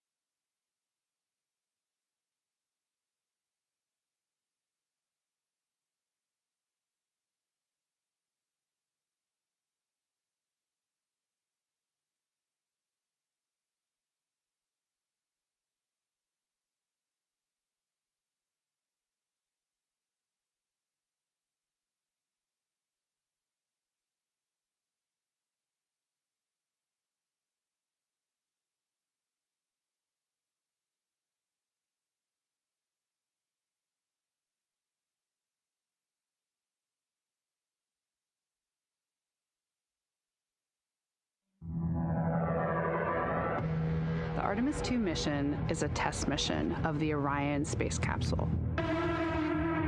Artemis 2 will be the first time we put humans on this rocket. We're going back to the moon because it's the next step in our journey to Mars. We were always going to the moon. Pushing ourselves to explore is just core to who we are. That's a part of being a human. And liftoff. We shall return. Continuing to test out every bit of Orion. Coming back to Earth, 7 miles a second. When humanity sets big goals, we can bring together genius from around the world. You have the best people on planet Earth putting this vehicle together. That's what's up. To innovate for the benefit of humanity and to inspire the world through discovery. And here we go.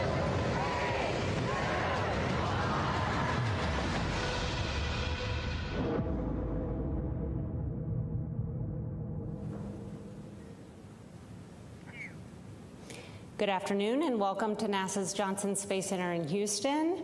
Welcome to our Artemis 2 status update. I'm Rachel Kraft with NASA Communications, and I'm joined by several NASA leaders here this afternoon to talk about how the flight test has been going as the crew heads back toward Earth. They are Lakeisha Hawkins, Deputy for Artemis, Rick Henfling, Entry Flight Director for the mission, Debbie Korth, Orion Deputy Program Manager, and joining us by phone from the USS John P. Murtha, Lily Villarreal, the Artemis Landing and Recovery Director. We'll have some opening remarks as usual, and then we'll get into questions, and we'll start with Lakeisha. Thank you. And thank you for your continued interest in our mission and in Artemis. So we're into flight day 8. And the mission continues to go well as the crew prepares to transition back to Earth and we get ready for entry day.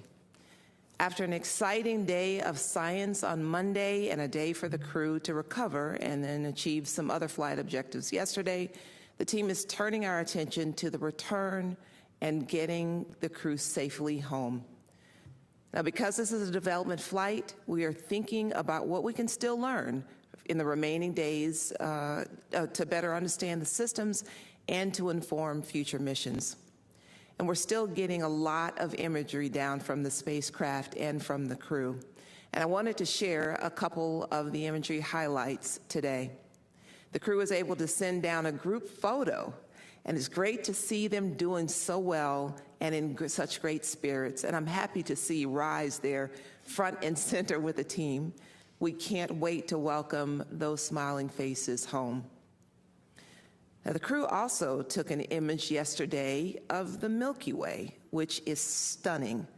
And free from atmospheric interference, the crew could see the glowing ribbon of stars and filaments, a clear view of our home galaxy. So I also wanted to highlight a few additional things that we're learning through this test.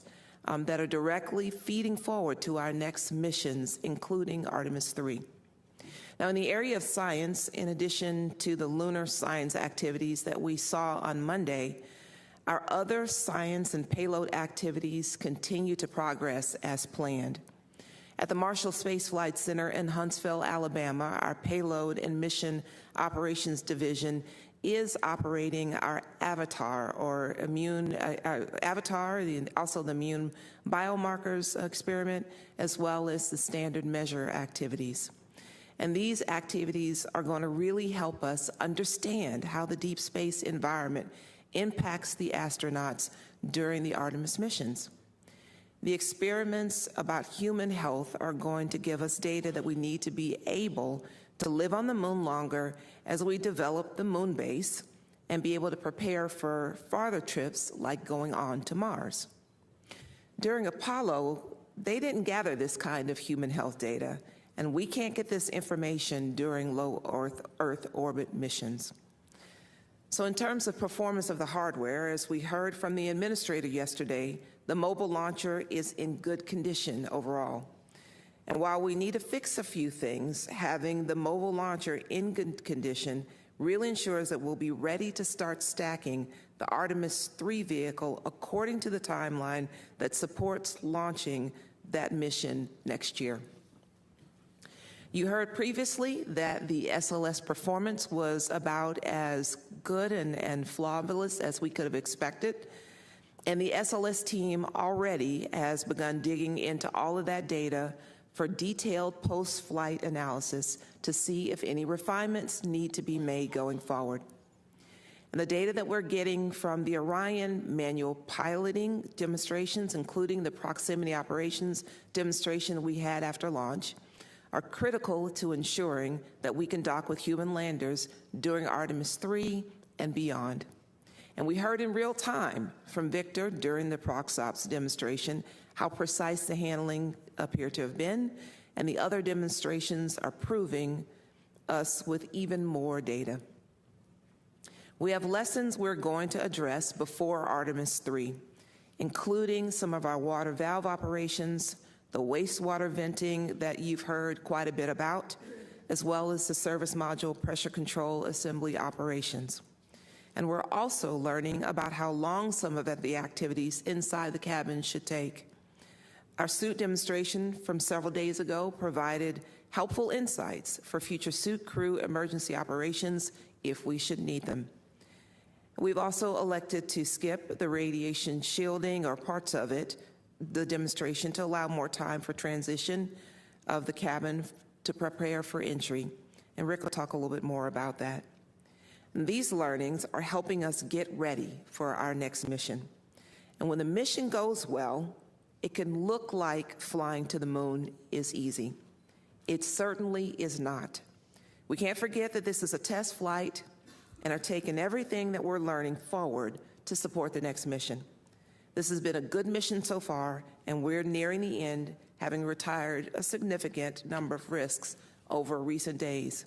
But the team remains focused, and we're making sure that we don't take our eye off the ball. Countless hours of people working together behind the scenes have been preparing for these moments, and people are still giving their all to ensure mission success. We continue to improve to make our ultimate goals of going to the lunar surface, building the moon base, and eventually sending the first humans to Mars a reality. So I appreciate your continued interest, and with that, I'll pass it to Rick to provide an update on operations as we get ready to bring the crew home. Thanks, Lakeisha. So since we last got together, there's been a number of activities completed last night as well as today. Our primary activity yesterday evening was to perform our first return trajectory correction maneuver, RTC number 1. That was 1.6 feet per second. It lasted 15 seconds, and it was using the service module reaction control system thrusters. That burn was initiated at 8:03 p.m. Eastern Time last night. As far as today, we were able to get the crew in their orthostatic intolerance garments. These are special garments designed to help ensure the proper blood flow for the crew members when they return to the pull of Earth's gravity. It was important to get this and try this out today so that the crew has an understanding of what it's like to put this on entry day. We also were able to successfully stream a 4K video using the optical communication system, which continues to prove to be an extremely valuable tool in our beyond Earth orbit space flights. The crew also performed a couple of recordings for their National Geographic payload activity. They did a few PAO events, and later this evening we're going to do a couple of manual piloting demonstrations. One will be to use the docking camera to point the spacecraft towards a celestial body.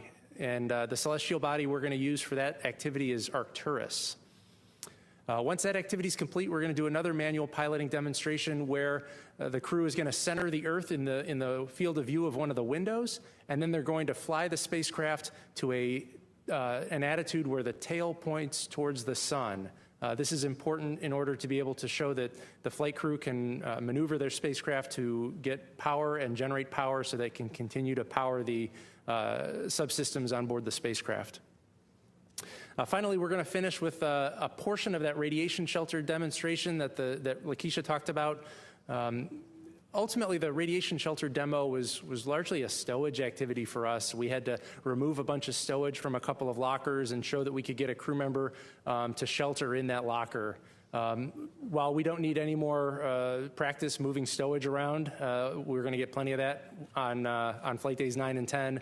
It was important to show that we could provide proper ventilation to the astronaut if they were to shelter in that stowage. And so the way we're going to provide good ventilation is through the suit umbilical. So when the crew members put their launch and entry suits on for entry, one of the umbilicals they made is for airflow, and we would repurpose that umbilical and show that we could provide proper airflow to the astronauts when they're in somewhat of a confined space of the stowage locker. Once we get through today's activities, then the focus really is going to shift to entry. And I think the first graphic is important to show up here for some of those critical events. You know, the first one that we're really going to have to keep our eye on is crew module and service module separation. That's going to happen about 20 minutes before entry interface. Once we get through the separation of the service module, we're going to do one final burn. It's called our crew module raise burn. This is typically not a burn that's going to be required, but it's our final opportunity to fine-tune our flight path angle before entry interface. So we'll perform that about 16.5 minutes before entry interface. Once that burn is complete, the spacecraft is going to make a couple of roll maneuvers. This will provide additional separation between the service module, which is headed for a destructive entry in the Earth's atmosphere, from the crew module, which obviously contains our 4 astronauts. Once those rolls are complete, the crew will go visors down, and then they will be in a isolated environment in their launch and entry suit until after splashdown. We'll hit entry interface at 400,000 feet, about 1,950 miles away from our landing site, and that's when the fun really begins. The 24 seconds after entry interface, we'll hit our blackout, which is the point at which the plasma has built up around the spacecraft such that it interferes with our ability for the transmitters on Orion to transmit telemetry. This is nominal. It'll last 6 minutes. Once that 6-minute blackout is done, Orion's going to be at about 150,000 feet. So still falling pretty quickly. We're going to be within a couple tens of miles of the landing site by that point. And then our focus is going to shift to deploying the parachutes. We've got 2 drogue parachutes that'll deploy. It'll be about 22,000 feet. That'll slow us down to about 200 miles an hour. And then we'll deploy the 3 main parachutes. Those are the orange parachutes you see in the image.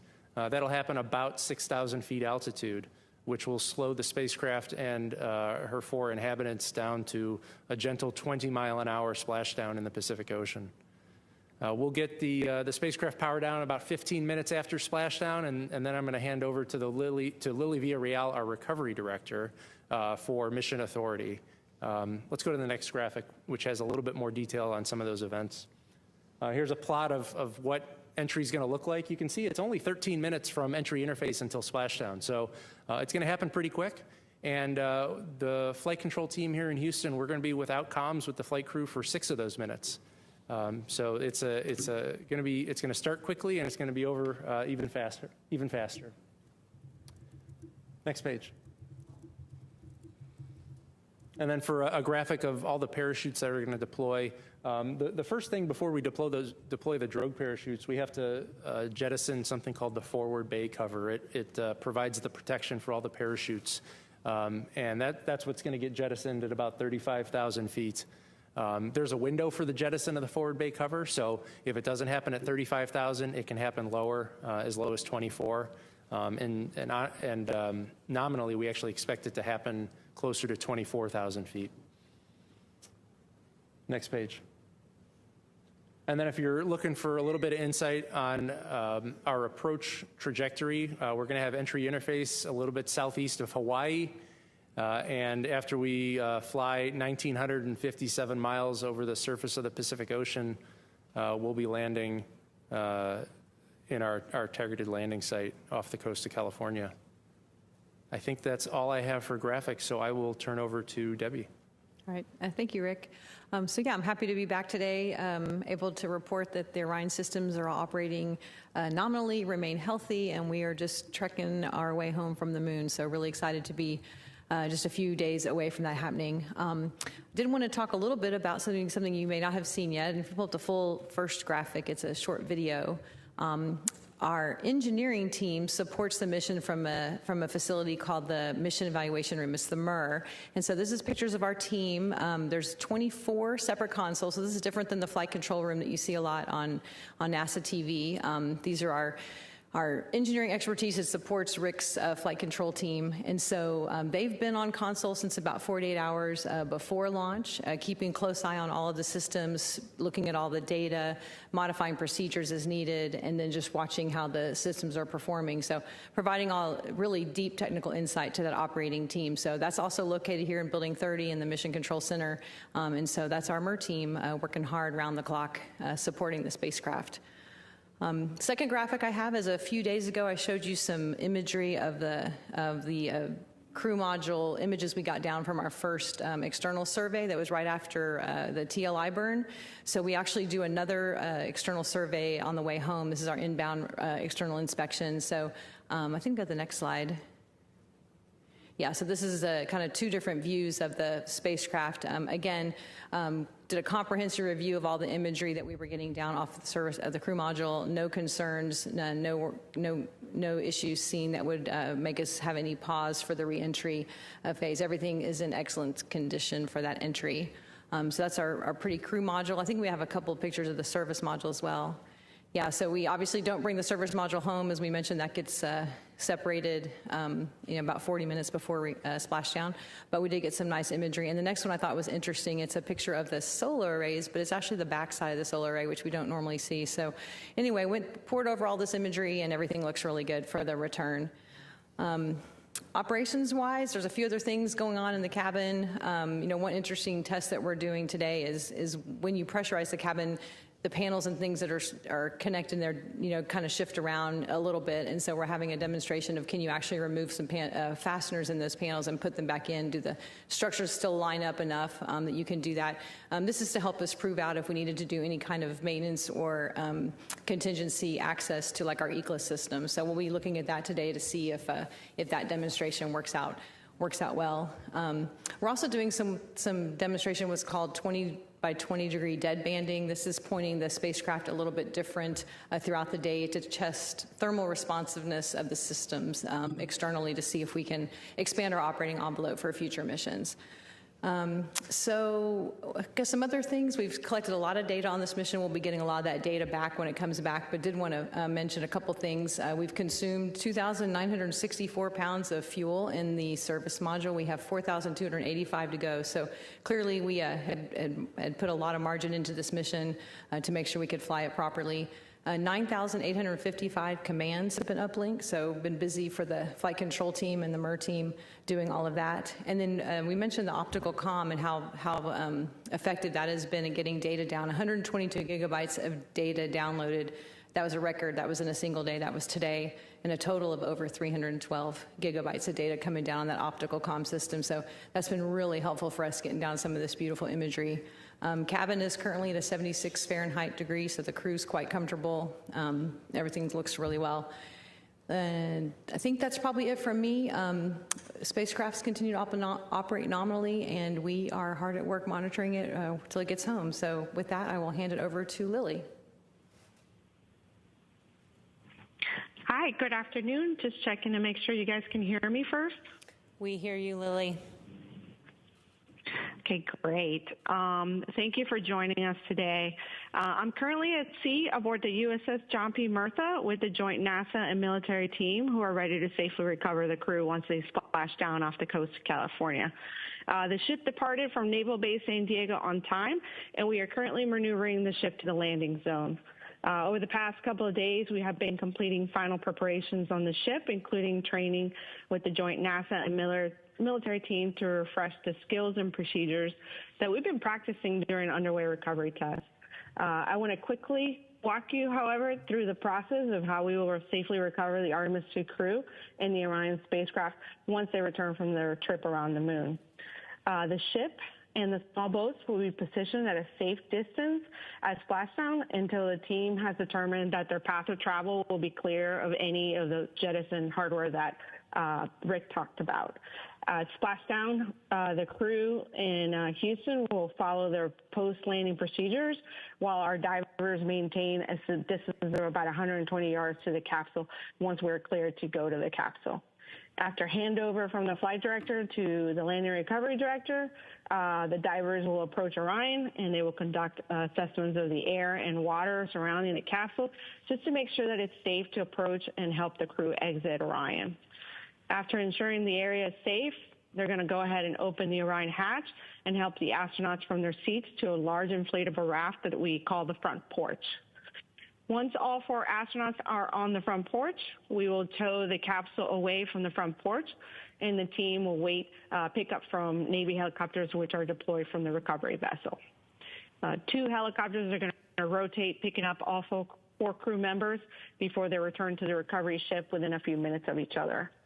Once the crew has exited the helicopters, they will proceed to the ship's medical bay to undergo routine post-flight medical checkups. We expect to recover the crew and deliver them to the medical bay within 2 hours of splashdown. With the crew safely out of the capsule and in tandem to the recovery, teams will work on towing Orion into the well deck of the ship using procedures that were very similar to those that we used on Artemis 1. Once we have Orion safely inside, and all the small boats are back on the ship, we will start making our return to Naval Base San Diego. Depending on our distance, by then the Artemis 2 crew will fly off the ship back to shore, we anticipate within 12 to 24 hours post-splashdown. Before I wrap up my remarks, I do want to take a moment to thank our partners from the U.S. military who are supporting our Artemis recovery efforts. Without them, we couldn't do what we're doing. We had a very successful recovery of the uncrewed Orion spacecraft during the Artemis 1 mission, and we feel confident that through our testing and training alongside the Navy and other collaborators, we will make Artemis 2 just as successful. With that, thank you, and I'll pass it back to Rachel. Okay, it's time now for questions. We'll take questions here in the room and on the phone bridge. A reminder to those of you joining by phone, you can press *1 to get into the question queue. Please limit your question to 1, and especially with Lily joining us remotely, please let us know who your question is for. Let's start here with Jackie. Hi, Jackie Waddles, CNN.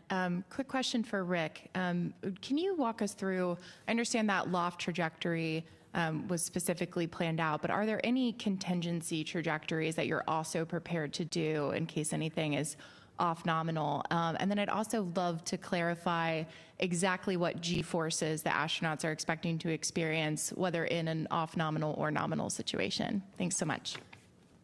Yeah, good questions. I'll start with the more straightforward one with the G loads. For a nominal landing off the coast of San Diego, we're expecting 3.9 Gs. But we have a number of contingency trajectories which would land us further uprange or further away from our targeted landing site. We have, and when these contingencies are selected based on the severity of the problem. So we step deeper and deeper into the severity of the problem, which requires us to land shorter and shorter or further and further away from the landing sites. If we pursue one of those contingency trajectories, you could see G loads as high as 7 or 7.5 Gs.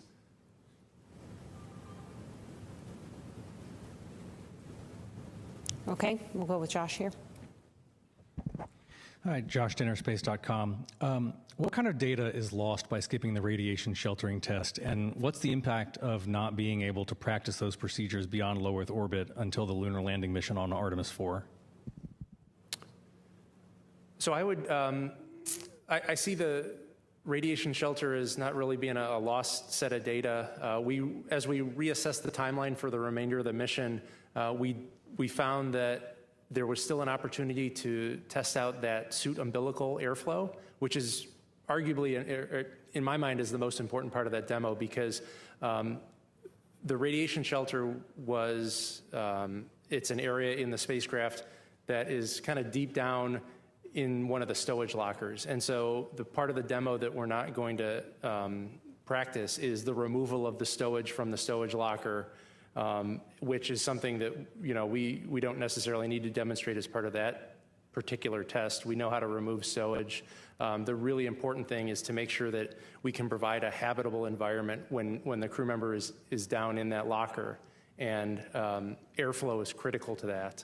If you're in zero gravity, you can develop pockets of carbon dioxide if you don't have sufficient airflow, because there's no convection to move the air around when you're breathing, and you end up having kind of a pocket of CO2 forming around your face. So the airflow is the most important part of that demo, and we did find a way to achieve that objective. Yeah, and I should maybe add too, the stowage part of that is practiced quite a bit over in the mock up here in Building 9. So the part of that you can really do in 1G, they've practiced many times. So feel confident it'll work. I'll just add that we will also still get data with respect to radiation, as well as the avatar data, where we are getting effects of radiation on tissue chips from the crews. So in terms of actual better understanding of the impact of radiation, we will still get data associated with that. Okay, we'll go here to Eric Berger and then to Marcia. Eric Berger, Ars Technica. Question for Debbie, I think. You mentioned the external survey. There were no concerns, no issues that would give us any pause. Let's say in the very unexpected event that there was some serious MMOD damage, on the edge of the heat shield that you could see, or with the spacecraft. I mean, I think I know the answer to this, but what is the contingency plan? That there isn't one, right? Correct. I mean, we aren't looking at the heat shield. Obviously, that's still covered by the service module. So this is just your thermal protection system. My understanding is we would modify our flight profile to try and accommodate that, but I don't know. There's nothing we can do hardware-wise. There's no way to go repair, for example.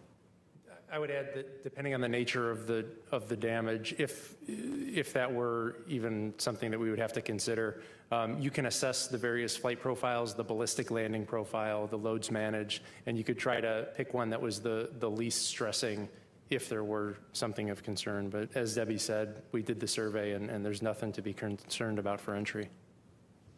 Marcia. Marcia Dunn, Associated Press. For you, Rick, what's the maximum speed coming back? Is it going to set a record? I think you promised us that. Yes, we did. Yes, and when and how will the capsule be coming back to Florida? So as far as the speed, our prediction for Artemis 2, we're going to reach a max velocity of 34,965 feet per second, and that is less than the Apollo 10 record of 36,397. And the answer on how it comes back to Florida, we'll be trucking it back. So it'll get some conditioning done as soon as it gets back to San Diego. Some quick inspections and other things we do there, but immediately, as quickly as we can, put it on a truck and it gets driven back to Florida, back to the facility where we'll start doing the deservicing there. It's closer to two weeks. Mm-hmm. Yeah. Mark. Mark Carroy with Aviation Week. The external imagery that you showed, was that what was taken yesterday morning? Yeah, that was our inbound inspection. So yes, that was the most recent pictures. Okay, go ahead. Mark Kirkman with NSF. Just want to drill down primarily with Rick, I guess, on the crew's experience for entry. Are they going to be heads down at entry interface? Is there any pre-bank? And also, if you can elaborate on the G spikes, the way I understand it is they do that first pull out, there should be a spike, and then there's another one as you come back down on the second side of that. And then just one other add-on to that is, are there any DTOs, any manual control inputs, any PTIs or anything like that that are going to be done in this time frame? So you're correct that the crew members are going to be heads down. That provides them a view of the horizon as they enter. If we were in a different attitude, you wouldn't have that horizon as a reference. Yeah, there are two different spikes in the G loads, but again, the max is 3.9, so you get about two similar 3.9 Gs on entry as you do the various roll reversals. Pre-bank, we do have, we'll roll in to capture the atmosphere right at entry interface, but we're predicting 5 of those roll reversals on the way down. Jonathan. Jonathan Seri with Fox News. Follow-up to that. We're talking about the Gs that the Artemis crew will experience. How does that compare to crews coming back from LEO, say in a Crew Dragon, in terms of Gs and also duration of reentry? That's a really good question. I would hate to speculate on the numbers, and so maybe we could follow up with you afterwards and give you accurate numbers as opposed to me speculating.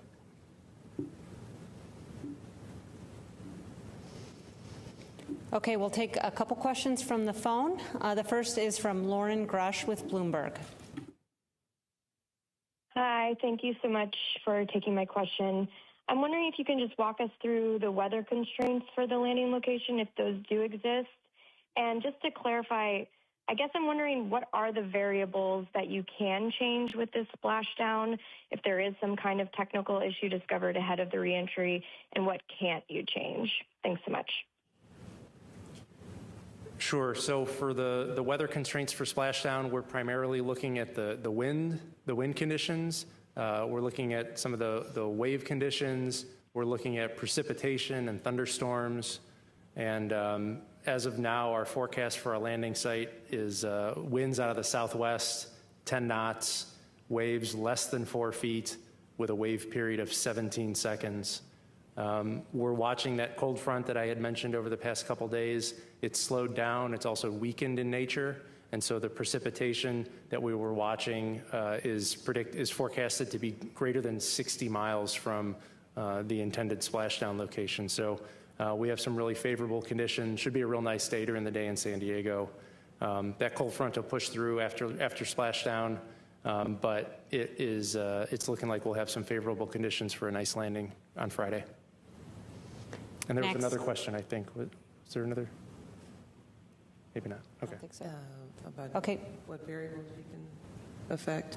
Oh, that's right. Yeah. So as far as the variables that affect the landing down modes, we call them down modes. If you have a contingency, we're really looking at things that affect the guidance, navigation, and control, and the propulsion systems. So we want to ensure that the spacecraft can still fly safely home. So we have some ways to alter the landing, which shortens our entry profile. We land further uprange, but they are certified spacecraft guidance, navigation, and control modes that will ensure a safe landing in multiple failure condition contingencies. Okay, next we'll stick with the phone. We have Ken Chang with the New York Times. Hi, thank you. This is another question for Rick. What do you lose by not doing a skip reentry? Does that reduce the flexibility of where you can land? From an operational perspective, it's that reduced range within which we can assess the weather conditions. But I don't know if Debbie has anything from a heat shield performance perspective to add. Well, I think we did a lot of investigation after Artemis 1. We did do the full skip there, so we understand how the rest of the vehicle behaves, and done an extensive ground test program to understand how this heat shield behaves, and then so we can expand that to a larger skip, a real skip entry, starting with Artemis 3 again. So this is just one piece of our test flight program to get the full capability. I wouldn't say we're losing anything by going with the lofted entry on this flight. We knew that going into it, and we've built in the ground test program to get us the full skip entry for the future. We'll do one more question on the phone, then come back to the room. The next question is from Nell Greenfield-Boyce with NPR. Thank you. I'm asking a little bit more about the reentry inspection. So it seems like the heat shield's really kind of covered up. So I'm wondering, what you all are really looking for in the inspection.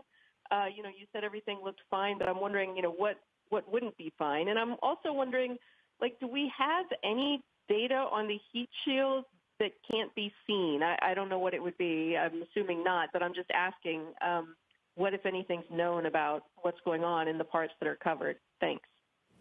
Yeah, so the inspection we did was primarily for the back shells, and so that's I think it's about 1,300 different back shell tiles that are covered with that Ciox tape in most cases.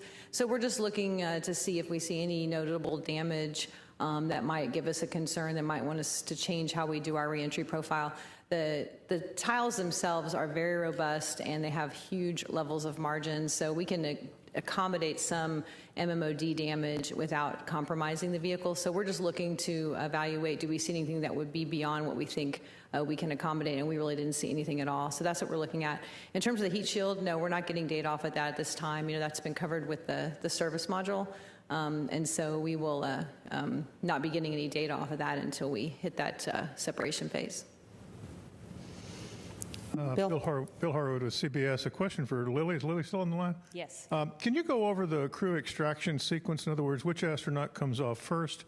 Do you alternate one on one chopper, one on the other, and then rotate back through? Can you like tell us who's first off, who's last off, and how they sequence the choppers? Thanks.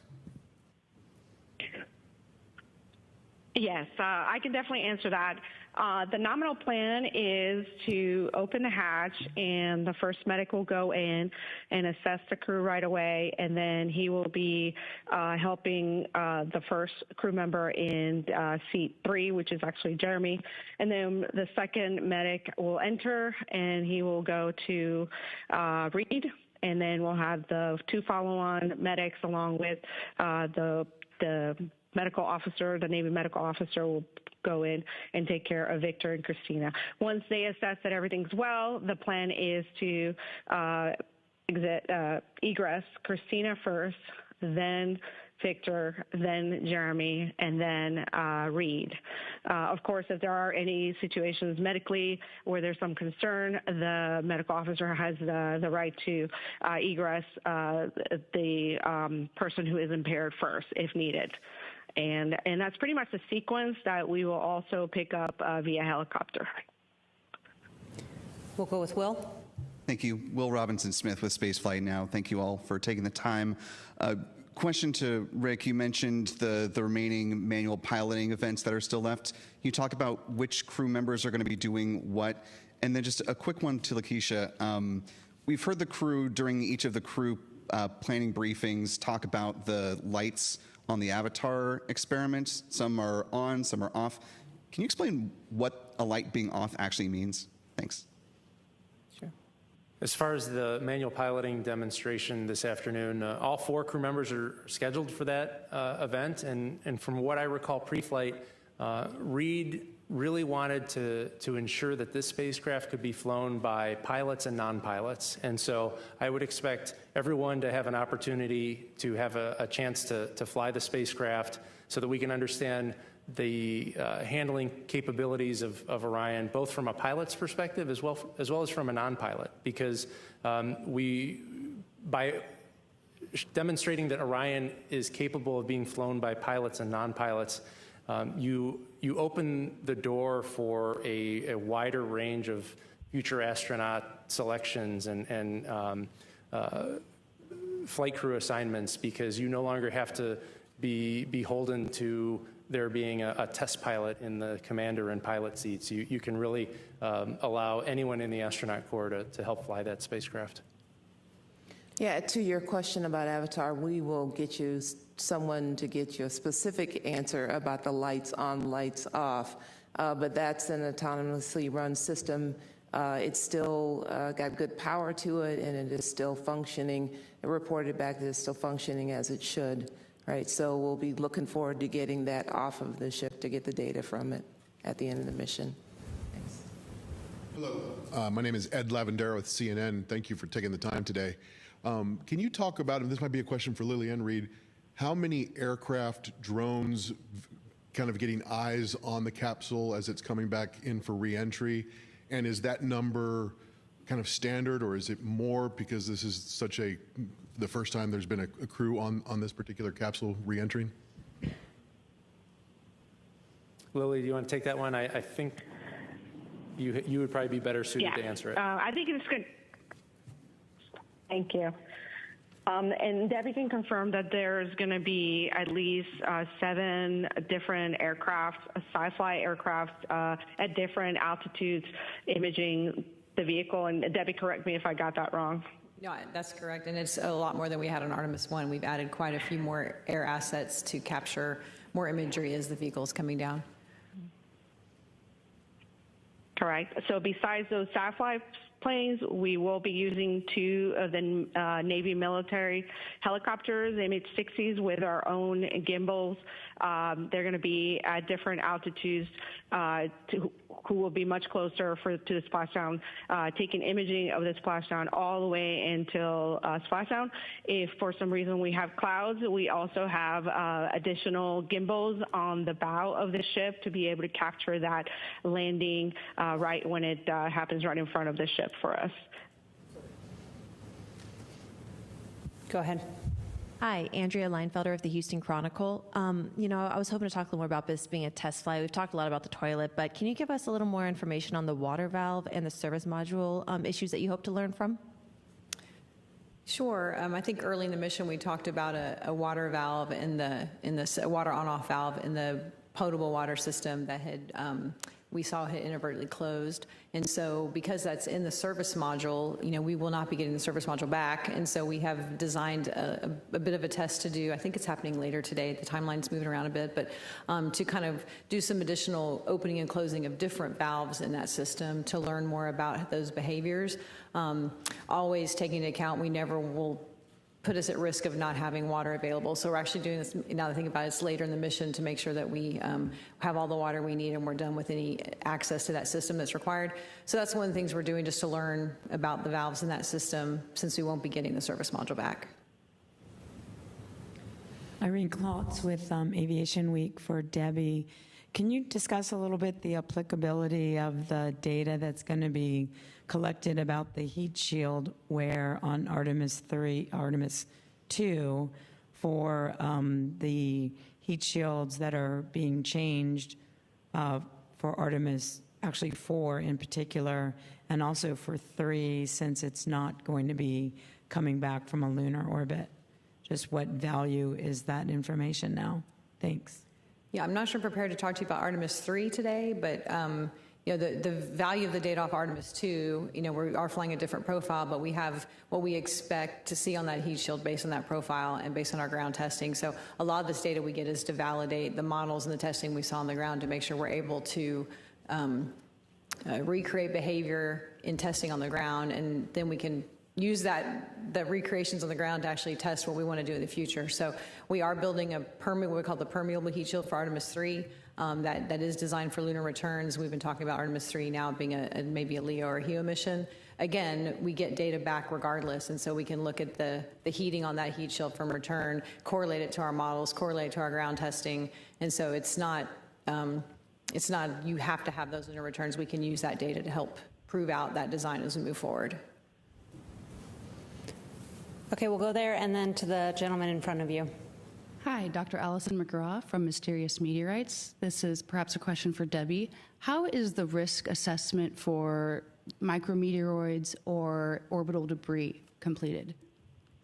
There's a very defined tool we use called PRA, probabilistic risk assessment, where we actually look at all of the things that create risk for the mission, and MMOD is one of those items. And so we have, MMOD predictions for the environments that we're flying in, the orbits we're flying in, and those feed into that tool, and that's how we determine where that risk falls in that regime. We designed the spacecraft to try and be tolerant to MMOD strikes by putting a lot of margin into our TPS materials and flying in certain ways to keep the MMOD away from where we don't want it to be. So not a lot we can do with what's out there, but we try and characterize it and analyze to it so we understand what we're accepting. Okay, we can go to you, and then we'll take another question from the phone.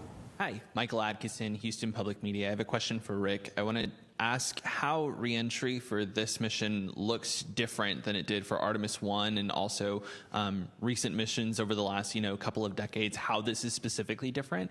And then if I could also get a quick confirmation to tonight's press conference. I tried to figure out if this is the first press conference from deep space before, or at least, out of Earth orbit, and couldn't figure that out 100%. So if anyone has that confirmation. On that one, we'll have to go back and look what they did during Apollo. So we'll get back to you. As far as the changes on entry between Artemis 1 and Artemis 2, the most significant difference is the range from entry interface to splashdown. We've talked a number of times about how we've shortened the entry range We're down around 2,000 miles for this mission, and that's a function of the certification of the heat shield. And we did just actually get a quick follow-up that there were in-flight opportunities with the crew during Apollo. Okay, we'll go to the phone. We'll get a question from Micah Maidenberg with the Wall Street Journal. Hi, thanks, Rachel. Just a couple of things for Rick. Rick, how long does the period of max velocity that you mentioned last? And can you talk about sort of the expectations for crew during reentry? Are they expected to be silent, make verbal observations about what's going on? Thanks. Yeah, the period of max velocity shouldn't last long. We're continuing to speed up as we speak. We're getting closer and closer to Earth, and our velocity is increasing, and it'll peak out right around entry interface. As for what's going on in the cockpit, it'll be very similar to when you're on board a aircraft flying commercial. The pilots are nothing but professional because they're focused on the task at hand. And so I expect the cockpit to be silent as Reed and Victor monitor the spacecraft performance. If all goes nominal, they will not need to take any actions, but they have been trained working with my team of flight controllers to respond in the event that we are faced with an off-nominal scenario. Our next question is from Joseph Howlett with Scientific American. Hi. From the mission thus far, I'm curious if there's any lessons you've learned that have informed the plan for reentry. Are there any new risks or contingencies that you're thinking about based on what you've learned so far aboard?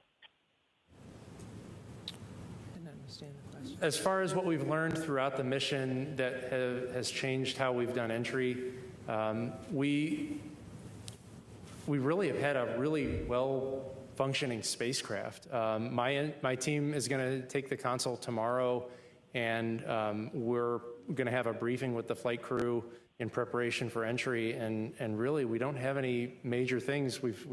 Debbie's got the water valve testing that they talked about, but again, we're going to jettison the service module.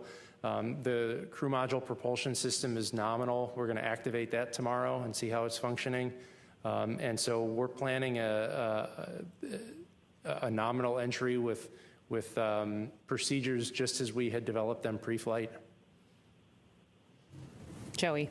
Hey, thanks, Joey Rillet with Reuters.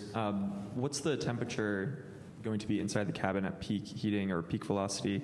And for any of the little tiny problems that have popped up during this mission, like the toilet and that weird smell that the crew was experiencing, is there anything you have to do with those before re-entry, or is there any problems they might pose during re-entry? Thanks.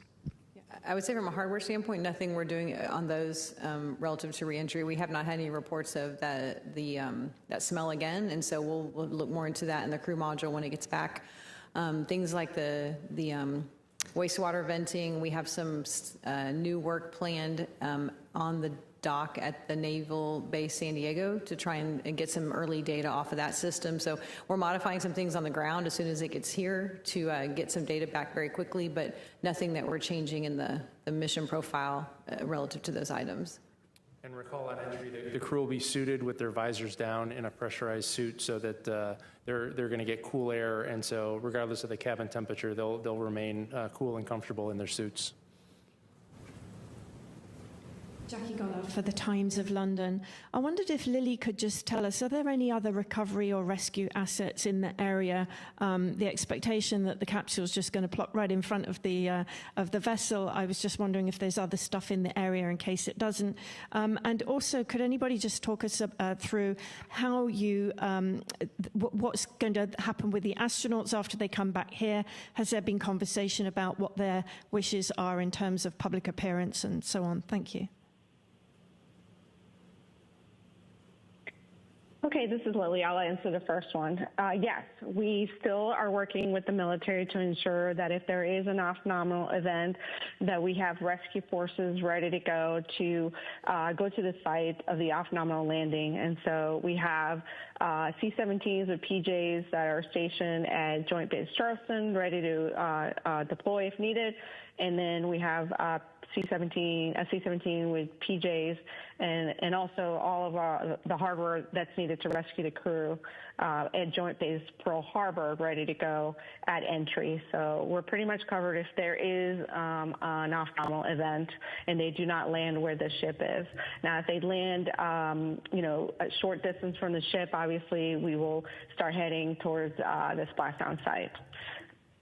And I'll let somebody else take the second question. Yes, we do hope to have an opportunity to hear directly from the crew once they return to Earth several days after their return.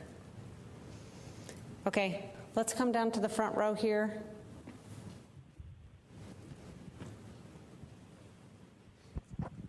Zachary Albert with the Launchpad. Can you take us through the timeline of getting the experiments and science out of Orion? I know coming home from the ISS, there's some that we rapidly get back off the vessel. Is there any plans with that with Orion, or is it going to more just ship back with it when it comes back to Florida?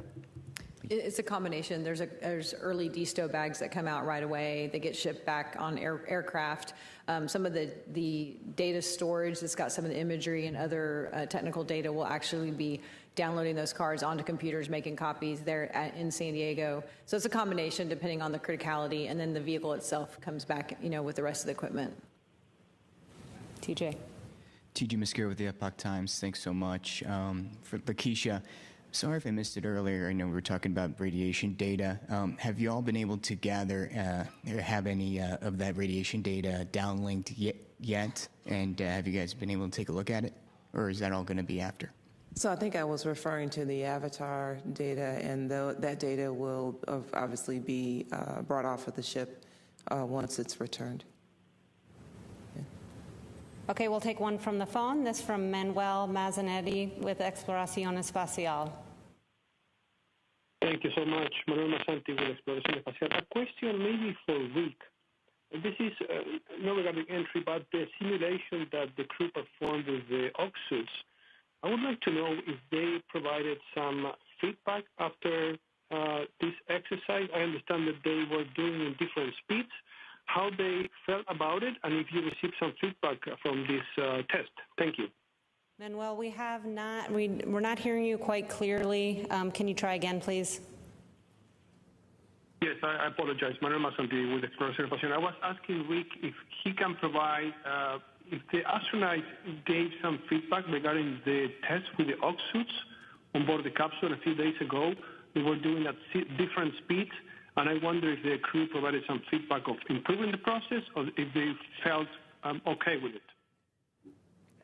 So I'm not particularly aware of any specific feedback that we've gotten yet from the oxysuits from putting them on before, from putting them on earlier in the mission, but the experience gained from having a chance to put them on during the mission and not just before entry is invaluable to the crew. They will have, no one's put an oxysuit on in zero gravity before, and so the lessons that they learned from doing it in a arguably less stressful time in the middle of the mission, it's going to pay dividends for when they have to put it on entry day, when there is a little bit of a time constraint, because we need to ensure that they're suited and seated before entry. Miles. Hi, Miles Doran, CBS News. One question for Rick and one for Debbie. Rick, how long before entry interface and roughly at what altitude, if you know it, are you switching back over to TDRS and getting GPS back? How quickly is that sequence of events happening? And Debbie, after Artemis 1, the main parachutes and the forward bay cover weren't able to be recovered for inspection. Is there anything you wish you knew about how they performed that you don't know based on other data that you were able to get? Thanks. So as far as the handover from the Deep Space Network to TDRS, that's going to occur approximately 38 minutes prior to entry interface. Once the handover is complete, you'll hear a comm check from Capcom to confirm we have a good link. And I just think this is a good time to acknowledge that the Deep Space Network has been performing exceptionally through the mission. It was a watch item as we were preparing for the mission over the past couple months. But the team that has been managing those systems and ensuring good communications has really performed tremendously, and their efforts pre-flight have paid dividends. Yeah, I'd say on the parachute question, the Artemis 1 was one data point, and so we really don't, it's a demonstration of how the parachutes perform, but our certification is really based on extensive ground tests where we are, chunking parachute assets out the back of a plane in Yuma and looking at all different kind of corners of the box when you have one chute out or two chutes out or one drogue and you miss a main. And so you're doing these tests on the ground to really prove out that system. So I'd say, not getting the asset back, that, you can always learn by visually inspecting it when it comes back, but that's not what we base our certification on. We are putting the parachutes for Artemis 2 on the, we would like to recover them and see if we get those back. But part of the reason of adding all the additional air assets that we spoke of earlier was to get some really good imagery of those chutes if we don't get them back. Okay, we'll take one or two more, and then we'll go ahead and wrap up. Go ahead. Hi, Nick Notario with ABC 13. Question, Rick, for you. Give us the difficulty about what you're going to do relative to the launch, the lunar flyby. For people at home, how hard is this splashdown that you all are trying to accomplish? And what are the nerves like here at JSC to make sure that those astronauts return safely to Earth? I don't know if it's necessarily harder. I think it's just a different environment. It's very dynamic, so similarly to the launch environment, there's not a lot of time to react. When we're performing the launch of any rocket, no matter who's in charge of the launch, there's not a lot of time to respond. And we've talked a little bit, and we showed the video of the engineering team and how the operations teams and engineering teams have been working well together.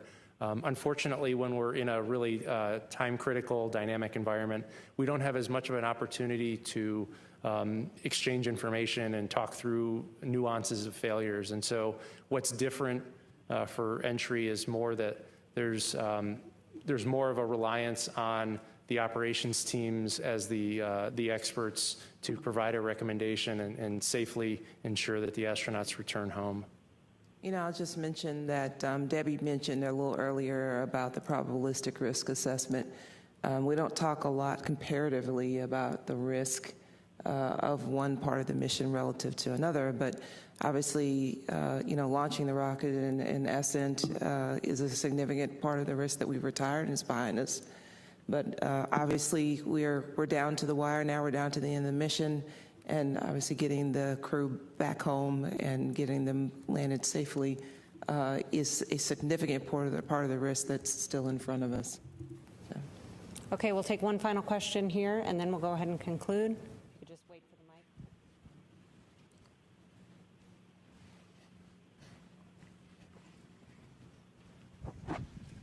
Thanks for taking my question. I'm very sorry, it brings up the dreaded toilet again. But there was some conversation between the crew and control, I think it was yesterday, about the volume in the tank needing to keep on top of that ahead of re-entry. I was just wondering if you could give me some more information about what that concern might have been, or whether it even is a real concern. I take it from your previous answers, you're happy about the conditions for re-entry, but why could that be an issue? And if it is an issue, has it been resolved?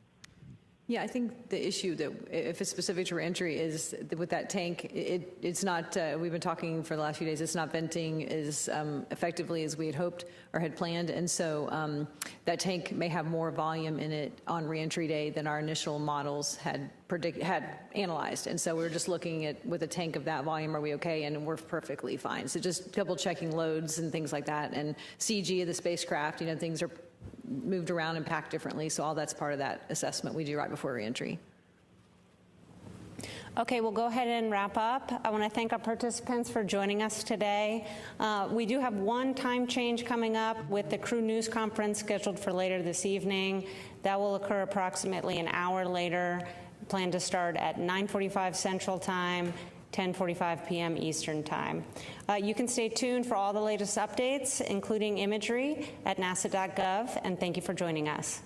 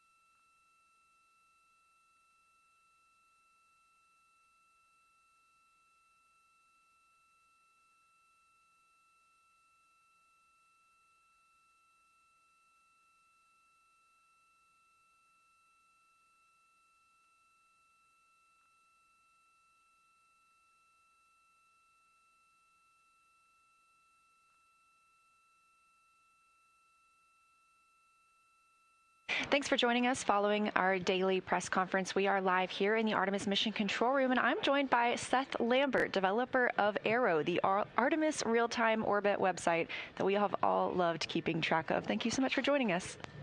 Thank you. My pleasure. So can you tell us about how Arrow works? How do you get that telemetry from Orion and then turn it into something that we can all access? Yeah, absolutely. So Orion's thousands of sensors are downlinking telemetry to mission control here, and the Flight Operations Directorate takes that data, pulls out a subset of it, and passes it along to me. Arrow ingests it as text and then goes through a parsing algorithm, evaluates that everything is looking good, and then applies the vehicle data like position, velocity, orientation to a 3D model of Orion, and then it takes the time data and passes that to the astronomy calculator, and that's how we get the position of the moon and sun relative to Earth so that we have Orion in the context of the mission as a whole and accurate lighting. An astronomy calculator. That is so interesting. Well, longtime fans of Artemis will remember that we also had Arrow for Artemis 1. So can you tell me what has changed since then? Yeah, absolutely. So a lot of the telemetry parameters have changed nominally. There's also new components to this flight. There was ICPS and the RPO maneuver, but there's also a lot of work that went into updating the graphics for Arrow this time around, as well as adding in the mobile app. Well, I remember when Arrow started as an intern project of yours, and your background is in game development. That's that right? How did you end up at NASA, and how do your game development skills contribute to this? Yeah, absolutely. I started as an intern while I was getting my education in game development. I kind of just fell into it. I never anticipated that I'd end up at NASA. I started developing a educational kiosk app, and when the opportunity to make Arrow came up, I jumped on it. Turns out there's a lot of overlap in the mathematics. The flywheel team, this is a great device. We really enjoyed it in this small cabin. It's perfect, and it gave us a lot of good opportunity to get our heart rate up and also get some great resistance exercise. So we just wanted to shout out a nice thank you. Here we go.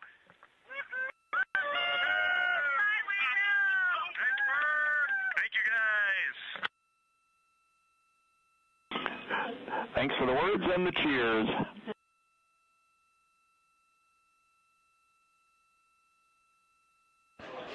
That was Commander Reed Wiseman calling down that they have finished exercise for the mission, and that's worth celebrating. So sorry to interrupt you, but please tell us more about your background and how that helped you build Arrow. Yeah, there's a lot of overlap between the mathematics that go into 3D game development and tracking a spacecraft. Actually, they're two of the only industries that use the math concept called quaternions, which is an extension of the complex numbers into 4 dimensions to track rotations in space. Wow, that's fascinating. And I love having you here because that's a different background than a lot of people realize that we need at NASA. So I really appreciate that. But the public has really enjoyed keeping up with Arrow. What has been your favorite part of the mission so far? I think my favorite part has been seeing the reaction online to Arrow and seeing it be a spark that people latch onto, and it gets them curious and asking questions and engaging in discussion online with each other about this mission and about what they're seeing through Arrow. And it's been really wonderful to see so many people excited to learn, excited to follow the mission, and feel like they're a part of it through Arrow.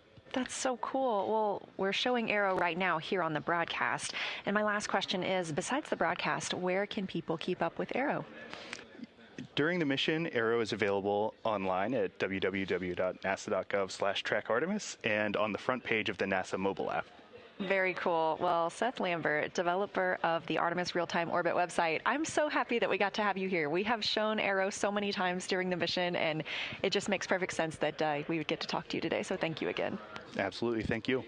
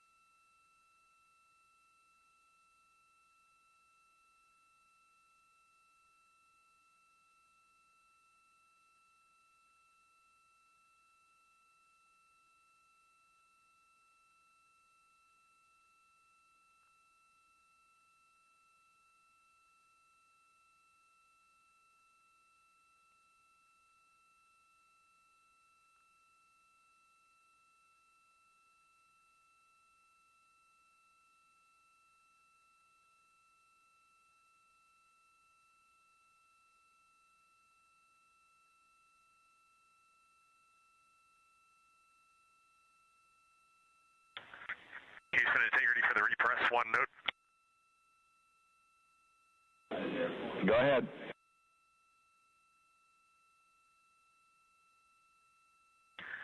Hey, we had called down a couple days ago about our contingency LIO, either the LIO canisters or the bubble wrap expanding in the depress. Well, everything is back to the right size now, and it all fits back in its stowage area, so that's great news. Copy. Bubble wrap nominal. Thank you.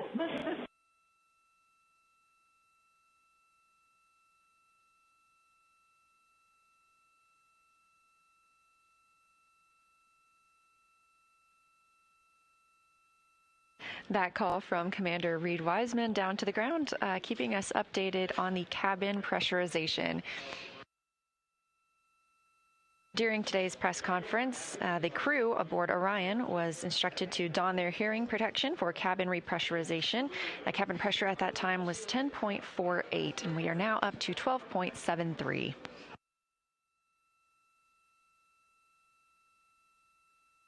Additionally, we are tracking a shift to our crew news conference tonight that is now targeted for 9:45 p.m. Central Time, 10:45 p.m. Eastern Time.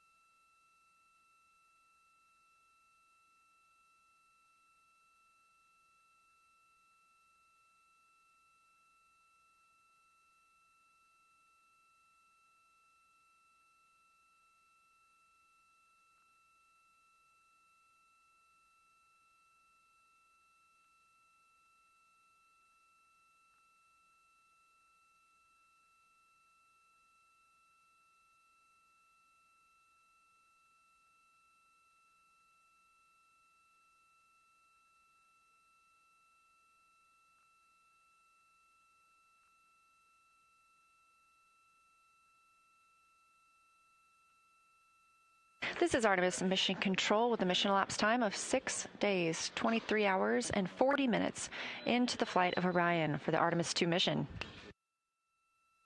Currently, the spacecraft is 187,694 miles away from Earth. As you can see, that little crescent Earth is even bigger than we saw it this morning.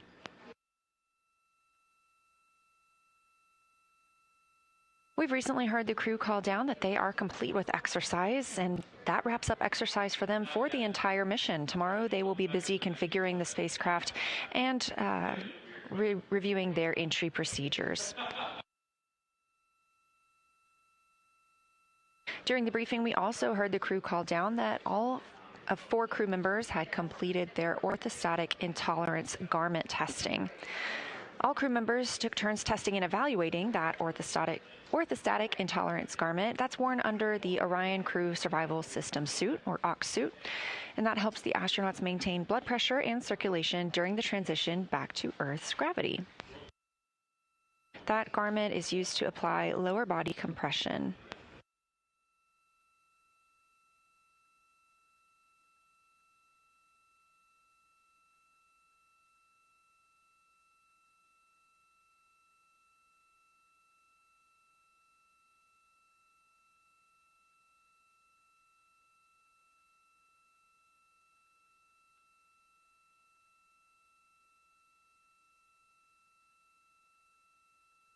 With those activities complete, the crew members are starting to move into their midday meal period. So on the menu for lunch on flight day 8, we have beef stew, smoked turkey, cauliflower and cheese, tropical fruit salad, chocolate pudding cake, chicken noodle soup, roasted turkey, fish with mango salsa, braised red cabbage, pasta with shrimp, beef steak, potatoes, and the cosmic brownie.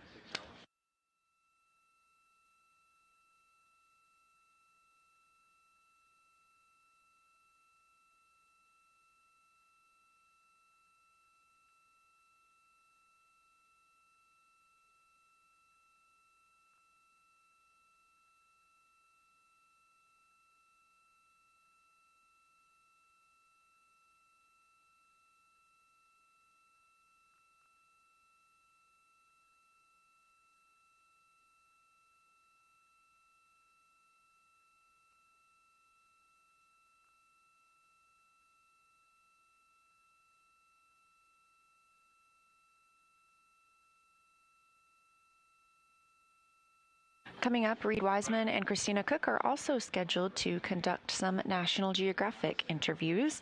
Through a competitive selection process, NASA selected National Geographic to help tell the story of Artemis 2.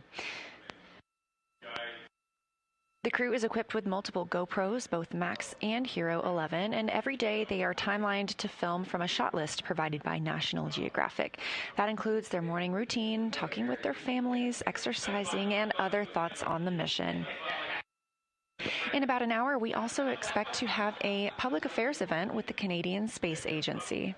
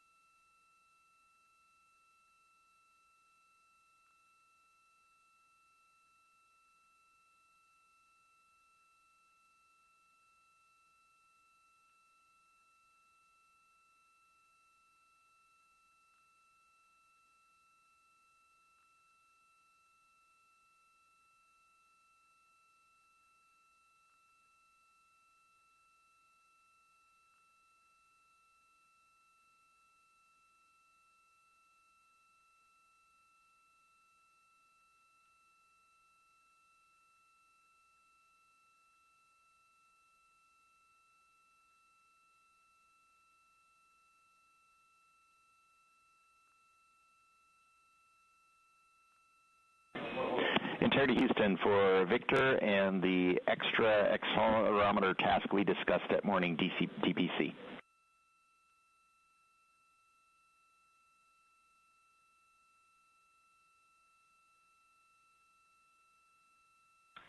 Hey, Victor, just for data correlation on the ground, when you do that 5-minute accelerometer test, please give us a call at the beginning and the end of that 5 minutes.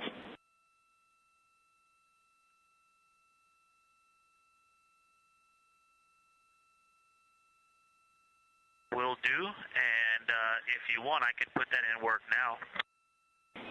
Victor, we'd love to take that now. Thank you.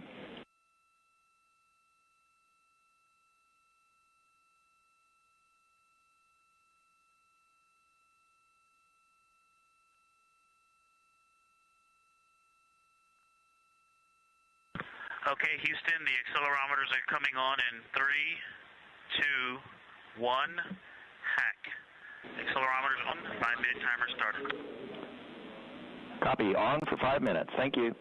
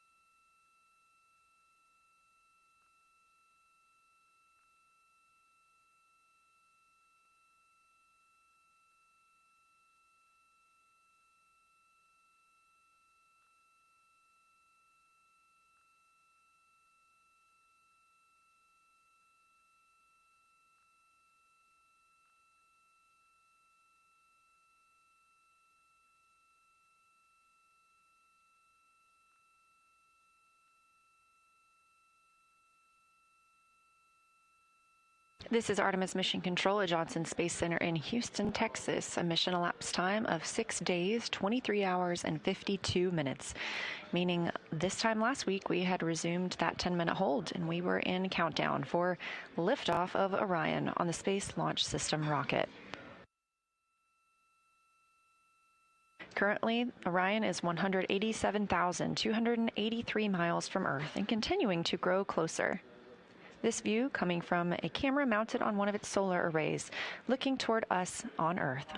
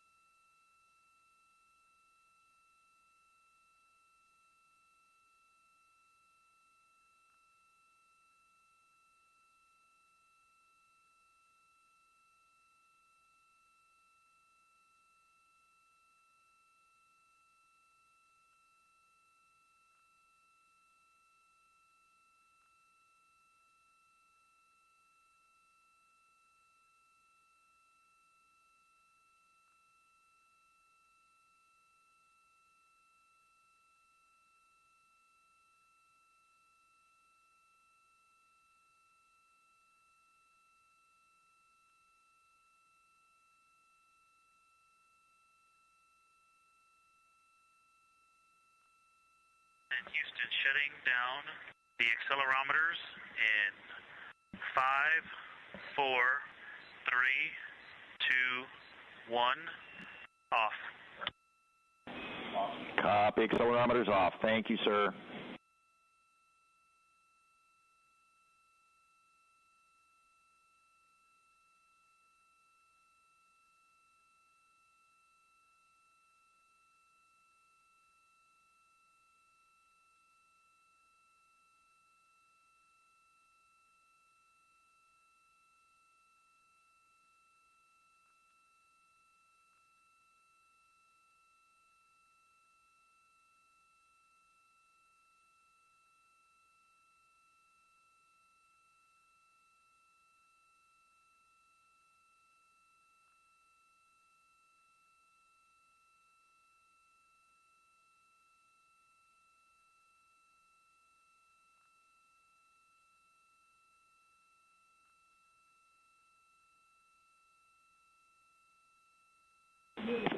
Integrity Houston for timeline look ahead.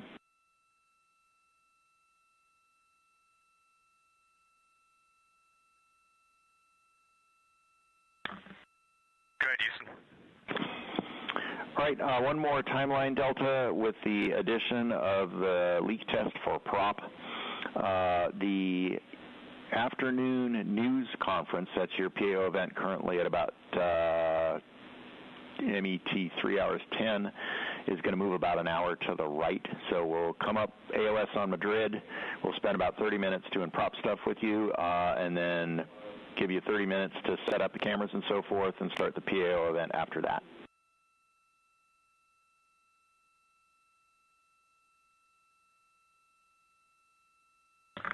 Okay, sounds great.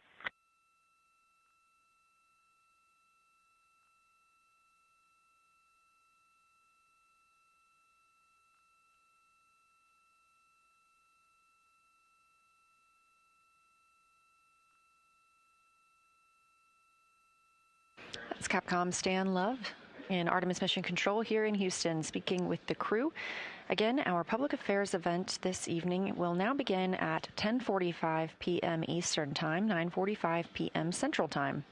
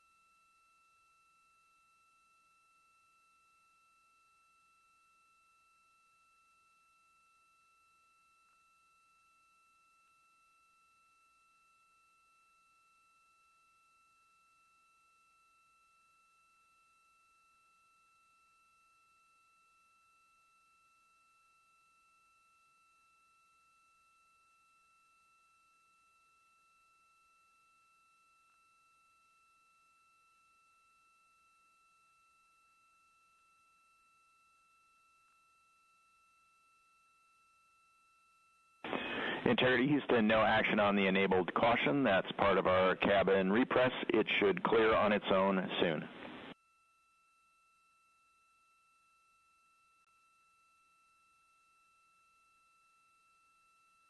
Copy. Thanks, Dan.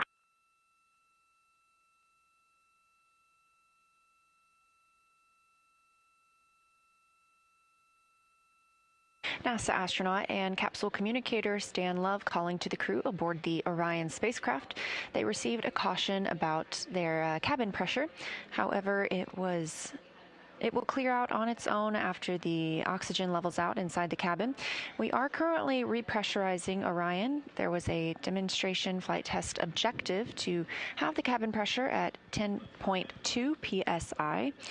That repressurization has been going on for about an hour and a half now, and the pressure is currently at 13.27.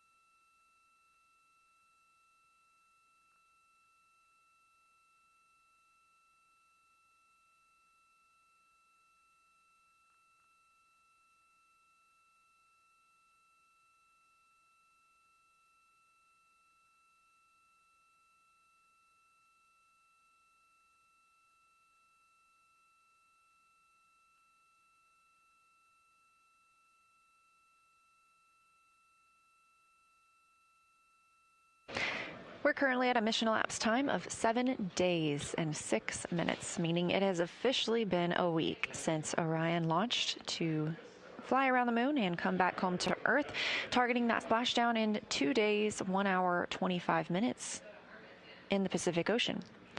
We do expect to see the crew and hear from them shortly during the Canadian Space Agency Public Affairs event. That'll be in about 40 minutes.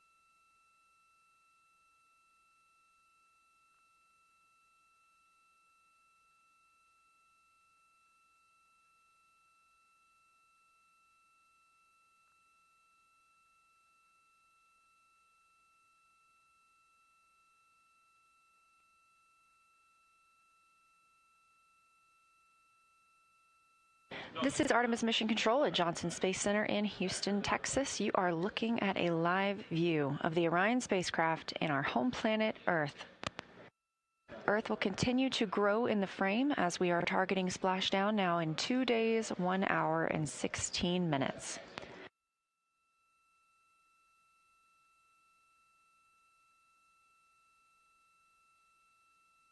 The crew is currently enjoying their midday meal, and we expect to see and hear from them in about 30 minutes for the Canadian Space Agency Public Affairs event.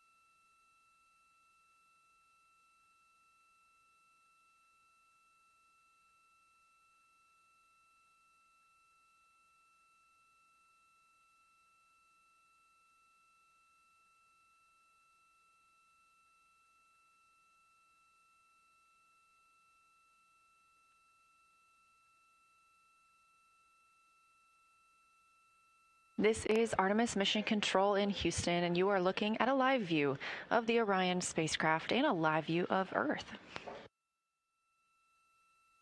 Now today we were expecting to do a dock cam demo and a manual piloting demo, but early in the mission the team observed a pressure increase in the oxygen manifold of the service module's propulsion system.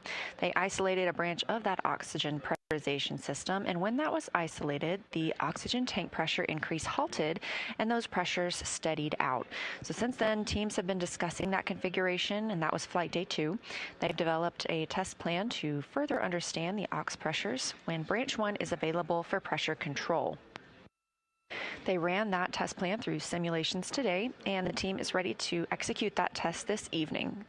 Of course, we do have limited time remaining in the mission, and we want to execute this test while the crew is awake so they could back up any commands from mission control.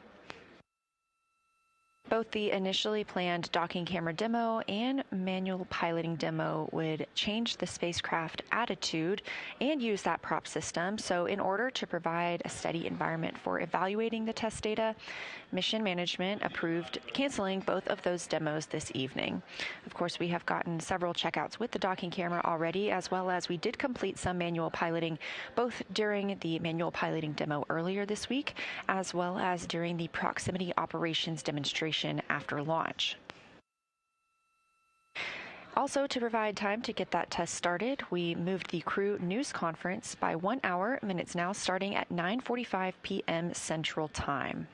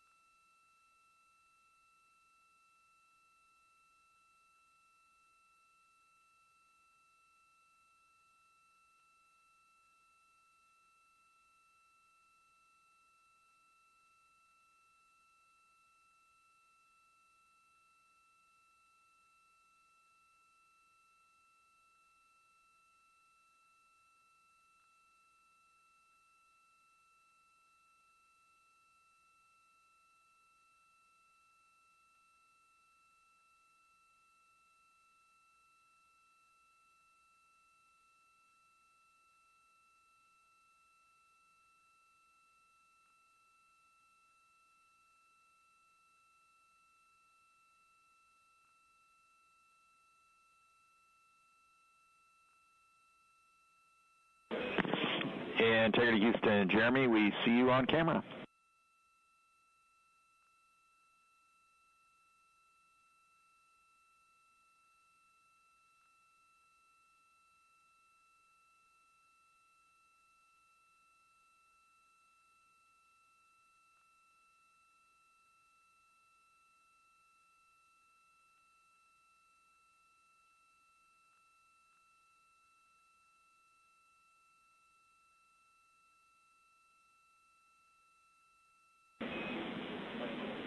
And Jeremy, we see your mouth moving with the handheld mic, but are not receiving audio.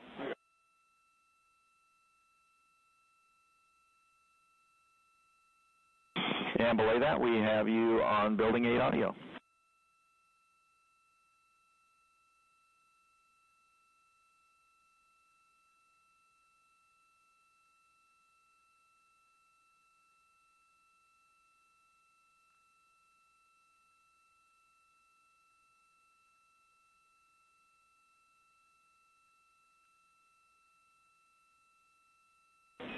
Wilco.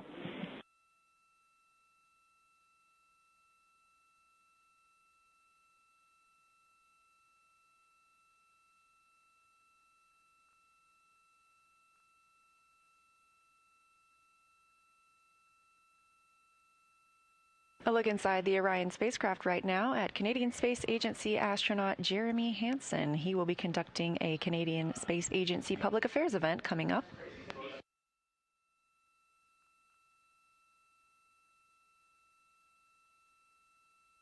This is Hansen's first flight to space. Meanwhile, his crewmates, Reed Wiseman, Victor Glover, and Christina Cook, are in their midday meal period.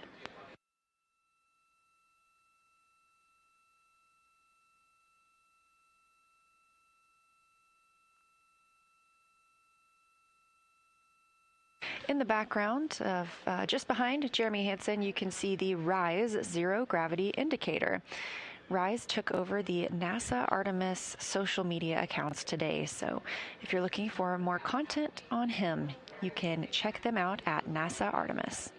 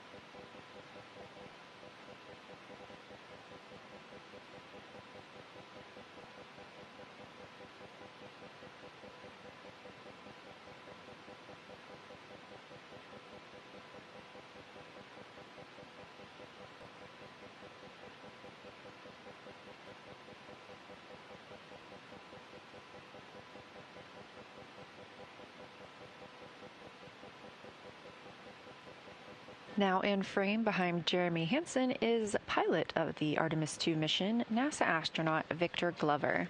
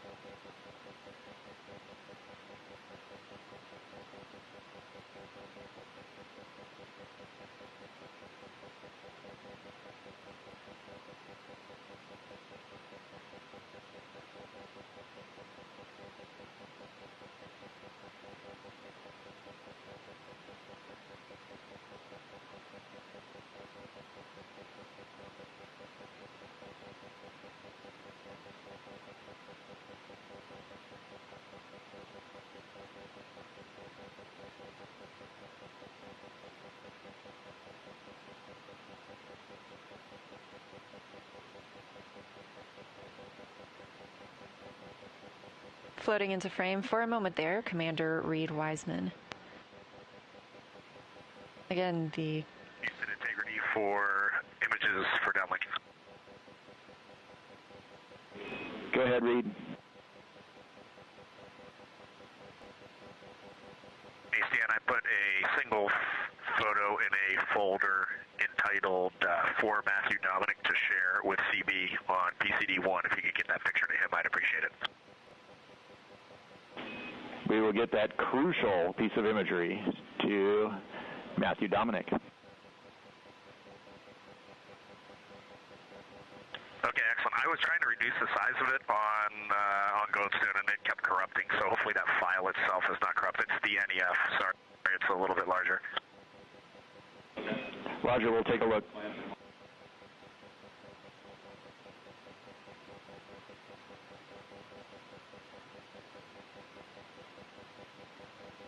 That was NASA astronaut and Artemis 2 Commander Reed Wiseman calling down about something they are sending to their friend, fellow NASA astronaut Matt Dominic.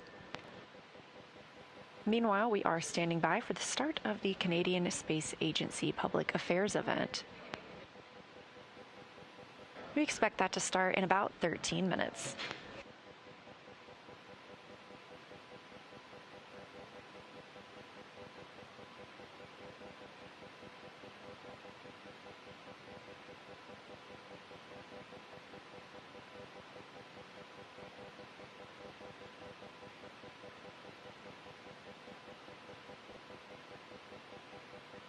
If you look closely, floating in the background are a pair of solar eclipse glasses. During the crew's lunar flyby on flight day 6, they were the first humans to witness a solar eclipse from the moon. Now, this solar eclipse was not visible from Earth. It was only visible to the crew when the moon passed in front of the sun. They were able to put on those eclipse glasses until the moment of totality, during which they were even able to see the corona of the sun around the moon.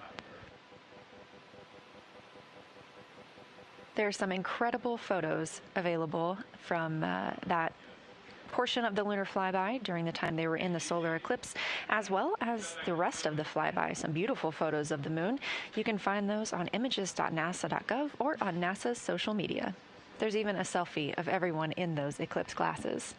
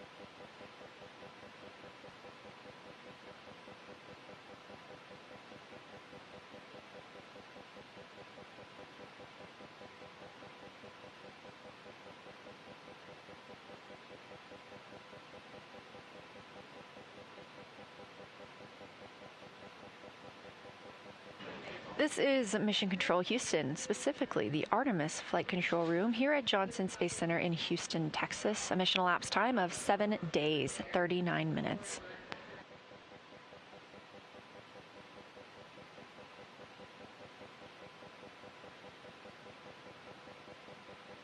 We are on flight day 8, and as earlier reported, we were anticipating the manual piloting demo, the second half of that, and the docking camera demo this evening. Those have been canceled. They are going to conduct a prop pressurization test. Our public affairs event is also being shifted. That will start at 10:45 p.m. Eastern Time, 9:45 p.m. Central. We are also just moments away from a Canadian Space Agency public affairs event. As you can see, astronaut Jeremy Hansen there, center of your screen, getting set up. That event will start in 5 minutes.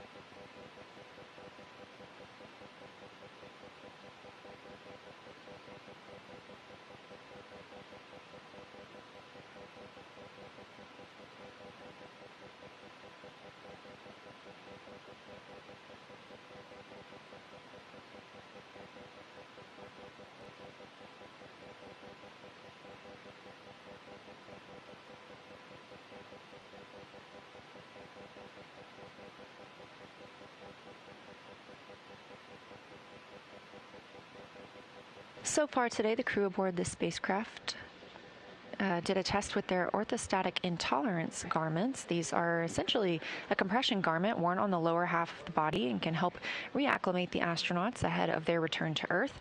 They also got in their last exercise before return. Tomorrow will be a very busy day with cabin configuration and studying their entry procedures.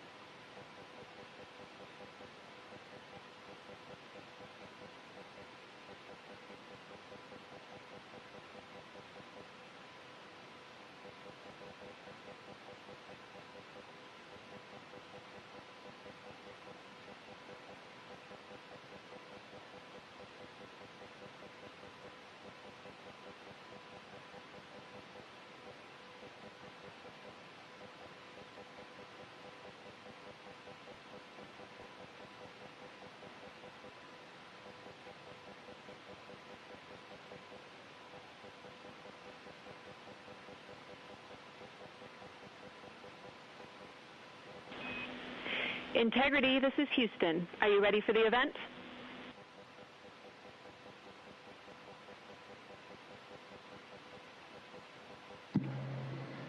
Houston, this is Integrity. We sure are. Canadian Space Agency, this is Jenny from Mission Control Houston. Please call Integrity for a voice check.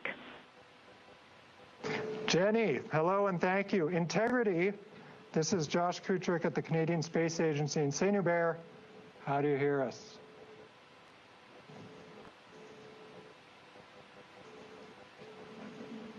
He hears us. We got you loud and clear, Josh. Great to hear your voice. We got Jenny and Capcom, and it's great to have you on board Integrity. Thanks for joining. Thank you, guys. We're good? Thank you, thank you, thank you. Jeremy, and to your crew aboard, we have a very special guest tonight who would like to say a few words to you. And so, c'est avec grand plaisir que je passe la parole au très honorable Mark Carney, Premier Ministre du Canada. Merci beaucoup, Joshua. Et tout d'abord, Jeremy, je veux commencer en français parce que tous les Canadiens et Canadiennes sont tellement fiers de vous pour bien des raisons, mais c'était incroyable de vous entendre parler français pour la première fois dans l'espace. And as I say, Canadians are so proud of what you're doing and the collaboration. And I just want to have a chance, if I may. I'm thrilled. I'm absolutely thrilled to be speaking with you, Jeremy, and the crew. We've all been watching and inspired by what you're doing. And I just want to, I'm conscious. I spoke to the president the other day. I think he may have mentioned just how proud we are to be associated with this mission. And, it strikes us in Canada, there's such an incredible team, from the engineers who designed Orion and the rockets to mission control, to Jenny and the team there, the four of you. And I wonder if you just, enlighten us a bit about some of the lessons that you've learned over the years and up there in terms of teamwork and collaboration. I mean, this is such a unique example for the world and beyond. And I heard last point pilot Glover say, I think it was on Easter, he was looking back at what he called Spaceship Earth, and what lessons we can take here on how to work together better down on Earth.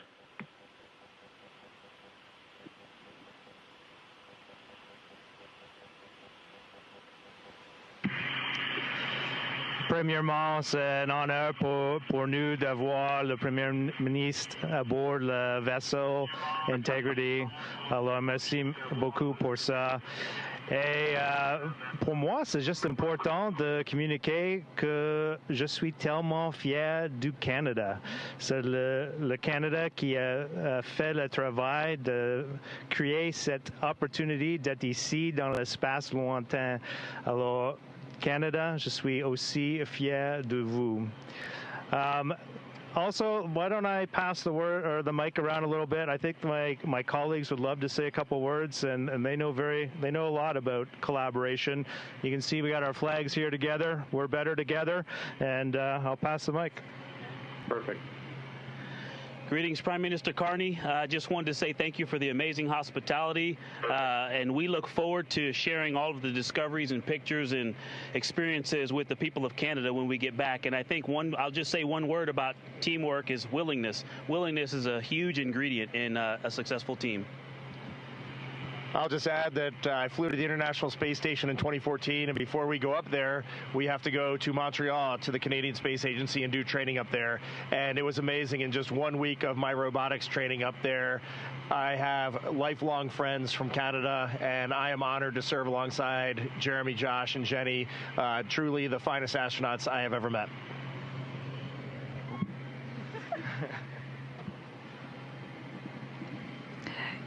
I completely agree. I love my crewmates' words. I think we're so in agreement on this. And really, the answer to your question, in so many ways, we are an example, I hope, of that collaboration, about how when you go together, when you bring in partners and contributors that are all excited about the same mission but have different talents, how you can go so much farther. It may be more complicated, but I think what we've shown time and time again, both in the International Space Station and with this vehicle and this mission, is that the impacts are just so much greater and they're compounded. Amazing, amazing. Well, can I pick up on just a couple of things you said? One is on hospitality, and it's great that you've been to Canada. I want to extend the invite on behalf of all Canadians to come to Canada. Certainly come to Ottawa. Don't look too closely right now. You'll notice that it's still pretty white, but it's the snow's going to go. And I just wonder, a lot of Canadians just want one point of reassurance that the preference is for maple syrup over Nutella on your pancakes in the morning.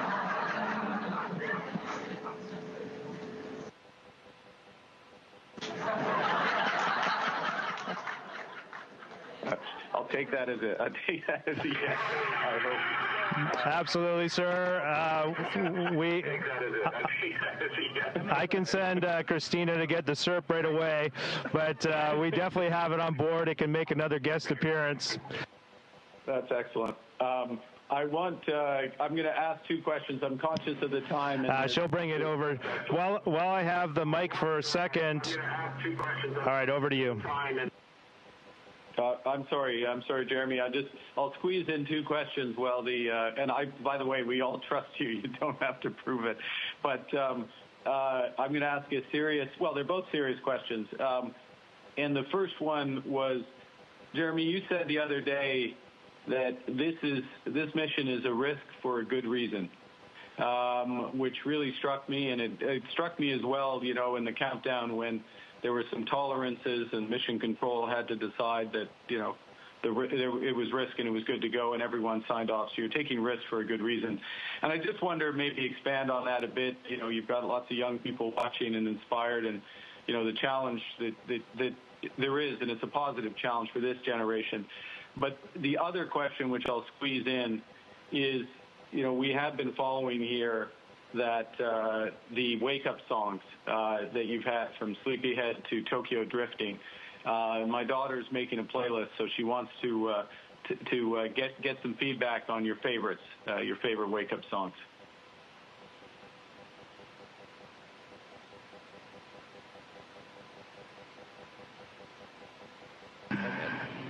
Well, I'll start with the wake-up song, and maybe I'll get it from the crew. But my family suggested the one this morning, Under Pressure, and so that's been my favorite so far. How about I go around, and then I'll wrap up this question.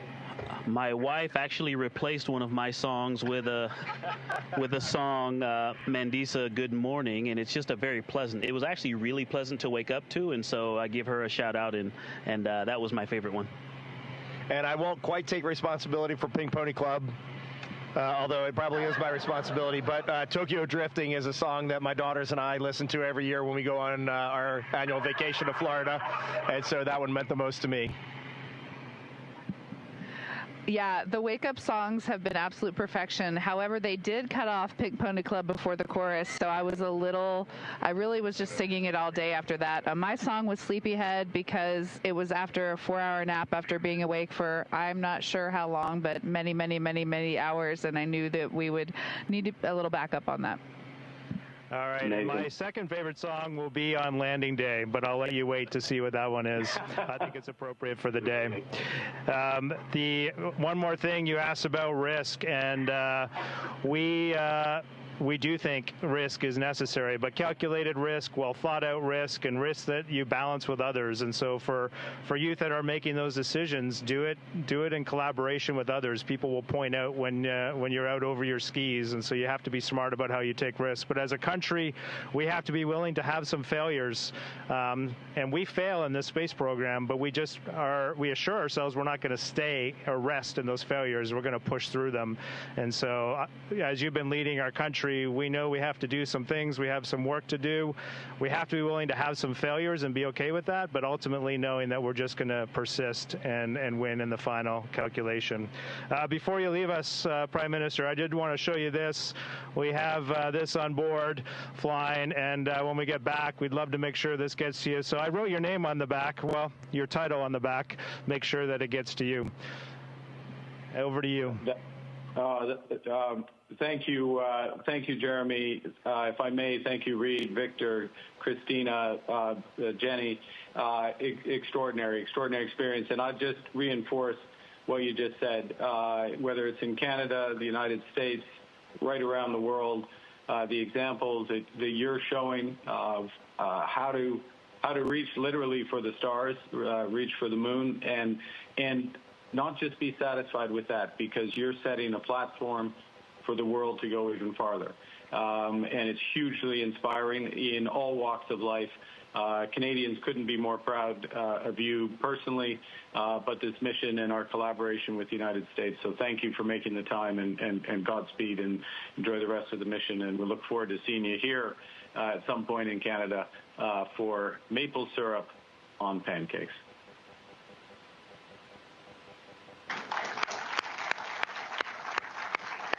Thank you. Thank you. We love it. We love it, sir. That's great. Thank you, Prime Minister. Thank you, Jeremy. I would now like to invite the Honourable Mélanie Joly, Minister responsible for the Canadian Space Agency. The stage is yours. Yes, thank you, Josh. Hello. Hi, everyone. Hi, Jeremy. It's really a pleasure to see you and all the crew. Ça me fait vraiment plaisir de te voir. Écoute, on est extrêmement fiers, tout le monde ici, la grande famille de l'Agence spatiale canadienne. On te dit bonjour, puis on dit à quel point on est fiers de toi. And what I wanted to tell you is how much I've heard time and time again, people from across the country saying, oh my God, we're so not only proud, but it's good news. We're following because they're providing hope, and Jeremy is actually helping us go through our days. Because sometimes things can be a bit heavy, and there is sometimes anxiety, but all of you four have been really, really good news. And so I just wanted to convey that. And now, I know we can talk about maple syrup, and yes, you guys, you're invited to come here. Bien entendu, on va vous amener à la cabane à sucre avec plaisir. Avec plaisir. Mais j'aimerais savoir, what, now that you're a bit, you know, you've gone the furthest away from Earth and therefore from humankind, I have a deep question. Do you have a new perspective on humankind as you're coming back, or not? Does that change your point of view on things, or not? It just, you know, I think it's a question that many of us ask each other.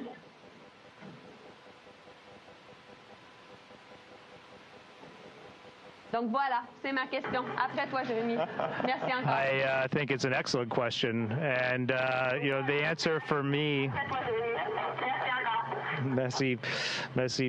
I think it's an excellent question, and for me personally, it hasn't changed my perspective at all. I've seen some amazing things. The viewpoints and the perspective. I've seen new perspectives, but my perspective on humanity and our place on planet Earth has not changed, because I launched with the perspective that I think there is enough for all. The purpose of humanity is joy and lifting one another up, creating together versus destroying.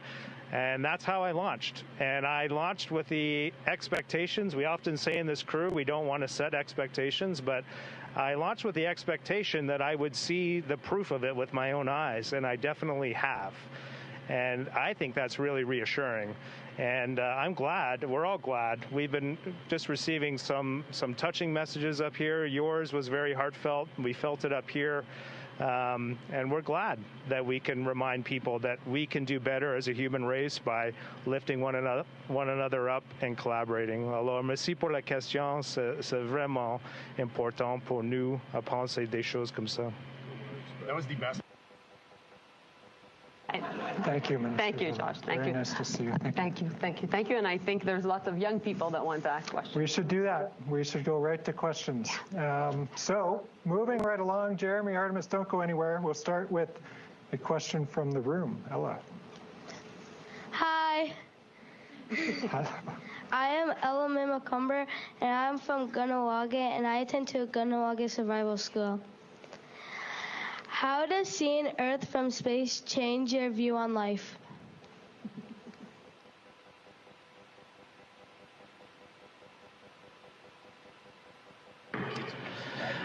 That's another deep question, and I've been to your school. I remember it well. I had a great experience there. I have to release my colleagues back to work because there's no rest up here. There's always a lot to do. So I'm going to send them off, and then I'm going to answer your question. Thanks for joining me. Appreciate it. I hope we get to visit you. Victor says he hopes he gets to visit your school as well. And like I was saying to Minister Joly, my perspective hasn't expressly changed, but I do think it's important to reinforce that, well, what I have seen up here has reinforced my perspective. We live on this extraordinary planet Earth, and it is truly out in the void of space. It was really unique to see it from the far side of the moon, to look through the moon and see this three-dimensional moon out in front of you, and like just so oddly, this enormous sphere hanging in space. And we were on the far side of it looking back and seeing planet Earth, and then watching planet Earth disappear. We saw the Earth set behind the moon, and then we waited a little while, we lost contact with Earth, and then to see the Earth rise again and to be able to talk to Jenny back in Mission Control. That is an amazing perspective, and it's something we already know from science, but to see it with your own eyes, wow, seeing is believing. Thank you, Jeremy. There's some time for a few more. The next question is from Raya, Mississauga, Ontario. We wanted to know, is there anything that you learned from the elders of the Turtle Lodge that impacted your journey to space?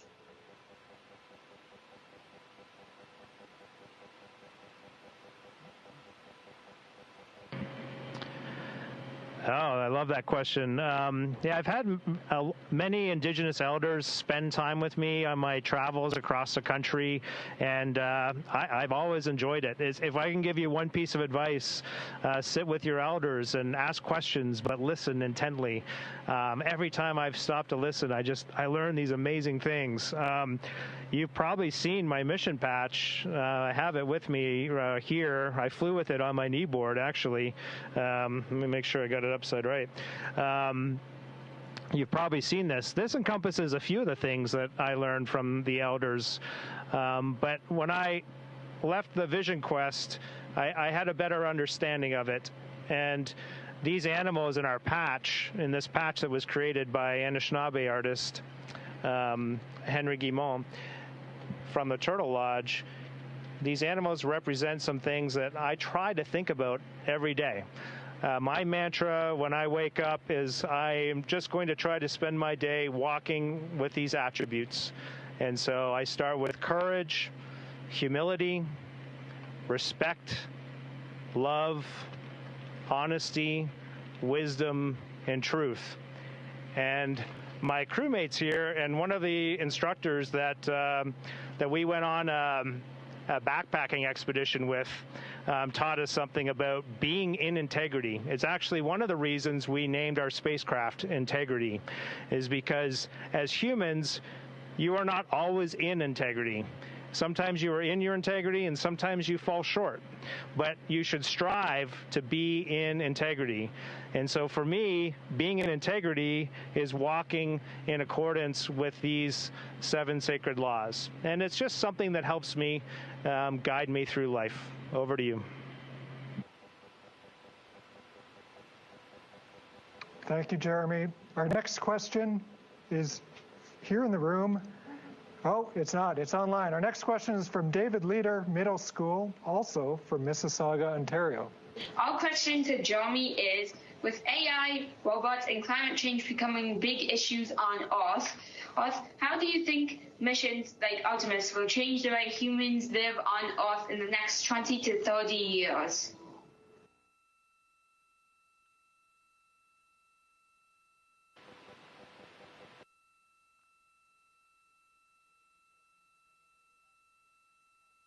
about comms being hard with spacecraft.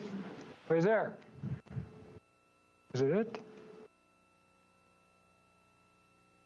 Jeremy, if you hear this, I'm going to repeat the question. It was, with AI, robots, and climate change becoming big issues on Earth, how do you think missions like yours will change the way we live here in the next 20 or 30 years? Hopefully you can still hear me, but humans are always pushing the boundaries, always inventing. If you hear this, I'm going to repeat the question. It was, with AI, robots.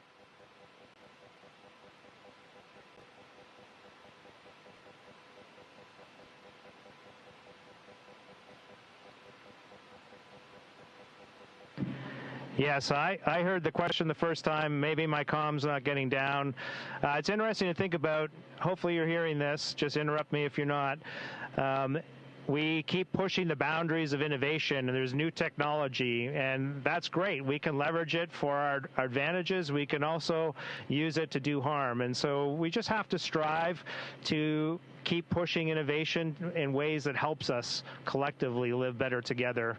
How do missions like Artemis help us? Well, one of the things I love about space exploration is we set really big goals, hard goals, like sending 4 humans out around the moon. And we have more goals. We're not stopping here. If you think this is neat, it's going to get really exciting in the next number of years. We plan to get back to the surface of the moon.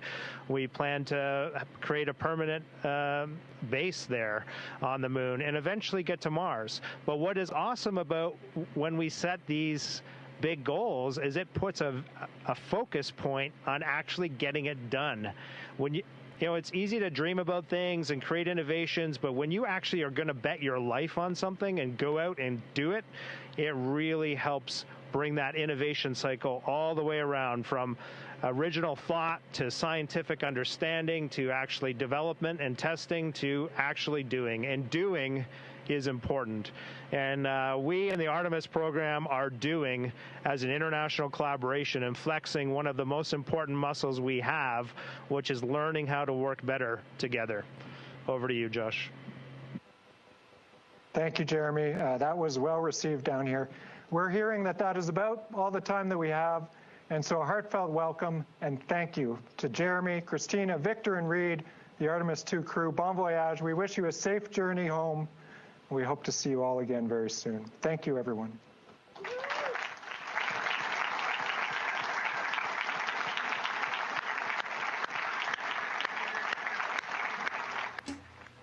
Integrity. This is Houston ACR. Thank you. That concludes our event.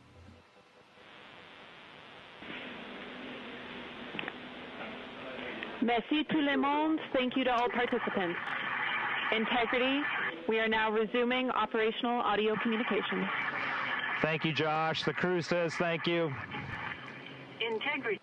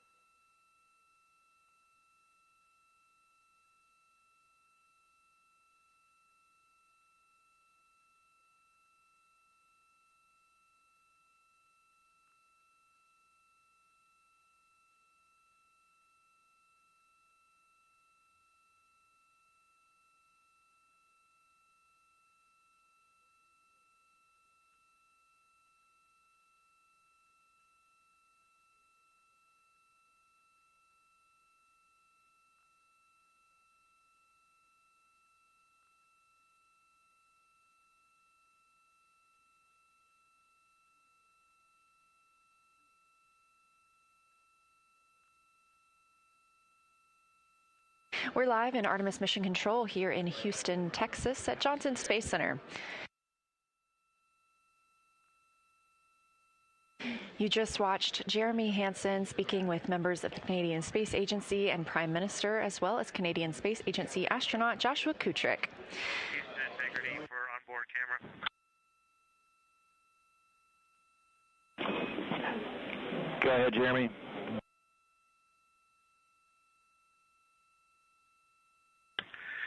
Just curious. this. If you guys want to stay on board, I know we've got the other PAO event later. Maybe we could just stay on the D5. I don't know if that TS rate of 1300 is too much. I'm not sure if we can lower it, but either way, we're happy to have you on board with this camera, ideally, or we can switch over to the HHP. We're checking.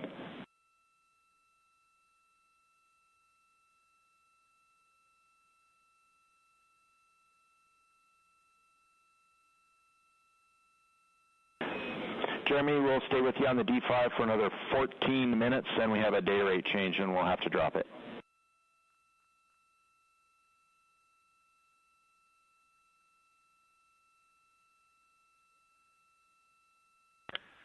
Okay, Stan. I'll turn the audio off and then bring it back on board.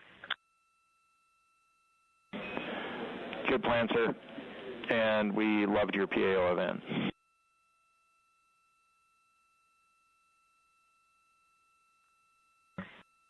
Thanks, Dan. Appreciate that.